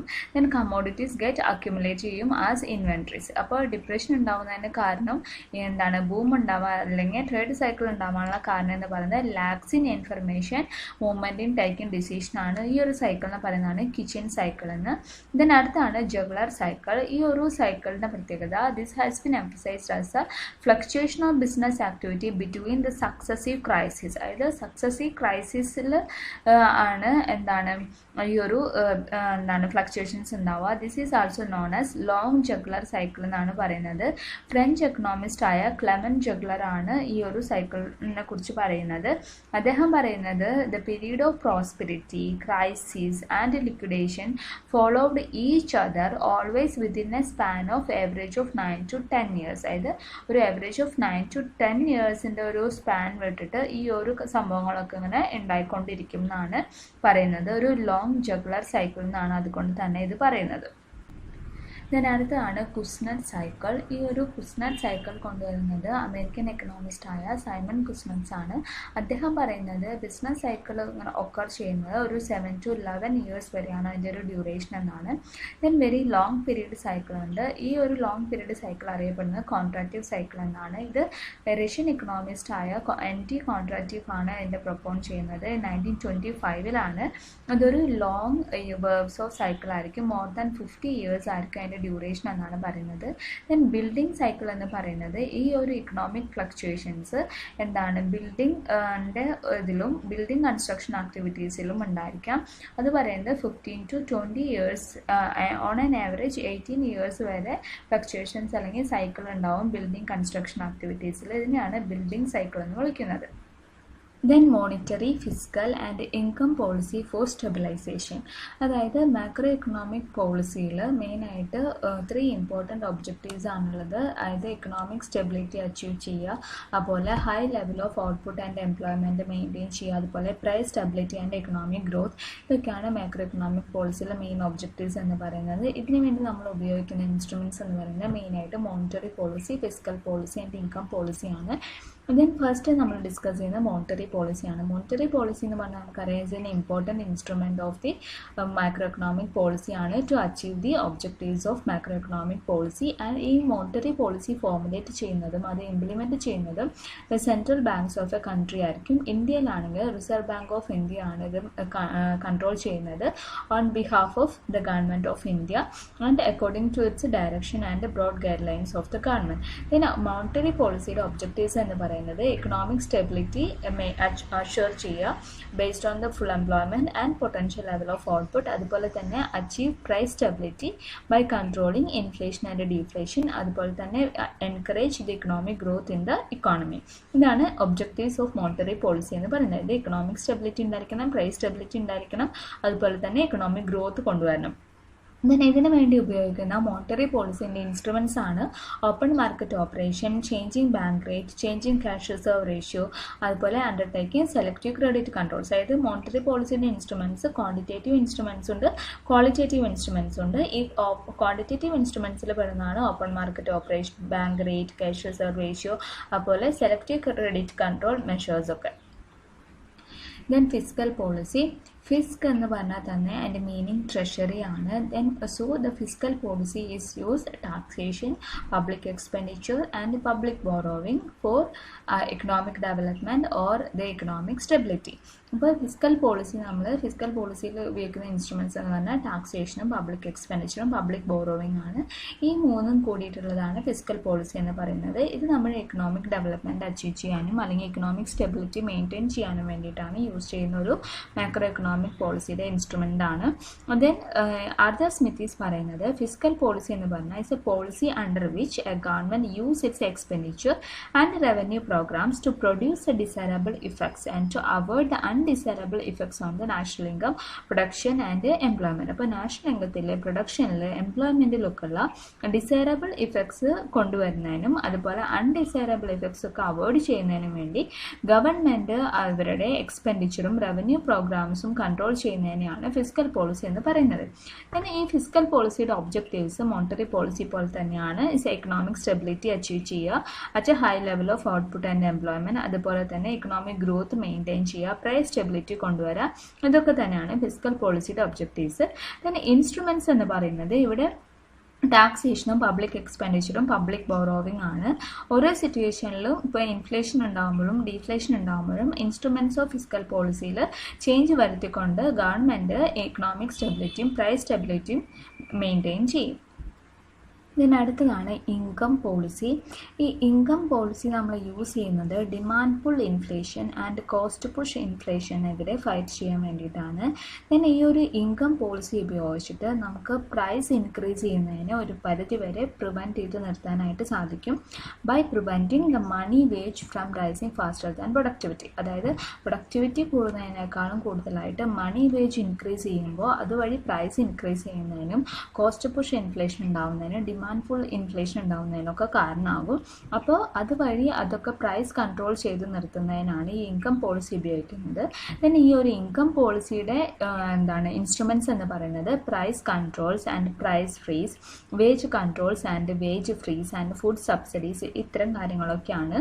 അതുവഴി നമുക്ക് price of the commodities maintain ചെയ്യാനും അതുപോലെ വേജ് കൺട്രോൾ ചെയ്യുന്നതിനും ഫുഡ് സബ്സിഡി കൊടുക്കുന്നതിനും ഇനി അഥവാ എന്തെങ്കിലും ഷോർട്ടേജ് ഉണ്ടായിക്കഴിഞ്ഞാൽ അതുവഴി റേഷനിങ് അത്തരം കാര്യങ്ങളൊക്കെ നടത്തിയിട്ട് ഡിമാൻഡ് പുൾ ഇൻഫ്ലേഷൻ അതുപോലെ കോസ്റ്റ് പുഷ് ഇൻഫ്ലേഷനൊക്കെ കൺട്രോൾ ചെയ്യാൻ വേണ്ടിയിട്ട് ഉപയോഗിക്കുന്ന ഒരു ഇൻസ്ട്രുമെൻറ്റ് അല്ലെങ്കിൽ ഒരു പോളിസിയാണ് ഇൻകം പോളിസി എന്ന് പറയുന്നത്. ഇത് എന്തിനു കാരണമാവും? ഇക്കോണമിയിൽ അല്ലെങ്കിൽ ഒരു രാജ്യത്ത് പ്രോസ്പെറിറ്റി ഉണ്ടാവുന്നതിന് വഴിവെക്കും. Then monetary over investment on factors എന്തിന് കാരണമാവും? ഇക്കോണമിയിൽ ബൂം ഉണ്ടാവാനായിട്ട് കാരണമാവും. അതായത് മോണിറ്ററി ഓവർ ഇൻവെസ്റ്റ്മെൻ്റ് ആണ് സംഭവിക്കുന്നത് എമംഗ് ഫാക്ടേഴ്സ്. അത് കാരണം എന്താണ്? ഒരു ഇക്കോണമിയിൽ ബൂം ഉണ്ടാവും. ഇനി ഹായൊക്കെ പറയുന്നത് നമ്മളിങ്ങനെ കണ്ടിന്യൂസ് ആയിട്ട് ഫാക്ടേഴ്സിന് പ്രൈസ് കൊടുത്തുകൊണ്ടിരിക്കുക, ഫാക്ടേഴ്സിൻ്റെ പ്രൈസ് ഇൻക്രീസ് ചെയ്തുകൊണ്ടിരിക്കുകയാണെങ്കിൽ അത് പ്രൊഡ്യൂസേഴ്സിൻ്റെ പ്രോഫിറ്റ് ഫോൾ ചെയ്യുന്നതിന് കാരണമാകും. അങ്ങനെ പ്രൊഡ്യൂസേഴ്സിൻ്റെ പ്രോഫിറ്റിനെ അത് വല്ലാതെ കണ്ട് അഫക്റ്റ് ചെയ്ത് കഴിഞ്ഞാൽ പ്രൊഡ്യൂസേഴ്സ് ക്യാപിറ്റൽ ഗുഡ്സിൽ ഇൻവെസ്റ്റ് ചെയ്യുന്നത് കുറയ്ക്കും. അത് ഭാവിയിൽ ലോസ് ഉണ്ടായാലോ എന്നുള്ള എക്സ്പെക്റ്റേഷനിൽ പ്രൊഡ്യൂസേഴ്സ് ക്യാപിറ്റൽ ഗുഡ്സിൽ ഇൻവെസ്റ്റ് ചെയ്യുന്നത് കുറയ്ക്കും. അതേസമയം തന്നെ അതുമൂലം നാച്ചുറൽ റേറ്റ് ഓഫ് ഇൻട്രസ്റ്റ് കുറയും. ദെൻ അതേസമയം തന്നെ ബാങ്ക് ലോൺ കൊടുക്കുന്നതിൽ കൂടുതൽ റെസ്ട്രിക്ഷൻസും കൊണ്ടുവന്നു എന്ന് വിചാരിക്കുക. ദെൻ ലോ പ്രോഫിറ്റ് ആണ്, അതേസമയം തന്നെ അവിടെ റെസ്ട്രിക്ഷൻ ഓഫ് ലോണും ഉണ്ട്. ദെൻ പ്രൊഡ്യൂസേഴ്സിന് കൂടുതലായിട്ട് ക്യാപിറ്റൽ ഗുഡ്സ് പ്രൊഡ്യൂസ് ചെയ്യാനായിട്ട് സാധിക്കില്ല, അവരതിൻ്റെ പ്രൊഡക്ഷൻ കുറയ്ക്കും. Then they adopt labour intensive production process, അവർ ലേബർ ഇൻറ്റൻസീവ് പ്രൊഡക്ഷൻ പ്രോസസ്സ് ഉപയോഗിക്കാനായിട്ട് തുടങ്ങും. ദെൻ ഇതെന്തിന് കാരണമാവും? ക്യാപിറ്റൽ ഗുഡ്സിൻ്റെ ഇൻവെസ്റ്റ്മെൻറ്റ് കുറയുന്നതിന് കാരണമാകും. ദെൻ പ്രൊഡക്ഷൻ പ്രോസസ്സ് എന്തായിരിക്കും, സ്മോൾ ആയിരിക്കും. അത് ക്യാപിറ്റൽ ഇൻറ്റൻസീവ് മെത്തേഡ് അല്ല അവർ യൂസ് ചെയ്യുന്നത്, ലേബർ ഇൻറ്റൻസീവ് മെത്തേഡ് യൂസ് ചെയ്യുന്നതുകൊണ്ട് തന്നെ പ്രൊഡക്ഷൻ പ്രോസസ്സ് സ്മോൾ ആവാൻ തുടങ്ങും. Then demand for money reduce ചെയ്യും. ദെൻ ഇത് എന്തിന് കാരണമാവും, market interest rate natural interest റേറ്റിനേക്കാളും കൂടുതലാവാനായിട്ട് വഴിവെക്കും.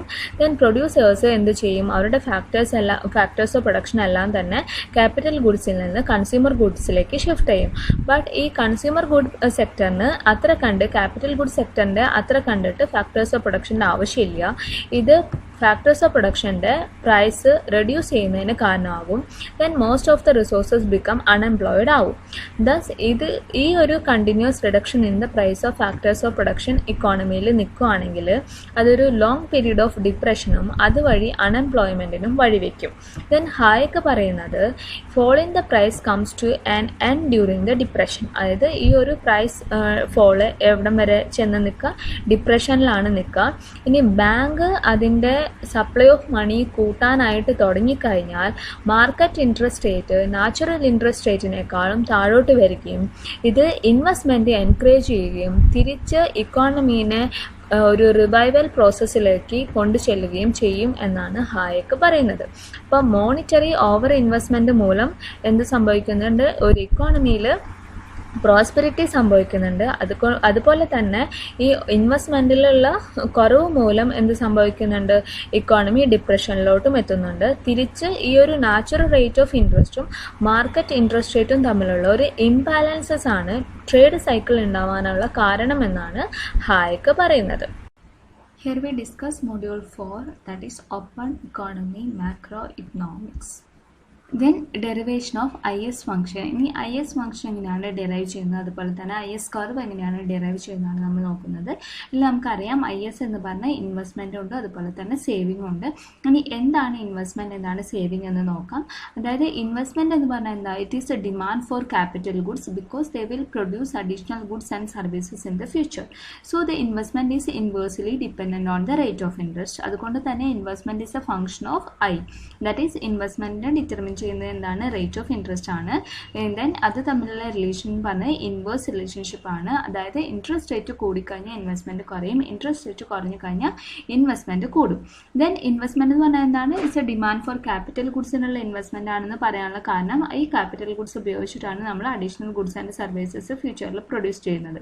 Then each investment schedule exist for a particular value of the state of expectations and the price of capital goods. ഇനി ഓരോ investment ഷെഡ്യൂളിൽ എന്തുണ്ടായാലും particular value state of expectation ഉണ്ടായിരിക്കും, അതുപോലെ തന്നെ പ്രൈസ് ഓഫ് ക്യാപിറ്റൽ ഗുഡ്സ് ഉണ്ടായിരിക്കും.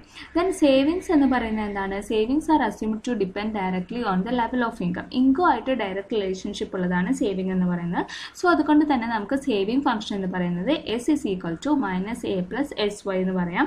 ഈ സ്മോൾ s എന്ന് പറഞ്ഞാൽ എന്താണ്, മാർജിൻ പ്രൊപ്പൻസിറ്റി ടു സേവ് ആണ്. ദെൻ ഗുഡ്സ് മാർക്കറ്റ് ഈക്വിലിബ്രിയത്തിലാണെങ്കിൽ എന്തായിരിക്കണം, plan saving must be equal to planned investment ആയിരിക്കണം. അതായത് -A plus SY is equal to I of I. അങ്ങനെയാണെങ്കിൽ നമുക്ക് എന്ത് പറയാം, ഇൻകം എന്ന് പറയുന്നത് എന്താണ്, ഇൻകം എന്ന് പറയുന്നത് എന്താണ്, A plus 1 of I by S ആണ് നമുക്ക് പറയാം. സോ ഈ ഒരു ഇക്വേഷനെ മോഡിഫൈ ചെയ്യുമ്പോൾ എന്താണ് നമുക്ക് കിട്ടുന്നത്, അതായത് -A plus SY is equal to I of I എന്നായിരുന്നു. ഈ ഇക്വേഷൻ നമുക്ക് എങ്ങനെ എഴുതാം, Y is equal to A plus I of Y divided by S. ഇതിന് എങ്ങനെയാണ് IS കർവ് ഡിറൈവ് ചെയ്യുന്നത് നോക്കാം. ഈ ഒരു ഫിഗറിൽ നോക്കുകയാണെങ്കിൽ നമുക്ക് 4 ക്വാഡ്രൻ്റാണ് കാണാനുള്ളത്, quadrant 1, quadrant 2, quadrant 3 and quadrant 4. ഇനി ക്വാഡ്രൻറ്റ് 1ൽ എന്താണെന്ന് നോക്കാം. ക്വാഡ്രൻറ്റ് 1ൽ ഇതാണ് ക്വാഡ്രൻറ്റ് 1. ക്വാഡ്രൻറ്റ് 1ൽ കാണിക്കുന്നത് ഇൻകവും സേവിങ്ങും തമ്മിലുള്ള റിലേഷൻഷിപ്പാണ്. അതായത് ഇതൊരു പോസിറ്റീവ് റിലേഷൻഷിപ്പാണ്. ഇൻകം ഇൻക്രീസ് ചെയ്യുകയാണെങ്കിൽ സേവിങ് ഇൻക്രീസ് ചെയ്യും, ഇൻകം ഡിക്രീസ് ചെയ്യുകയാണെങ്കിൽ സേവിങ് കുറയും. സോ ഇതൊരു പോസിറ്റീവ് സ്ലോപ്പിംഗ് കർവാണ്. അപ്പോൾ ഇൻകം Y0 ആയിരിക്കുമ്പോൾ സേവിങ് എന്ന് പറയുന്നത് S0 ആണ്. ഇനി ഇൻകം Y1 ആയിട്ട് കുറയുമ്പോൾ സേവിങ് എന്ന് പറയുന്നത് S1 ആണ്. ഇനി നമ്മൾ പറയുന്നത് ക്വാഡ്രൻറ്റ് 2ലോട്ടാണ് പോകുന്നത്. ക്വാഡ്രൻറ്റ് 2 കാണിക്കുന്നത് എന്താണ്, സേവിങ് ഇൻവെസ്റ്റ്മെൻറ്റ് റിലേഷൻഷിപ്പാണ്. ഈ 45 ഡിഗ്രി ലൈൻ കാണിക്കുന്നത് സേവിങ് ഇൻവെസ്റ്റ്മെൻറ്റ് ഈക്വാളിറ്റി ആണ്. Y0 എന്ന് പറയുന്ന ലെവൽ ഓഫ് ഇൻകത്തിൽ S0 ആണ് സേവിങ്. ദെൻ ഈ S0 സേവിങ്ങിൽ I0 ആയിരിക്കും investment. So saving is equal to investment ആകുമ്പോൾ I0 ആയിരിക്കും ഇൻവെസ്റ്റ്മെൻറ്റ്. നമ്മൾ തേർഡ് ക്വാഡ്രൻറ്റിലേക്ക് പോവുകയാണെങ്കിൽ I0 ആണ് ഇൻവെസ്റ്റ്മെൻറ്റ്. ദെൻ അങ്ങനെയാണെങ്കിൽ ഇവിടെ കാണിക്കുന്നത് ക്വാഡ്രൻറ്റ് 3 നമുക്ക് ഡെപിക്റ്റ് ചെയ്യുന്നത് ഇൻവെസ്റ്റ്മെൻറ്റും ഇൻട്രസ്റ്റ് റേറ്റും തമ്മിലുള്ള റിലേഷൻഷിപ്പാണ്. I0 ആണ് ഇൻവെസ്റ്റ്മെൻ്റ് എങ്കിൽ സ്മോൾ I0 ആയിരിക്കും ഇൻട്രസ്റ്റ് റേറ്റ് എന്ന് പറയുന്നത്. ദെൻ ഇൻട്രസ്റ്റ് റേറ്റും ഇൻവെസ്റ്റ്മെൻറ്റും തമ്മിൽ ഇൻവേഴ്സ് റിലേഷൻഷിപ്പാണ്. ഇൻട്രസ്റ്റ് റേറ്റ് കൂടിക്കഴിഞ്ഞ് കഴിഞ്ഞാൽ ഇൻവെസ്റ്റ്മെൻറ്റ് കുറയും, ഇൻട്രസ്റ്റ് റേറ്റ് കുറഞ്ഞു കഴിഞ്ഞാൽ ഇൻവെസ്റ്റ്മെൻറ്റ് കൂടും. ദെൻ ഈ ഫോർത്ത് ക്വാഡ്രൻ്റാണ് നമുക്ക് IS കർവിൻ്റെ ഡെറിവേഷൻ എന്ന് പറയുന്നത്. അതായത് ഈ ഇൻട്രസ്റ്റ് റേറ്റിൻ്റെയും അതുപോലെ തന്നെ ഇൻകത്തിൻ്റെയും ഹൊറിസോണ്ടൽ സമ്മേഷനാണ് ഈ ഒരു IS കർവ് എന്ന് പറയുന്നത്. ഇവിടെ നമ്മൾ Y0 ഇൻകം ആണെങ്കിൽ ഇൻട്രസ്റ്റ് റേറ്റ് എന്ന് പറയുന്നത് I0 ആയിരിക്കും. അതുപോലെ തന്നെ I1 ആണ് ഇൻട്രസ്റ്റ് റേറ്റ് എങ്കിൽ Y1 ആയിരിക്കും ഇൻട്രസ്റ്റ് റേറ്റ്. ദെൻ ഇതിൻ്റെ ഒരു സമ്മേഷനാണ് എന്ത് പറയുന്നത് IS കർവ് എന്ന് പറയുന്നത്. അപ്പോൾ IS കർവിൽ നമ്മൾ ഇവിടെ ഡെപിക്റ്റ് ചെയ്യുന്നത് ഇൻവെസ്റ്റ്മെൻറ്റ് സേവിങ് ഈക്വാളിറ്റി ആണ്. റിയൽ വേരിയബിളായ ഇൻവെസ്റ്റ്മെൻറ്റും സേവിങ് ഈക്വൽ ആകുമ്പോൾ എങ്ങനെയാണ് റിയൽ ഇൻകം ഇൻട്രസ്റ്റ് റേറ്റും ഡിറ്റർമൈൻ ചെയ്യുന്നതാണ് ഈ ഒരു IS കർവ് കാണിച്ചു തരുന്നത്. ഇനി എങ്ങനെയാണ് ഡെറിവേഷൻ ഓഫ് LM കർവ് എന്ന് നോക്കാം. ഇപ്പോൾ നമ്മൾ മണി മാർക്കറ്റ് ഈക്വിലിബ്രിയം കണ്ടു. ഇനി ഈ മണി മാർക്കറ്റ് ഈക്വിലിബ്രിയത്തിൽ നിന്ന് എങ്ങനെയാണ് നമ്മൾ LM കർവ് ഡിറൈവ് ചെയ്യുന്നതെടുക്കുന്നത് നോക്കാം. അതായത് ഈ LM കർവ് ഡിറൈവ് ചെയ്യുമ്പോൾ അവിടെ നമുക്ക് ശ്രദ്ധിക്കേണ്ട കുറച്ച് പ്രൊപ്പോസിഷൻ ഉണ്ട്. അതായത് ലെവൽ ഓഫ് ഇൻകം ഇൻക്രീസ് ചെയ്ത് കഴിഞ്ഞാൽ എന്ത് സംഭവിക്കും? ഡിമാൻഡ് ഫോർ മണി ഇൻക്രീസ് ചെയ്യും. അങ്ങനെ ഡിമാൻഡ് ഫോർ മണി ഇൻക്രീസ് ചെയ്ത് കഴിഞ്ഞാൽ എന്താണ് സംഭവിക്കുന്നത്? റേറ്റ് ഓഫ് ഇൻട്രസ്റ്റ് ഇൻക്രീസ് ചെയ്യും. Therefore increase in level of income ആണ് റേറ്റ് ഓഫ് ഇൻട്രസ്റ്റ് കൂടാനുള്ള കാരണം എന്നാണ് പറയുന്നത്. അതായത് ആദ്യം ഇൻകം Y0 ആയിരുന്നു. ഇൻകം കൂടുന്നതിനനുസരിച്ച് എന്ത് സംഭവിക്കും? ഡിമാൻഡ് ഫോർ മണിയും ഇൻക്രീസ് ചെയ്യും. അങ്ങനെ ഡിമാൻഡ് ഫോർ മണി ഇൻക്രീസ് ചെയ്ത് റേറ്റ് ഓഫ് ഇൻട്രസ്റ്റ് ഇൻക്രീസ് ചെയ്യും. സോ റേറ്റ് ഓഫ് ഇൻട്രസ്റ്റിനെ തീരുമാനിക്കുന്നത് അപ്പോൾ എന്താണ്? ഇൻക്രീസ് ചെയ്യാനുള്ള കാരണം എന്ന് പറയുന്നത് ലെവൽ ഓഫ് ഇൻകത്തിലുള്ള ഇൻക്രീസ് ആണെന്നാണ് പറയുന്നത്. സോ നമുക്ക് 3 ഈക്വിലിബ്രിയം പോയിന്റ് നമ്മൾ കണ്ടു. മണി മാർക്കറ്റ് ഈക്വിലിബ്രിയത്തിൽ മണി സപ്ലൈയും ഡിമാൻഡും കൂടിയിട്ട് ഇന്റർസെക്ട് ചെയ്യുമ്പോൾ ദെൻ E1 E2 ഇതിൻ്റെ ഒരു ഹൊറിസോണ്ടൽ സമ്മേഷനാണ് LM കർവ് എന്ന് പറയുന്നത്. ദെൻ ഇവിടെ Y ആക്സിസിൽ മെഷർ ചെയ്യുന്നത് റേറ്റ് ഓഫ് ഇൻട്രസ്റ്റും X ആക്സിസിൽ മെഷർ ചെയ്യുന്നത് ഇൻകം ആണ്. സോ ഇൻകം റേറ്റ് ഓഫ് ഇൻട്രസ്റ്റും തമ്മിലുള്ള റിലേഷൻഷിപ്പ് ആണ്. So income rate of interest തമ്മിലുള്ള റിലേഷൻഷിപ്പ് എന്ന് പറയുന്നത് പോസിറ്റീവ് റിലേഷൻഷിപ്പ് ആണ്. ഇൻകം ഇൻക്രീസ് ചെയ്യുമ്പോൾ റേറ്റ് ഓഫ് ഇൻട്രസ്റ്റും ഇൻക്രീസ് ചെയ്യും. സോ LM കർവ് എന്ന് പറയുന്നത് അപ്വേർഡ് സ്ലോപ്പിംഗ് ആണ്. ഇനി എപ്പോഴൊക്കെയാണ് IS കർവും LM കർവും ഷിഫ്റ്റ് ചെയ്യപ്പെടുന്നത് നോക്കാം. IS കർവ് ആണെങ്കിലും LM കർവ് ആണെങ്കിലും റൈറ്റ് വേർഡും അതുപോലെ ലെഫ്റ്റിലോട്ടും ഷിഫ്റ്റ് ചെയ്യപ്പെടാം. ഇനി എപ്പോഴൊക്കെയാണ് ഷിഫ്റ്റ് ചെയ്യുന്നത്? ഫസ്റ്റ് നമുക്ക് IS കർവിൻ്റെ ഷിഫ്റ്റ് നോക്കാം. അതായത് ഗവൺമെൻറ് എക്സ്പെൻഡിച്ചറിൽ ഉണ്ടാവുന്ന ചേഞ്ച് IS കർവിലുള്ള ഷിഫ്റ്റിന് കാരണമാകും.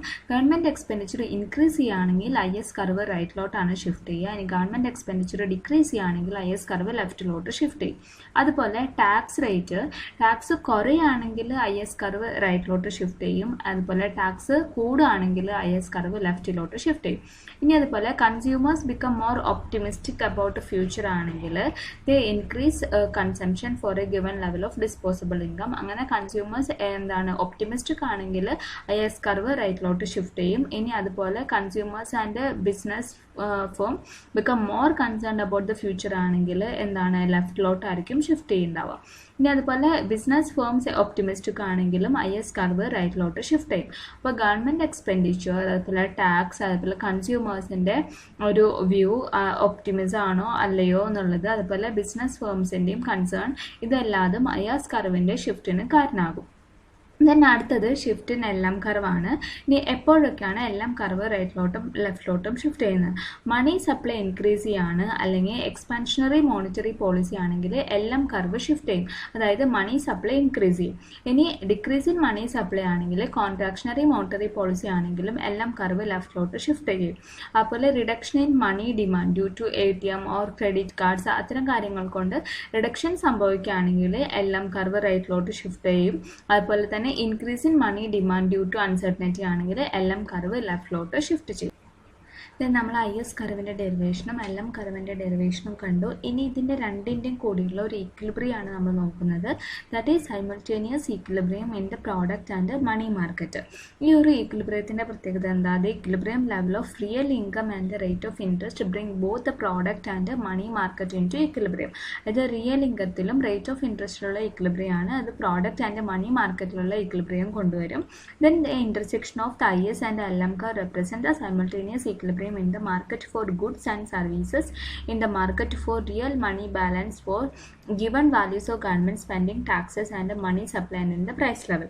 അതായത് IS കർവും LM കർവും കൂടിയുള്ള ഇന്റർസെക്ഷൻ എന്ന് പറയുന്നത് രണ്ടിൻ്റെയും മണി മാർക്കറ്റിൻ്റെയും അതുപോലെ തന്നെ പ്രോഡക്റ്റ് മാർക്കറ്റിൻ്റെയും സൈമിൾട്ടേനിയസ് ഇക്വിലിബ്രിയം ആണ് കൊണ്ടുവരുന്നത്. ദെൻ നമുക്ക് ഈ ഒരു ഫിഗർ നോക്കുകയാണെങ്കിൽ മനസ്സിലാവും. ദാറ്റ് ഈസ് LM കർവ് എന്ന് പറഞ്ഞാൽ മണി മാർക്കറ്റ് ഇക്വിലിബ്രിയത്തിനെ റെപ്രസെൻറ്റ് ചെയ്യുന്നത്. അതുപോലെ IS കർവ് ഗുഡ്സ് മാർക്കറ്റ് ഇക്വിലിബ്രിയത്തിനാണ് റെപ്രസെൻറ്റ് ചെയ്യുന്നത്. ഇനി രണ്ടും കൂടി ഇന്റർസെക്ട് ചെയ്യുന്ന പോയിന്റ് ആണ് E എന്ന് പറയുന്നത്. അവിടെ നമ്മൾ ഡിറ്റർമിൻ ചെയ്യുന്നത് equilibrium level of real income and also the interest rate ആണ്. So this equilibrium level of real income and the rate of interest bring both the goods market equilibrium and also the money market equilibrium. Then അടുത്തതാണ് the basic ISLM-BP model in equilibrium, that is the Mundell-Fleming model. ഒരു Mundell-Fleming model popularly അറിയപ്പെടുന്നത് ISLM-BP മോഡലാണ്. ഇതാണ് ഒരു economic model. Robert മണ്ടലും Marcus ഫ്ലെമിങ്ങും ആണ് ഈ ഒരു model കൊണ്ടുവരുന്നത്. ഇതൊരു ISLM മോഡലിൻ്റെ ഒരു എക്സ്റ്റൻഷൻ ആണ്. ഈ ഒരു മോഡലിൻ്റെ പ്രത്യേകത എന്ന് പറയുന്നത് ISLM മോഡൽ എന്താണ് ഒരു ട്രഡീഷണൽ മോഡലാണ്. അത് ഒരു ക്ലോസ്ഡ് ഇക്കോണമി ആയിരിക്കുമ്പോഴുള്ള കാര്യം മാത്രമേ പറയുന്നുള്ളൂ. ഒരു ഓപ്പൺ ഇക്കോണമിയിൽ എന്താണെന്ന് പറയുന്നില്ല. സോ എന്താണ് മണ്ടൽ ഫ്ലെമിങ് എന്താണ് ചെയ്യുന്നത്, അവർ ഈ ഒരു ISLM മോഡലിനെ എക്സ്റ്റെൻഡ് ചെയ്തുകൊണ്ട് അഡോപ്റ്റ് ചെയ്തുകൊണ്ട് ഒരു ഓപ്പൺ ഇക്കോണമിയിൽ എങ്ങനെയാണെന്നാണ് അവർ ഡിസ്ക്രൈബ് ചെയ്യുന്നത്. ദെൻ അവർ ഈ ഒരു ബേസിക് ആയിട്ടുള്ള ട്രഡീഷണൽ ISLM മോഡലിനെ ഓപ്പൺ ഇക്കോണമിയിലേക്ക് എക്സ്റ്റെൻഡ് ചെയ്യുന്നു. അതിന് വേണ്ടിയിട്ട് അവർ ഉപയോഗിക്കുന്നത് ബാലൻസ് ഓഫ് പേയ്മെൻ്റ് ആണ്. പുതിയൊരു ഇലമെൻറ്റും കൂടി കൊണ്ടുവരാണ്. That is the balance of payment equilibrium. നമ്മൾ IS കർവ് കണ്ടു, അതുപോലെ LM പറഞ്ഞു, that is product market equilibrium, അതുപോലെ തന്നെ മണി മാർക്കറ്റ് ഈക്വിലിബ്രിയം കണ്ടു. ഇനി ഇതിലേക്ക് ഒരു പുതിയ എലമെൻ്റ് ആണ്, that is the balance of payment equilibrium എന്നുള്ളത്.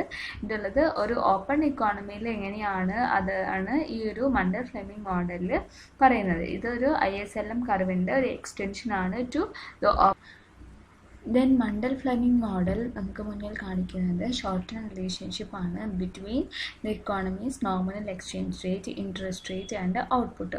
അതായത് ഇതിൽ 3 വേരിയബിൾസ് ആണ് പറയുന്നത്, ഇൻട്രസ്റ്റ് റേറ്റ്, ഔട്ട്പുട്ടും നോമിനൽ എക്സ്ചേഞ്ച് റേറ്റും. ബട്ട് നമ്മുടെ ISLM മോഡലിലാണെങ്കിൽ എന്ത് മാത്രമേ ഉള്ളൂ, എക്സ്ചേഞ്ച് റേറ്റ് ഇല്ല, പകരം ഇൻട്രസ്റ്റ് റേറ്റും ഔട്ട്പുട്ടും മാത്രമുള്ള റിലേഷൻഷിപ്പാണ് കാണിക്കുന്നത്. അതുതന്നെ ഇതൊരു ഓപ്പൺ ഇക്കോണമി ആയതുകൊണ്ട് തന്നെ മണ്ടൽ ഫ്ലെമിംഗ് മോഡലിൽ കാണിക്കുന്നത് ഇൻട്രസ്റ്റ് റേറ്റും ഔട്ട്പുട്ടും എക്സ്ചേഞ്ച് റേറ്റും തമ്മിലുള്ള ഒരു ഷോർട്ട് ടേം റിലേഷൻഷിപ്പാണ് കാണിക്കുന്നത്. ദെൻ ഈ ഒരു മണ്ടൽ ഫ്ലെമിംഗ് മോഡലിൽ പറയുന്നത്, അതിൽ ആർഗ്യൂ ചെയ്യുന്നത് ഇക്കോണമിയിൽ ഒരിക്കലും ഒരേപോലെ ഫിക്സ്ഡ് എക്സ്ചേഞ്ച് റേറ്റും ഫ്രീ ക്യാപിറ്റൽ മൂവ്മെൻറ്റും ഇൻഡിപെൻഡൻറ്റ് മോണിറ്ററി പോളിസിയും ഫോളോ ചെയ്യാൻ പറ്റില്ല എന്നാണ് പറയുന്നത്. സോ ഈ ഒരു പ്രിൻസിപ്പിൾ അറിയപ്പെടുന്നത് impossible trinity or unholy trinity or irreconcilable trinity or inconsistent trinity or the Mundell Fleming dilemma എന്നാണ്.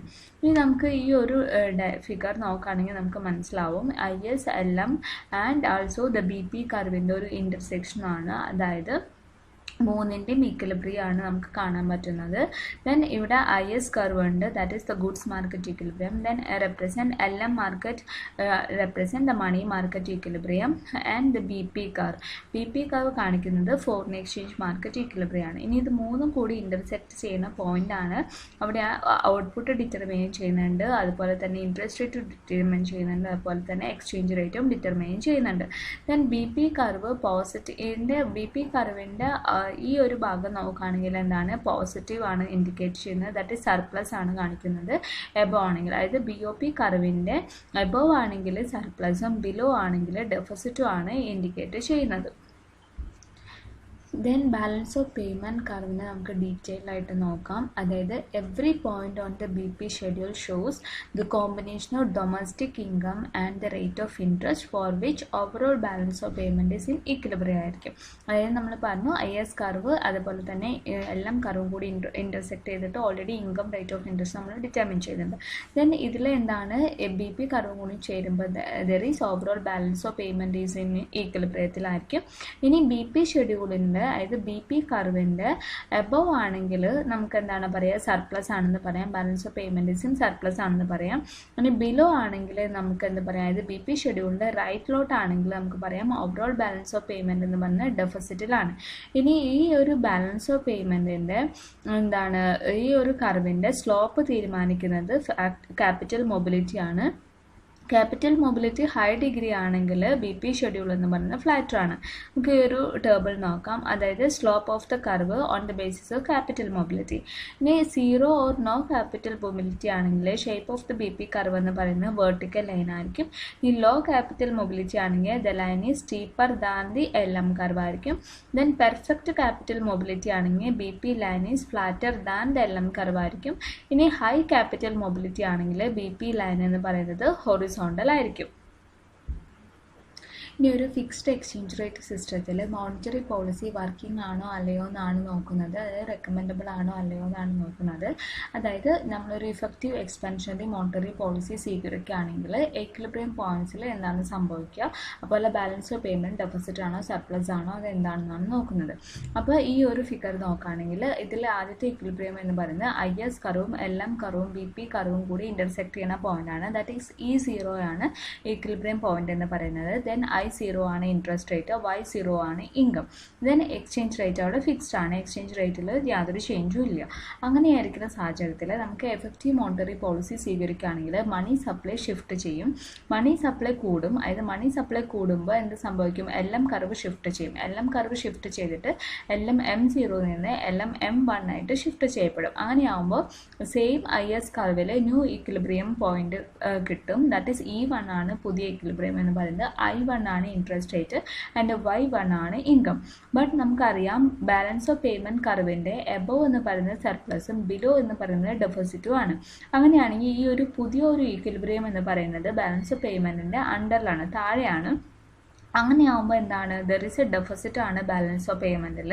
അങ്ങനെ ഡെഫിസിറ്റ് ആവാനുള്ള കാരണം എന്താണ്, അതായത് എക്സ്പാൻഷനറി മോണിറ്ററി പോളിസി വരുമ്പോൾ ഇൻകം ഇൻക്രീസ് ചെയ്തു എന്ന് നമ്മൾ പറഞ്ഞു. ഇൻകം Y1 ആയിട്ട് ഇൻക്രീസ് ചെയ്തു. അങ്ങനെ ഇൻക്രീസ് ചെയ്യുമ്പോൾ അത് ഇമ്പോർട്ടിനെ സ്റ്റിമുലേറ്റ് ചെയ്യപ്പെടും. അതുപോലെ തന്നെ ഇൻട്രസ്റ്റ് റേറ്റ് I0 നിന്ന് I1 ആയിട്ട് കുറയണം കണ്ടു, ഇൻട്രസ്റ്റ് റേറ്റ് കുറയുകയും ചെയ്യും.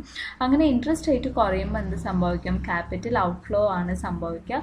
അതുപോലെ തന്നെ എക്സ്പോർട്ട് കൂടുന്നതിന് പകരം ഇമ്പോർട്ട് ആണ് സ്റ്റിമുലേറ്റ് ചെയ്യപ്പെടുന്നത്. അതുകൊണ്ട് തന്നെ എന്താണ് സംഭവിക്കുന്നത്, ബാലൻസ് ഓഫ് പേയ്മെൻറ്റ് ഡെഫിസിറ്റ് ആണ്. ഈ E1 എന്നുള്ള ഇൻട്രസ്റ്റ് റേറ്റിൽ ബാലൻസ് ഓഫ് പേയ്മെൻറ്റ് ഡെഫിസിറ്റ് ആണ്. അതുകൊണ്ട് തന്നെ നമ്മൾ ഈ ഒരു ഇത് ഇവിടെ നമുക്ക് മെയിൻറ്റെയിൻ ചെയ്യാനായിട്ട് പറ്റില്ല. അപ്പോൾ മോണിറ്ററി പോളിസി ഫിക്സ്ഡ് എക്സ്ചേഞ്ച് റേറ്റിൽ നമുക്ക് റെക്കമെൻഡബിൾ അല്ല എന്നാണ് പറയുന്നത്. ഇനി ഒരു ഫിക്സ്ഡ് എക്സ്ചേഞ്ച് റേറ്റ് സിസ്റ്റത്തിൽ ഫിസ്ക്കൽ പോളിസി എങ്ങനെയാണെന്ന് നോക്കാം.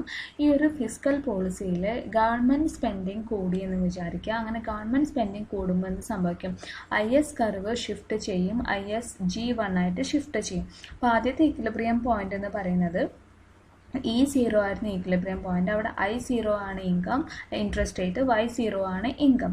ദെൻ ഇതായിരുന്നു BP കർവ്. ദെൻ എന്താ സംഭവിക്കുന്നത്, ഗവൺമെൻറ് സ്പെൻഡിങ് കൂട്ടിക്കഴിഞ്ഞാൽ IS കർവ് ഷിഫ്റ്റ് ചെയ്തു. അപ്പോൾ നമ്മുടെ പുതിയൊരു ഈക്വിലിബ്രിയം എന്ന് പറയുന്നത് ISും എല്ലാം കൂടി ഇൻ്റർസെക്റ്റ് ചെയ്യുന്ന ഒരു E1 എന്നുള്ള പോയിന്റ് ആണ്. അവിടെ I1 ആണ് ഇൻട്രസ്റ്റ് റേറ്റ് ആൻഡ് Y1 ആണ് ഇൻകം. ദെൻ നമുക്കറിയാം ഈ ഒരു പുതിയ ഈക്വിലിബ്രിയം പോയിന്റ് എന്ന് പറയുന്നത് എബോവ് ദ BP കർവ് ആണ്. എബോവ് ദ BP കർവ് ആണെങ്കിൽ അവിടെ എന്താണുള്ളത്, ബാലൻസ് ഓഫ് പേയ്മെൻറ്റ് സർപ്ലസ് ആണ് ഉള്ളത്. ഇനി ഒരു ഫ്ലെക്സിബിൾ എക്സ്ചേഞ്ച് റേറ്റ് സിസ്റ്റത്തിൽ ഫിസ്ക്കൽ പോളിസി എങ്ങനെയാണ് വർക്ക് ചെയ്യുന്നത് നോക്കാം.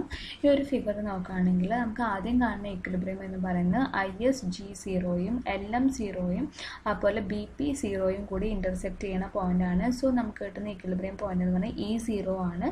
അവിടെ I0 ആണ് ഇൻട്രസ്റ്റ് റേറ്റ്, ദെൻ അതുപോലെ തന്നെ Y0 ആണ് ഇൻകം എന്ന് പറയുന്നത്. ഇനി നമ്മൾ ഗവൺമെൻറ് എന്ത് തീരുമാനിക്കുകയാണ്, എക്സ്പാൻഷനറി മോണിറ്ററി ഫിസ്ക്കൽ പോളിസിയാണ്. സോ ഗവൺമെൻറ് സ്പെൻഡിങ് ഇൻക്രീസ് ചെയ്തു.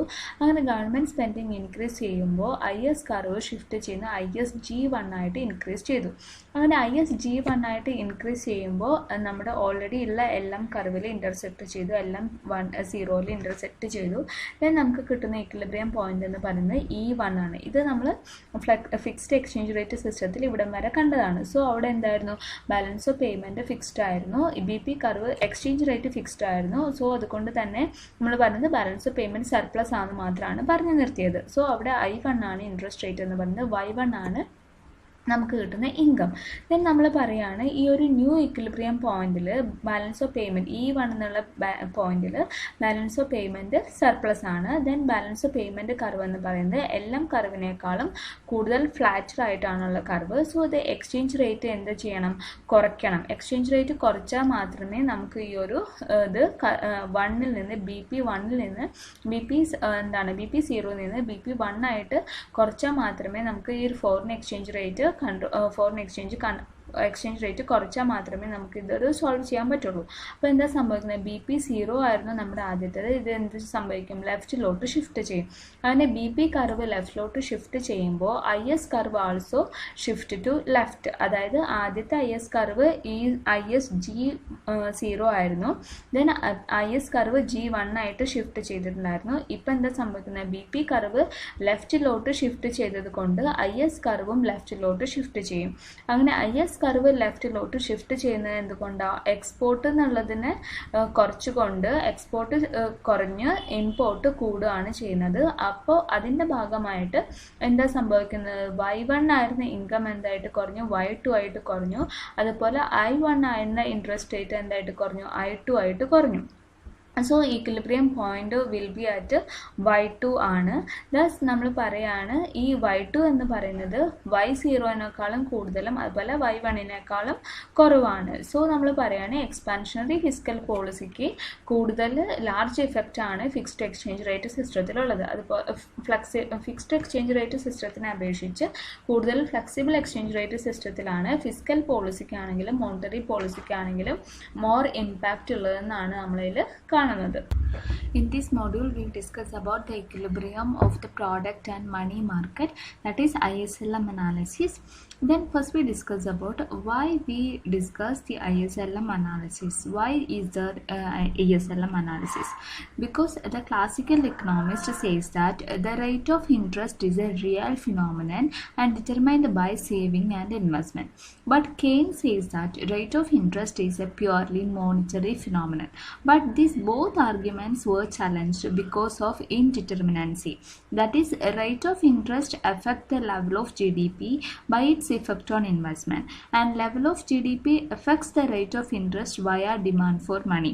A rise in level of GDP as a result of investment is cut short when rate of interest rise as a result of increase in GDP. So Higgs and Hansen integrated both the real parameters of saving and investment and the monetary parameters of the supply and demand for money through the ISLM analysis. This is popularly known as Higgs and Hansen synthesis.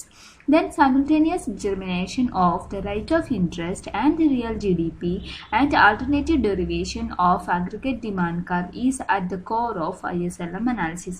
Then what is ISLM analysis? The term IS refers to the equality between the investment, that is I, and the saving S, the corresponding equilibrium in the goods market. And the term LM refers to the equality between the demand for money, that is L, and the supply of money M, and the corresponding equilibrium in the money market. അപ്പോൾ ഇവിടെ നമ്മൾ discuss ചെയ്യുന്നത് ISLM analysis ആണ്. ISLM analysis എന്ന് പറഞ്ഞാൽ equilibrium of the product and the money market ആണ്. ഈ ഒരു ISLM അനാലിസിസിലേക്ക് നമ്മൾ എത്താനുള്ള കാരണമാണ് ഇനി ഡിസ്കസ് ചെയ്യുന്നത്. അതായത് ക്ലാസിക്കൽ ഇക്കണോമിസ്റ്റ് പറയുന്നത് റേറ്റ് ഓഫ് ഇൻട്രസ്റ്റ് എന്ന് പറയുന്നത് ഒരു റിയൽ ഫിനോമിനൻ ആണ്. ഈ ഒരു റേറ്റ് ഓഫ് ഇൻട്രസ്റ്റിനെ ഡിറ്റർമൈൻ ചെയ്യുന്നത് സേവിങ് ആൻഡ് ഇൻവെസ്റ്റ്മെന്റ് ഇക്വാളിറ്റി ആണ്. ഇതൊരു റിയൽ ഫിനോമിനൻ ആണെന്നാണ് പറയുന്നത്. ബട്ട് കെയ്ൻസ് പറയുന്നത് റേറ്റ് ഓഫ് ഇൻട്രസ്റ്റ് എന്ന് പറയുന്നത് പ്യുവർലി ഒരു മോണിറ്ററി ഫിനോമിനൻ ആണെന്നാണ്. ബട്ട് ഈ ഒരു രണ്ട് ആർഗ്യുമെന്റ്സിനും അതിൻ്റെതായ ഡിമെറിറ്റ്സ് ഉണ്ട്. സോ അതെന്താണെന്ന് വെച്ചാൽ rate of interest level of GDPനെ ഇൻഫ്ലുവൻസ് ചെയ്യും. അതുപോലെ തന്നെ GDP റേറ്റ് ഓഫ് ഇൻട്രസ്റ്റിനെയും എഫക്റ്റ് ചെയ്യും through the demand for money വഴി. സോ ഇതിനെ രണ്ടിനെയും ഇൻ്റഗ്രേറ്റ് ചെയ്തുകൊണ്ട് ഹിഗ്സ് ആൻഡ് ഹാൻസൺ കൊണ്ടുവന്നതാണ് ISLM അനാലിസിസ് എന്ന് പറയുന്നത്. ഇവിടെ റിയൽ പാരാമീറ്റേഴ്സ് ആയ സേവിങ് ആൻഡ് ഇൻവെസ്റ്റ്മെൻറ്റും അതുപോലെ തന്നെ മോണിറ്ററി പാരാമീറ്റേഴ്സ് ആയ സപ്ലൈ ആൻഡ് ഡിമാൻഡ് ഫോർ മണീനെയും ഒത്തുചേർന്ന് അതിൻ്റെ രണ്ടിൻ്റെയും ഇക്വിലിബ്രിയാണ് ISLM അനാലിസിസ് എന്ന് പറയുന്നത്. ഈ ഒരു അനാലിസിസിന് പോപ്പുലർലി അറിയപ്പെടുന്നത് ഹിക്സ് ആൻഡ് ഹാൻസൺ സിന്തസിസ് എന്നാണ്. ഇവിടെ നമ്മൾ റേറ്റ് ഓഫ് ഇൻട്രസ്റ്റും അതുപോലെ തന്നെ റിയൽ GDPയും ഒരേ സമയം ഡിറ്റർമൈൻ ചെയ്യാണ് ചെയ്യുന്നത്. ദെൻ അതുകൊണ്ടാണ് ഇത് ISLM അനാലിസിസ് അല്ലെങ്കിൽ product and money market equilibrium എന്നറിയപ്പെടുന്നത്. ഇനി എന്താണ് IS അതുപോലെ എന്താണ് LM എന്ന് നോക്കാം. IS എന്ന് പറയുന്നത് equality between the saving and investment ആണ്. അതുവഴി നമ്മൾ പറയുന്നത് there is equilibrium in the goods market ആണ്. ഇനി LM എന്ന് പറയുന്നത് equality between the demand for money and the supply of money ആണ്. ഇനി ഇവിടുത്തെ ഇക്വിലിബ്രിയം എന്ന് പറയുന്നത് മണി മാർക്കറ്റ് ആണ്. അങ്ങനെ ഗുഡ്സ് മാർക്കറ്റിന്റെ മണി മാർക്കറ്റിന്റെ ഇക്വിലിബ്രിയം ആണ് ISLM അനാലിസിസ് എന്ന് പറയുന്നത്. IS കർവിന്റെ ഡെറിവേഷൻ. ദെൻ IS കർവിന്റെ ഡെറിവേഷൻ നമ്മൾ കണ്ടു. ഇനി അടുത്തത് LM കർവിന്റെ ഡെറിവേഷൻ ആണ് നമ്മൾ നോക്കുന്നത്.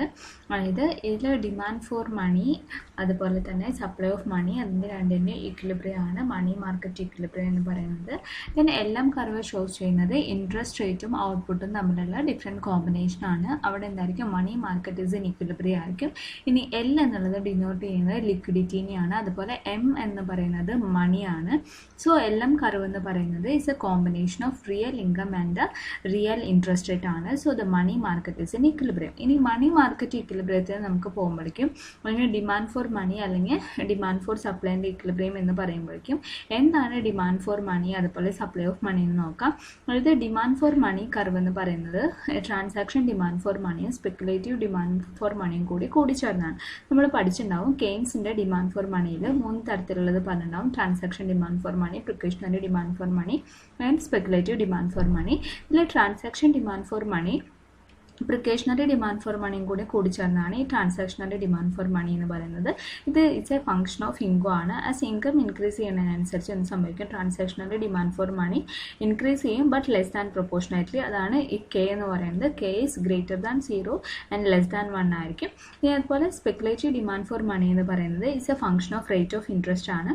But there is inverse relationship between the rate of interest and speculative demand for money. Rate of interest കൂടുകയാണെങ്കിൽ സ്പെക്കുലേറ്റീവ് ഡിമാൻഡ് ഫോർ മണി കുറയും. ട്രാൻസാക്ഷൻ ഡിമാൻഡ് ഫോർ മണി ആണെങ്കിൽ പോസിറ്റീവ് റിലേഷൻഷിപ്പ് ആയിരിക്കും. ഈ ടോട്ടൽ ഡിമാൻഡ് ഫോർ മണി എന്ന് പറയുന്നത് ഈ precautionary demand for money അതുപോലെ transactionary demand for money plus speculative demand for മണിയാണ്. അപ്പോൾ നമുക്ക് എങ്ങനെ എഴുതാം, MD = MT + MS എന്ന് എഴുതാം. അല്ലെങ്കിൽ എന്ത് പറയാം, MD = KY + LR എന്ന് പറയാം. അതാണ് total demand for money. Then total demand for money curve എങ്ങനെയാണ്, ഒരു എന്താണ് ഡൗൺവേർഡ് സ്ലോപ്പിംഗ് കർവാണ് like the speculative demand for money. Then supply of മണീൻ്റെ കർവാണിത്. സപ്ലൈ ഓഫ് മണി എന്ന് പറയുന്നത് എക്സോജനസ്ലി ഫിക്സ്ഡ് ആണ്. It's a vertical straight line parallel to Y axis ആണ്. അതായത് മണി സപ്ലൈയിൽ ചേഞ്ച് ഇല്ല. മണി സപ്ലൈ എന്താണ്, M ആണ്. മണി സപ്ലൈയിൽ യാതൊരു ചേഞ്ചും ഇല്ല. ബട്ട് റേറ്റ് ഓഫ് ഇൻട്രസ്റ്റ് എത്ര വേണമെങ്കിലും ഇൻക്രീസ് ചെയ്യാം. റേറ്റ് ഓഫ് ഇൻട്രസ്റ്റ് എത്ര കണ്ട് ഇൻക്രീസ് ചെയ്താൽ എന്താണ്, മണി സപ്ലൈ എക്സോജനസ്ലി ഫിക്സ്ഡ് ആയിരിക്കും. ദെൻ ഇനി എന്താണ് മണി മാർക്കറ്റ് ഇക്വിലിബ്രിയം എന്നൊന്ന് നോക്കാം. അതായത് മണി മാർക്കറ്റ് ഇക്വിലിബ്രിയം എന്ന് പറഞ്ഞാൽ എന്താണ്, റിയൽ മണി സപ്ലൈയും റിയൽ ഡിമാൻഡും ഈക്വൽ ആവണമെന്നാണ്. ഇത് നമുക്കറിയാം ടോട്ടൽ ഡിമാൻഡ് കർവ് എന്ന് പറയുന്നത് എന്താണ്, MD ആണ്. അതുപോലെ തന്നെ ഇതാണ് total demand curve. Then MS ആണ് മണി സപ്ലൈ. അങ്ങനെയാണെങ്കിൽ ഇപ്പോൾ MD ഇൻകം Y0 ആയിരിക്കുമ്പോൾ ടോട്ടൽ ഡിമാൻഡ് കർവും MS മണി സപ്ലൈയും കൂടി ഇൻ്റർസെക്ട് ചെയ്യുന്ന പോയിന്റ് എന്ന് പറയുന്നത് E ആണ് ഈക്വിലിബ്രിയം പോയിന്റ്. ദെൻ R0 ആണ് റേറ്റ് ഓഫ് ഇൻട്രസ്റ്റ്. ഇനി ഇൻകം ഇൻക്രീസ് ചെയ്യുകയാണ് ആണെങ്കിൽ എന്ത് സംഭവിക്കും, demand for money is also increase ചെയ്യും. അങ്ങനെ MD Y1 ആയിരിക്കും. അതായത് ഇൻകം ഇൻക്രീസ് ചെയ്തു. ദെൻ അപ്പോൾ എന്ത് സംഭവിക്കും, റേറ്റ് ഓഫ് ഇൻട്രസ്റ്റ് ഇൻക്രീസ് ചെയ്യും. ഇനി ഇൻകം വീണ്ടും കൂടുകയാണെങ്കിൽ എന്താണ് സംഭവിക്കുക, Y2 ആയിട്ട് ഇൻക്രീസ് ചെയ്യുമ്പോഴും എന്താ സംഭവിക്കുന്നത്, മണി സപ്ലൈ റിമെയിൻ സെയിം ആണ്. Demand for money curve shift ചെയ്യും. ദെൻ E2 എന്നുള്ള ഈക്വിലിബ്രിയം പോയിന്റിലോട്ട് എത്തും. ദെൻ R2 ആണ് rate of interest. But money supply remain same ആണ്. Then E1 E2 E1 E2 എന്നതാണ് equilibrium point. Then R0 R1 R2 എന്ന് പറയുന്നതാണ് റേറ്റ് ഓഫ് ഇൻട്രസ്റ്റ് എന്ന് പറയുന്നത്. ഇനി monetary policy under flexible exchange rate. ഇനി ഫ്ലെക്സിബിൾ എക്സ്ചേഞ്ച് റേറ്റ് ആണെങ്കിൽ monetary policy കാരണം എന്താണ് സംഭവിക്കാൻ നോക്കാം. അതായത് ഫ്ലെക്സിബിൾ എക്സ്ചേഞ്ച് റേറ്റ് ആകുമ്പോൾ തന്നെ അവിടുത്തെ പ്രത്യേകത എന്താ, there is no official intervention and exchange rate adjust to equate the supply and demand in the foreign exchange market. നമുക്ക് ഫോറിൻ എക്സ്ചേഞ്ച് മാർക്കറ്റിൽ ഉണ്ടാവുന്ന ചേഞ്ചിനനുസരിച്ച് ഡിമാൻഡ് സപ്ലൈ ചേഞ്ച് വരുത്താം, എന്ത് വേണമെങ്കിലും ചെയ്യാം. There is no official intervention. അങ്ങനെയുള്ള സാഹചര്യത്തിൽ നമ്മൾ എക്സ്പാൻഷണറി മോണിറ്ററി പോളിസി സ്വീകരിക്കുകയാണെങ്കിൽ എന്താണ് സംഭവിക്കുന്നത് നോക്കാം. ഇപ്പോൾ ഈ ഒരു ഫിഗർ നോക്കുകയാണെങ്കിൽ നമ്മുടെ ആദ്യത്തെ ഇക്വിലിബ്രിയം പറയുന്നത് LM0യും IS0യും ദെൻ BP കർവാണ്, BP 0യുമാണ്. ഈ ഒരു മൂന്നും കൂടി ഇന്റർസെക്ട് ചെയ്യുന്ന പോയിന്റ് എന്ന് പറയുന്നത് E0 ആണ്. E0 എന്ന് പറയുന്ന ഇക്വിലിബ്രിയം പോയിന്റിൽ I0 ആണ് ഇൻട്രസ്റ്റ് റേറ്റ് ആൻഡ് അതുപോലെ തന്നെ Y0 ആണ് ഇൻകം. ഇനി നമ്മൾ പറയാണ് എക്സ്പാൻഷണറി മോണിറ്ററി പോളിസി ആണ്. സോ എന്ത് സംഭവിക്കും? LM കർവ് ഷിഫ്റ്റ് ചെയ്യും റൈറ്റിലോട്ട്. അങ്ങനെ LM കർവ് LM0 നിന്ന് LM1 ആയിട്ട് ഷിഫ്റ്റ് ചെയ്യുമ്പോൾ എന്താണെന്ന് നോക്കാം. അത് ആദ്യം തന്നെ ഷിഫ്റ്റ് ചെയ്യപ്പെടുമ്പോൾ എന്താ സംഭവിക്കുന്നത്? ഈ പുതിയൊരു സെയിം IS കർവിൽ തന്നെ പുതിയൊരു ഇക്വിലിബ്രിയം പോയിന്റ് ആണ് നമുക്ക് കാണാൻ സാധിക്കുന്നത്. ദാറ്റ് ഈസ് E1 ആണ് ഇക്വിലിബ്രിയം പോയിന്റ് എന്ന് പറയുന്നത്, ദെൻ Y1 ആണ് ഇൻകം, ദെൻ I1 ആണ് ഇൻട്രസ്റ്റ് റേറ്റ് എന്ന് പറയുന്നത്. സോ നമുക്കറിയാം അങ്ങനെയാണെങ്കിൽ സെയിം BP കർവിൽ തന്നെ ഇത് നോക്കുമ്പോൾ ഇതിൻ്റെ BP കർവിൻ്റെ താഴെയാകുമ്പോൾ നമുക്ക് ഡെഫിസിറ്റ് ആണെന്ന് അറിയാം. അങ്ങനെ ഡെഫിസിറ്റ് ഒരു ഇക്കോണമിക്ക് നല്ലതല്ല. ദെൻ അവിടെ എന്താണ് ഫ്ലെക്സിബിൾ എക്സ്ചേഞ്ച് റേറ്റ് സിസ്റ്റം ആണ്. അങ്ങനെ ഫ്ലെക്സിബിൾ എക്സ്ചേഞ്ച് റേറ്റ് സിസ്റ്റം ആകുമ്പോൾ തന്നെ നമുക്ക് ഈ ഒരു ഡെഫിസിറ്റ് ഓവർകം ചെയ്യാൻ വേണ്ടിയിട്ട് അതിന് ഫോറിൻ എക്സ്ചേഞ്ച് മാർക്കറ്റിൽ നമുക്ക് എക്സ്ചേഞ്ച് റേറ്റ് റൈസ് ചെയ്യാനായിട്ട് സാധിക്കും. അപ്പോൾ എന്താ സംഭവിക്കുന്നത്? BP കർവ് BP0 Pi0 ആയിരുന്നു നമ്മുടെ റേറ്റ് ഓഫ് ഇൻട്രസ്റ്റ് എന്നത്. അതെന്തായിട്ട് മാറി? BP1 rate of interest increase ചെയ്ത് Pi1 ആയിട്ട് ഇൻക്രീസ് ചെയ്തു. അപ്പോൾ എന്താണ് സംഭവിക്കുന്നത്? BP കർവ് റൈറ്റിലോട്ട് ഷിഫ്റ്റ് ചെയ്യും. അങ്ങനെ റൈറ്റിലോട്ട് ഷിഫ്റ്റ് ചെയ്യുമ്പോൾ എന്താ സംഭവിക്കുന്നത്? ബാലൻസ് ഓഫ് പേയ്മെൻറ്റ് അതായത് റൈറ്റിലോട്ട് ഷിഫ്റ്റ് ചെയ്യാണ്. ഫോറിൻ എക്സ്ചേഞ്ച് റേറ്റ് കൂടി. അങ്ങനെയാകുമ്പോൾ എന്ത് സംഭവിക്കും? എക്സ്പോർട്ട് കൂടും, അതുപോലെ തന്നെ ഇമ്പോർട്ട് കുറയും. അതായത് IS കർവ് റൈറ്റിലോട്ട് ഷിഫ്റ്റ് ചെയ്യും, ബാലൻസ് ഓഫ് പേയ്മെൻറ്റ് കൂടി. ബാലൻസ് ഓഫ് പേയ്മെൻറ്റ് കൂടും, അതായത് balance of payment rightward shift ചെയ്തു. That means exchange rate increase ചെയ്തു. അങ്ങനെ എക്സ്ചേഞ്ച് റേറ്റ് ഇൻക്രീസ് ചെയ്യുമ്പോൾ IS കർവ് റൈറ്റിലോട്ട് ഷിഫ്റ്റ് ചെയ്യും. അങ്ങനെ റൈറ്റിലോട്ട് ഷിഫ്റ്റ് ചെയ്യാനുള്ള കാരണം എന്ന് പറയുന്നത് എക്സ്പോർട്ട് കൂടുന്നതാണ്. ദെൻ ഇമ്പോർട്ട് കുറയുകയാണ് ചെയ്യുന്നത് with an increase in exchange rate. അപ്പോൾ എന്താ സംഭവിക്കുന്നത്? IS കർവ് റൈറ്റിലോട്ട് ഷിഫ്റ്റ് ചെയ്തു. ദെൻ ഓൾറെഡി LM കർവ് റൈറ്റിലോട്ട് ഷിഫ്റ്റ് ചെയ്തിട്ടുണ്ട്. ബാലൻസ് ഓഫ് പേയ്മെൻറ്റ് റൈറ്റിലോട്ട് ഷിഫ്റ്റ് ചെയ്തിട്ടുണ്ട്. IS കർവ് റൈറ്റിലോട്ട് ഷിഫ്റ്റ് ചെയ്തു. Then we get a new equilibrium. Then E2 ആണ് നമ്മുടെ ന്യൂ ഈക്വിലിബ്രിയം എന്ന് പറയുന്നത്. അവിടെ I2 ആണ് ഇൻട്രസ്റ്റ് റേറ്റ് ആൻഡ് Y2 ആണ് income. So expansionary monetary policy flexible exchange റേറ്റിൽ നമുക്ക് പറയാം ഫിക്സ്ഡ് എക്സ്ചേഞ്ച് റേറ്റിനെ അപേക്ഷിച്ച് നോക്കുമ്പോൾ നല്ലതാണ്, ഇസ് റെക്കമെൻഡബിൾ ആണെന്നാണ് പറയുന്നത്.